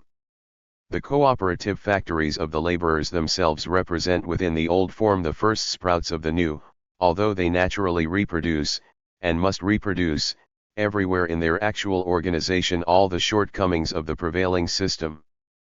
But the antithesis of capital and labor is overcome within them, if at first only by turning the associated laborers into their own capitalists, i.e., by enabling them to use the means of production for the employment of their own labor. They show how a new mode of production naturally grows out of an old one, when the development of the material forces of production, and of the corresponding forms of social production, has reached a particular stage. 4. Yet though capitalist control over the laborer disappears, social control does not, the need for planning and management remains, or is even enhanced. 5. Freedom in this field can consist only in this, that socialized man, the associated producers, organize their interchange with nature rationally, bring it under their common control, instead of being mastered by it as by some blind force, that they accomplish their task with the minimum expenditure of effort and under conditions most favorable to, and worthy of, their human nature. But it nonetheless still remains a realm of necessity. True freedom lies beyond the sphere of production undertaken to satisfy material wants. Though hardly a utopian perspective, this is not finally a convincing one. Marx has not really faced all the implications of the problem of social control in a planned economy. A society in which such control is exercised by paid functionaries need not have classes in the 19th century sense of the term, but its classlessness does not exclude new forms of social differentiation incompatible with the ideal of industrial self-government. Nor is it apparent why the progressive replacement of capitalist by managerial control should be viewed as a mere transitional phase towards a cooperative order. Today we are better placed to notice the missing links in the chain of reasoning, but this does not altogether protect Marx against the reproach of having broken off his analysis at the point where his empirical investigations threaten to impinge upon his underlying vision of the historical process. The fragmentary nature of his theory of class cannot finally be divorced from his concern to safeguard the thesis that class society stands and falls with private ownership in the means of production. On the assumption that class signified what it did in the 19th century, this thesis could be defended but only as long as the second phase of the Industrial Revolution had not given rise to a new social hierarchy independent of the property relations with which Marx was familiar. The emergence of new forms of dependence and control, both under corporate management and state-controlled planning, has sublated the historic antagonism of capital and labor, and established a new perspective from which to view the conflict of classes. Paradoxically, Marx's theory of class, insofar as he can be said to have formulated it, has been undermined by the transformation of bourgeois society to whose analysis his major work was directed. 4. Beyond Marxism. The evolution of Marxist thinking since 1918, and in particular since 1945, has not kept pace with the growth of socialist influence in the Western world and beyond, let alone the expansion of communism in the wake of the Russian and Chinese revolutions. While Marxism has become the official ideology of totalitarian reconstruction in the Soviet orbit, and the unofficial creed of radical intellectuals in backward countries, its internal development has stagnated since the 1930s, when it still contributed a coherent, though inadequate, explanation of the world economic crisis and the fascist challenge. In recent years it has not been more successful than liberalism in formulating either a theory of post-capitalist society, or a program of social reconstruction adapted to the needs of the democratic labor movement. Where it has not congealed into an apologetic of Stalinist industrialization and revolution from above, its theoretical model has been employed for the analysis of societies still on the threshold of the Industrial Revolution. At the opposite extreme of social development, in countries already far advanced and possessing a long tradition of democratic rule, it has been turned into a critique of modern society as such. The most recent advance in fact has been in the utilization of Marx's early writings for the purpose of underpinning the intelligentsia's rejection of the world created by modern industry and scientific technology, and the principal battleground of this debate has been furnished by the universities. It is tempting to abstract a general rule to the effect that a new doctrine becomes academically respectable only after it has petrified. However that may be, it is undeniable that interest in Marxism as a system has not in recent years been matched by success in the application of its method. There are variations in this picture. Intellectual paralysis has been total in the USSR, and almost as complete in its satellites, with the significant exception of Poland. In the West it has been countered by the liberalizing influence of conflicting ideas, and by the rediscovery of those aspects of Marx's own thought which link it to the central tradition of Western philosophy. Even so, the discussion has nowhere recaptured the excitement of the 1920s, when the impact of the Russian Revolution upon Central Europe produced a ferment of ideas in an environment already affected by the First World War and the upheavals of 1918-19. In some respects the current situation in France and Italy resembles that in Germany and Austria during the earlier phase, but where the Central European debate turned upon the union of theory and practice, the post-1945 discussion in Western Europe quickly became academic and fastened upon those elements of the Marxian system which were furthest removed from political action. In the 1930s and early 1940s, the rediscovery of Marxian economics in the Anglo-American world still possessed practical significance. After 1945, the breakdown of intellectual isolation in France gave rise to a literature which went back to Hegel and the early Marx as part of a belated reorientation within the philosophical sphere. Protective walls long defended by the old guard of Cartesianism had collapsed without warning, and German philosophy, no less than Russian political practice, called for re-examination by an elite predisposed in favor of intellectual system building. The resulting flow of critical and analytical comment, while impressive in quantity and quality, has increasingly come to bear the stamp of academicism. The absorption of Central European thought into French and in a lesser degree Italian intellectual life is clearly a cultural phenomenon of some importance, but in terms of what has been happening to Marxism since 1918 it bears all the marks of an elaborate post-mortem. 1. It is scarcely surprising that this debate has been confined in the main to Western Europe, though some echoes have reached Britain and the United States. In the latter country, Marxism continues to be thought of as a politico-economic doctrine that supplies one half of the Marxist-Leninist synthesis, an opinion also held in the USSR. As regards Britain, the statement that Marxist thinking has stagnated since the 1940s needs to be qualified insofar as it leaves out of account the recent fertilization of sociology, history, and anthropology, by unorthodox concepts that are clearly of Marxist origin. This development, however, represents not so much a new intellectual breakthrough as a time lag in the assimilation of ideas which had already left their impact on continental European thought a generation earlier.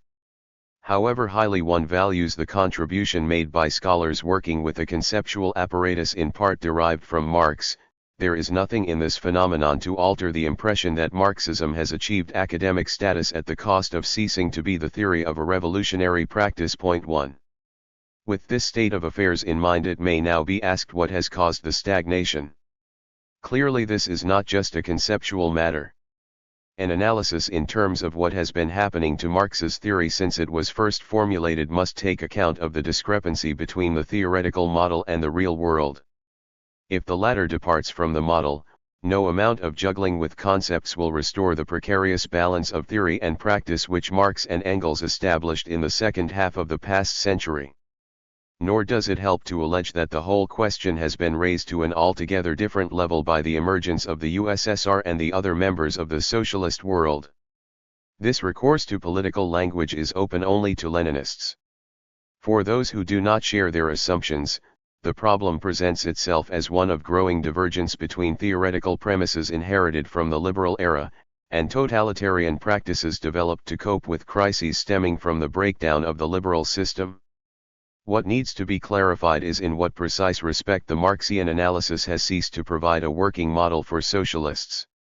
When Marx and Engels conjectured the probable future of bourgeois society in the Western world, they started from the commonly held assumption that state and society are clearly distinguishable spheres, and that society is the determining one.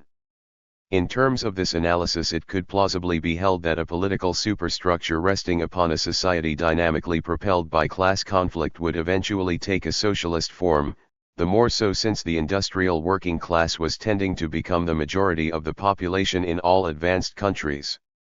These assumptions form a whole in which it is not too difficult to recognize the inverted mirror image of the social philosophy held by Marx's bourgeois liberal contemporaries. This applies above all to the ascription of superior reality to the socio-economic, as distinct from the political, sphere. Their interaction was thought to be of such a kind that in the long run the superstructure must follow the movement of society, the latter in turn being propelled forward by an economic system which, moving under its own steam and following a logic as blind as that of the market itself, would steadily transform itself into its own opposite. The whole construction clearly assumes that the political realm is secondary. That the relationship between state and society might alter so as to make the state the dominant partner, was not taken into account. Hence it was not foreseen that the state might reshape society. Even less were Marx and Engels able to foresee that their own doctrine might become the ideology of a technocratic elite intent on imposing its authority upon the workers, in the name of socialism. Were Marxism merely a sociology attuned to the defunct age of liberal capitalism, these theoretical failings would matter only in the context of academic debate. Their practical political relevance stems from the Marxian commitment to change the world. Marx's analytical mistakes are not politically neutral, for they serve to underpin a doctrine that is the counterpart of a definite political orientation. The difficulty in trying to isolate them lies in the fact that some of his most important operational concepts are not of an empirical nature, they cannot be tested by factual investigation, and are thus immune to disproof. In this connection, it does not perhaps matter much that the three-class model is not applicable to modern industrial society, since in principle it can be brought up to date. Nor is it very important that the Marxian analysis is defective or incomplete in relation to such practical problems as the business cycle under capitalist, or the planning of production under socialist, auspices.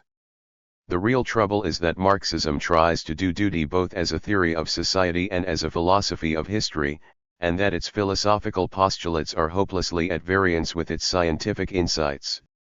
In the Marxian system, class conflict culminates historically in the antagonism of bourgeoisie and proletariat, the latter representing not simply one essential element of industrial society, but rather the external form of the rational principle itself. Reason asserts itself throughout history as the organizing principle of society, but it does so imperfectly until the transition to a planned and collectivist order has been accomplished. That order, moreover, is conceived as harmonious as well as rational, in that it eliminates social antagonisms. Merely to state these notions is to make plain why they cannot be empirically validated. They belong to the class of philosophical postulates which Marx inherited from Hegel. But neither can they be divorced from the corpus of Marx's doctrine, for they are inherent in his vision of history as the self-emancipation of mankind through labor. The process whereby man develops his latent faculties, while at the same time alienating his nature and fixing it in antagonistic social institutions, would be incomplete, indeed meaningless, were it not to culminate in a higher stage where these obstructions are transcended. This stage is the classless society, in which full freedom for every individual is established on the basis of socialized property. It is classless because on Marx's assumption classes exist and stand in antagonistic relation to each other only as long as the means of production are controlled by a ruling minority. This notion enables him to forecast the actual disappearance of class conflict on the quasi-empirical grounds that socialization is a necessary consequence of the economic process, while defining socialism in terms of classlessness. From this it follows that the socialist order is the consummation of history. It may be argued that these notions are extraneous to what is really important about Marxism, namely its sociology, but this is to introduce an arbitrary separation between elements of the system which must be viewed as a whole. Moreover, the idea of a classless society was not simply a philosophical extravagance. Its practical significance was indeed less than Marx and Engels supposed. In social democratic parlance, the class struggle really signified the attainment of equal rights by the class of industrial workers, while the classless society was simply another name for democracy.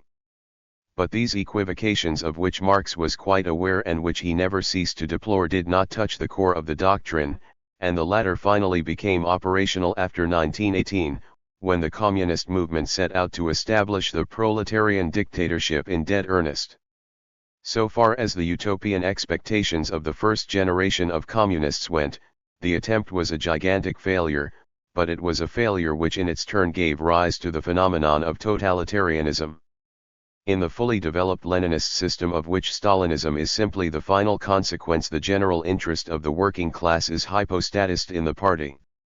The latter in turn legitimizes its rule by claiming to embody the rationale of history. Hence the state it governs is the incarnate ratio, and its own monopoly of power the necessary sanction of mankind's march towards the stateless and classless society of the future. It would be an exaggeration to say that this entire development was already inherent in the original doctrine, seeing that Bolshevism evidently stems from the traditional messianic and universalist outlook of the Russian revolutionary intelligentsia, which fastened upon Marxism as an instrument of its own will to change the world. But the Marxian scheme clearly lent itself to utilization by revolutionaries in search of a system which validated their drive towards total reconstruction, and it did so because Marx's starting point had been the all-inclusive rationalism of Hegel, with its conception of history as the realization of liberty. In terms of this philosophy, which in its idealist form had already gripped the Russian intelligentsia long before Marxism came on the scene, the idea of the classless society had nothing extraordinary about it.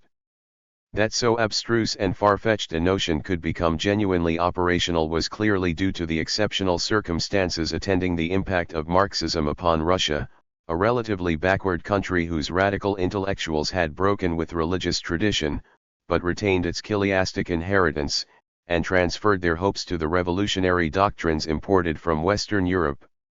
The flow of secularist religious energy, which had almost run dry in the West with the growing disillusionment over the results of the French Revolution, was still sufficiently powerful in the East to revive the utopian or messianic idea at the core of the Marxian system. The outcome was communism, not as the reality of Soviet society, which is simply another instance of modern planned and bureaucratist industrialism, but as the ideology of that society, and more particularly of its ruling elite organized in the Communist Party. The fact that this elite stems directly or indirectly from the radical intelligentsia which made the Bolshevik Revolution, enables the party to bridge the obvious gap between the pre-revolutionary faith and the post-revolutionary accomplishment, though this does not exclude a growing awareness of tension between belief and practice. In this respect, however, the problem facing it is not radically different from that which has confronted all revolutionary movements in modern history, from the Puritans onward, and though one may suspect that it is the official ideology rather than the state which in the end will wither away, this does not necessarily mean that the party cannot adapt itself to a situation where its function is simply to preserve the status quo. Transformations of this kind have occurred before, though admittedly never in a situation where a totalitarian regime operated something like a permanent revolution from above. Yet the exhaustion of the revolutionary dynamic need not entail the disappearance of the party and the conversion of the political elite into an ordinary ruling class without an ideology. Such an outcome indeed is unlikely, at any rate in the short run. Since Soviet society is asserted to be classless by definition, social differentiations cannot become overt beyond a certain point without threatening the moral foundation of the regime. The party as the mediator between the upper and the lower levels of the classless hierarchy retains its importance even after faith in the imminence of full communism has quietly been abandoned, at any rate by those in control of the apparatus. For though the controllers may eventually cease to be doctrinaires and to take their ideology seriously, they cannot dispense with a unifying conception of their own role. In all probability the doctrine of classlessness can be transformed into one of social harmony, especially if the inconvenient concept of class is dropped and replaced by a politically neutral term. Examples of such a procedure are not lacking, and in taking this course the party would anyhow merely pursue its already traditional role of reinterpreting doctrine to fit the circumstances. Where, however, does this leave the link between the Marxian concept of revolution and the communist vision of the classless society? The candid answer must be, nowhere. If the dynamic let loose by the proletarian revolution fails to transform society in such a way as to eliminate the distinction between rulers and ruled, then Marx's doctrine loses both its philosophic sweep and its practical import. In scientific terms this may be a gain, but it signifies the failure of the attempt to unify critical thought and political practice. This conclusion holds also in the face of those democratic socialist versions of Marxism which are free from totalitarian tendencies and independent of the Soviet model. Socialist planning as the sine qua non of rational political organization in a modern democracy is a perfectly valid conception, but no substitute for a unified worldview transcending the political sphere. A doctrine which demonstrates no more than the likelihood of a planned society taking the place of an unplanned one, is not a critical theory in the original Marxian sense of the term. The latter stands and falls with the belief that human action can bring about the end of prehistory. Unless this claim is made good, the socialist revolution cannot be regarded as a radical break with the past. To the pragmatic outlook of the modern socialist movement this conclusion may come as no great surprise, but it spells the dissolution of the Marxian synthesis and the end of the eschatological hopes embodied in it. Conclusion. In his lectures on the philosophy of history, Hegel expounded the thesis that philosophy supplies the general criteria for the understanding of the march of events through time. The meaning of history is disclosed to an intellect who has mastered the most general categories available to man in his capacity as a reflective being. In this role he transcends the accidents of age and locality, and places himself at the level of the historical process itself. Man therefore is able, provided his concepts are of sufficient generality, to take in at a glance the whole of his past and to envisage the future. Man here is generic man, the embodiment of mankind as a whole, and his understanding relates not to this or that aspect of history, but to the goal of the process itself. In attaining this insight, philosophy rises to a comprehension of past and present reality, now seen to incorporate the rational principle which strives to bring existence into conformity with its own essence. Hegel, however, held that this end had already been achieved and that the struggle was over. In contrast, Marx reasserted the revolutionary credo which measured progress by the fulfillment of its ultimate aims, liberty and autonomy. His generic man, who is also autonomous man, attains true status only in a realm of freedom which has left Hegel's rational state behind, and brought to a close the reign of constraint and the tyranny of material necessity. This realm is the classless society. In envisioning it, Marx, by an unconscious stroke of genius, combined the romantic longing for natural harmony with the idealized image of the classical polis. This image, as transmitted in European literature, belonged by tradition to the heritage of an aristocratic humanism and liberalism which had never seriously made contact with political life until the French Revolution hurled the radical leaders of the Enlightenment upon the stage. Because the revolutionaries strove, however unsuccessfully, to translate the radical program into reality, Marx, and following him all genuine Marxists, regarded their brief reign as a turning point in history and the true opening of the modern age. They did not extend a comparable welcome to the English and American revolutions of the 17th and 18th centuries, for all that they were equally decisive in bringing the modern world into being, because they had not been accompanied by a parallel emancipation from the theological worldview. In the Marxian perspective, the attainment of freedom implies the adoption of a this worldly standpoint. Because in the later 19th century this problem acquired decisive importance for the Russian intelligentsia which had entered into the French revolutionary inheritance, Marxism in Russia became a creed, whereas in Germany it had to content itself with the status of a philosophy. Germany, though traditionally the home of metaphysical speculation, had made its break with medievalism in a more gradual fashion, and German social democracy for this reason adopted a more tolerant attitude towards religion. In its classic, or German, phase, Marxism therefore lacked the revolutionary drive and the totalitarian character it was to acquire in Russia. In the conventional view shared by Marxists as well as others, this development is to be viewed as an aspect of the rise of 19th century capitalism. On this reading, Marxism is both a theory of the Industrial Revolution in its European phase, and an ideology of the socialist movement during the struggle for democracy. While plausible enough so far as it goes, this interpretation falls short of explaining what it was that made Marxism the instrument of total revolution and reconstruction on Russian soil.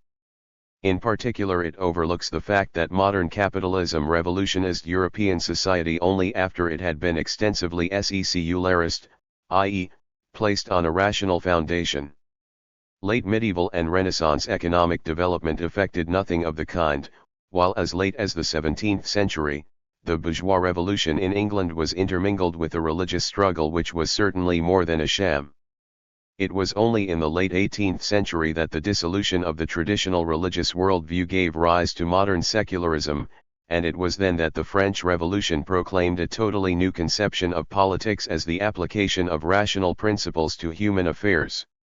This breakthrough has determined the entire history of 19th century Europe, and placed its stamp upon liberalism and socialism alike. These two movements, for all their antithetical views of society, are ideological twins. They arise almost simultaneously from the intellectual crisis at the opening of the century. At first, liberalism, through its association with the now briefly triumphant middle class, is better able to exploit the forces unleashed by the Industrial Revolution, Later it is overtaken by socialism, which fastens upon the revolt of the proletariat. But the two strains are intermingled from the start, and nowhere more so than in Marxism, which affirms the fulfillment of the common humanist program. It is only with the transformation of Russian communism into the official ideology of a totalitarian regime that Marxism is really wrenched out of this context and divorced from its West European origins, and the reaction to this development within the communist camp itself promptly gives rise to a new form of revisionism, which once more seeks to recapture the libertarian spirit of the original socialist message. But though in Eastern Europe it became the instrument and the ideology of total revolution, Marxism also functioned as the theory of the socialist labor movement, whose aims were more limited and practical than the goals proclaimed in philosophy. And thirdly, it provided the causal explanation derived from classical economics of a process which actually transformed the structure of society all over the world. As such, it breathed life into sociology and fused economic theory with its own peculiar doctrine of historical stages. The fusion, however, operates at a level which takes for granted, as did contemporary liberalism, the permanence of those very arrangements which were challenged by the social revolution, Western hegemony, bourgeois civilization, and the rule of law. Hence in the 20th century Marxism suffers the fate of liberalism. It is found wanting as a theory of post-bourgeois society, which no longer has a single center, and whose increasingly rigid structures resist the drive towards social equality and the unification of physical and intellectual labor. In the light of these conditions, Marx's humanism comes to appear utopian, while his political program is travestied by totalitarian regimes in the pre-industrial hinterland of the modern world. The supposed totality of communism reveals itself as a grotesque distortion of industrial society, as it exists everywhere of necessity under the conditions of the modern age. At the same time, the reduction of democratic socialism to the modest dimensions of an essay in economic planning destroys the mystique of a movement which had identified its coming triumph with the emancipation of mankind from the reign of bondage. Hence Marxism, originally conceived as the union of theory and practice, now confronts the dilemma experienced by philosophy from its beginning. It too becomes the repository of ideals and values not attained in actuality, and perhaps not capable of attainment. Socialism joins liberalism as an attempt to salvage the original humanist program under conditions hostile to liberty and equality alike. The planned and centralist society of our time offers fewer opportunities to radicals of either species than did the bourgeois 19th century, though it speeds the rate of technological advance and does away with the grosser material obstacles to human progress. Freedom, so far from reigning unchallenged, is threatened in its very birthplace, while rationality is shown to be compatible with despotism. In this prolonged retreat from the certainties of the liberal era, Marxism disintegrates as a system, though it conserves its importance as a tool of analysis. Paradoxically, its sharpest edge is now turned against the illusory claims made on its behalf by regimes which purport to represent the fulfillment of its aims. In looking back upon the century which gave rise to this movement against the established order, we are today less struck by its revolutionary character than by its profound though unconscious conformity with the established principles of the age. The great divide of two world wars, the Russian Revolution, and the rise of totalitarianism in its various forms, has cut us off from an era in which the basic certainties of liberal bourgeois culture were taken for granted even by its opponents. Marx and Mill have more in common with each other than either has with the representative thinkers of the next generation, let alone those of our own troubled age. The basic assumptions of the mid-19th century reflect the self-confidence of a civilization whose radical critics still adhered to ideas and values which have become genuinely problematic only since 1914. By present-day standards, the Victorian age must be reckoned one of almost unparalleled stability, at any rate for the middle class, and the critics of that class still belong to it, even if they were not, like Engels, actually members of the industrial bourgeoisie itself. A certain simplicity and solidity is characteristic of them all. Even their most revolutionary pronouncements take the form of an extrapolation from the unquestioned certitudes of the time: freedom, autonomy, rationality, democracy. The great upheaval of the French Revolution had been absorbed, the greater Russian cataclysm was barely on the horizon, and was expected to reaffirm what the world had been taught by France, not to inaugurate a wholly new era. It is this combination of a fundamental certainty, even complacency, with radical ideas and strivings, that sets its seal on what may now in retrospect be called the golden age of the European bourgeoisie.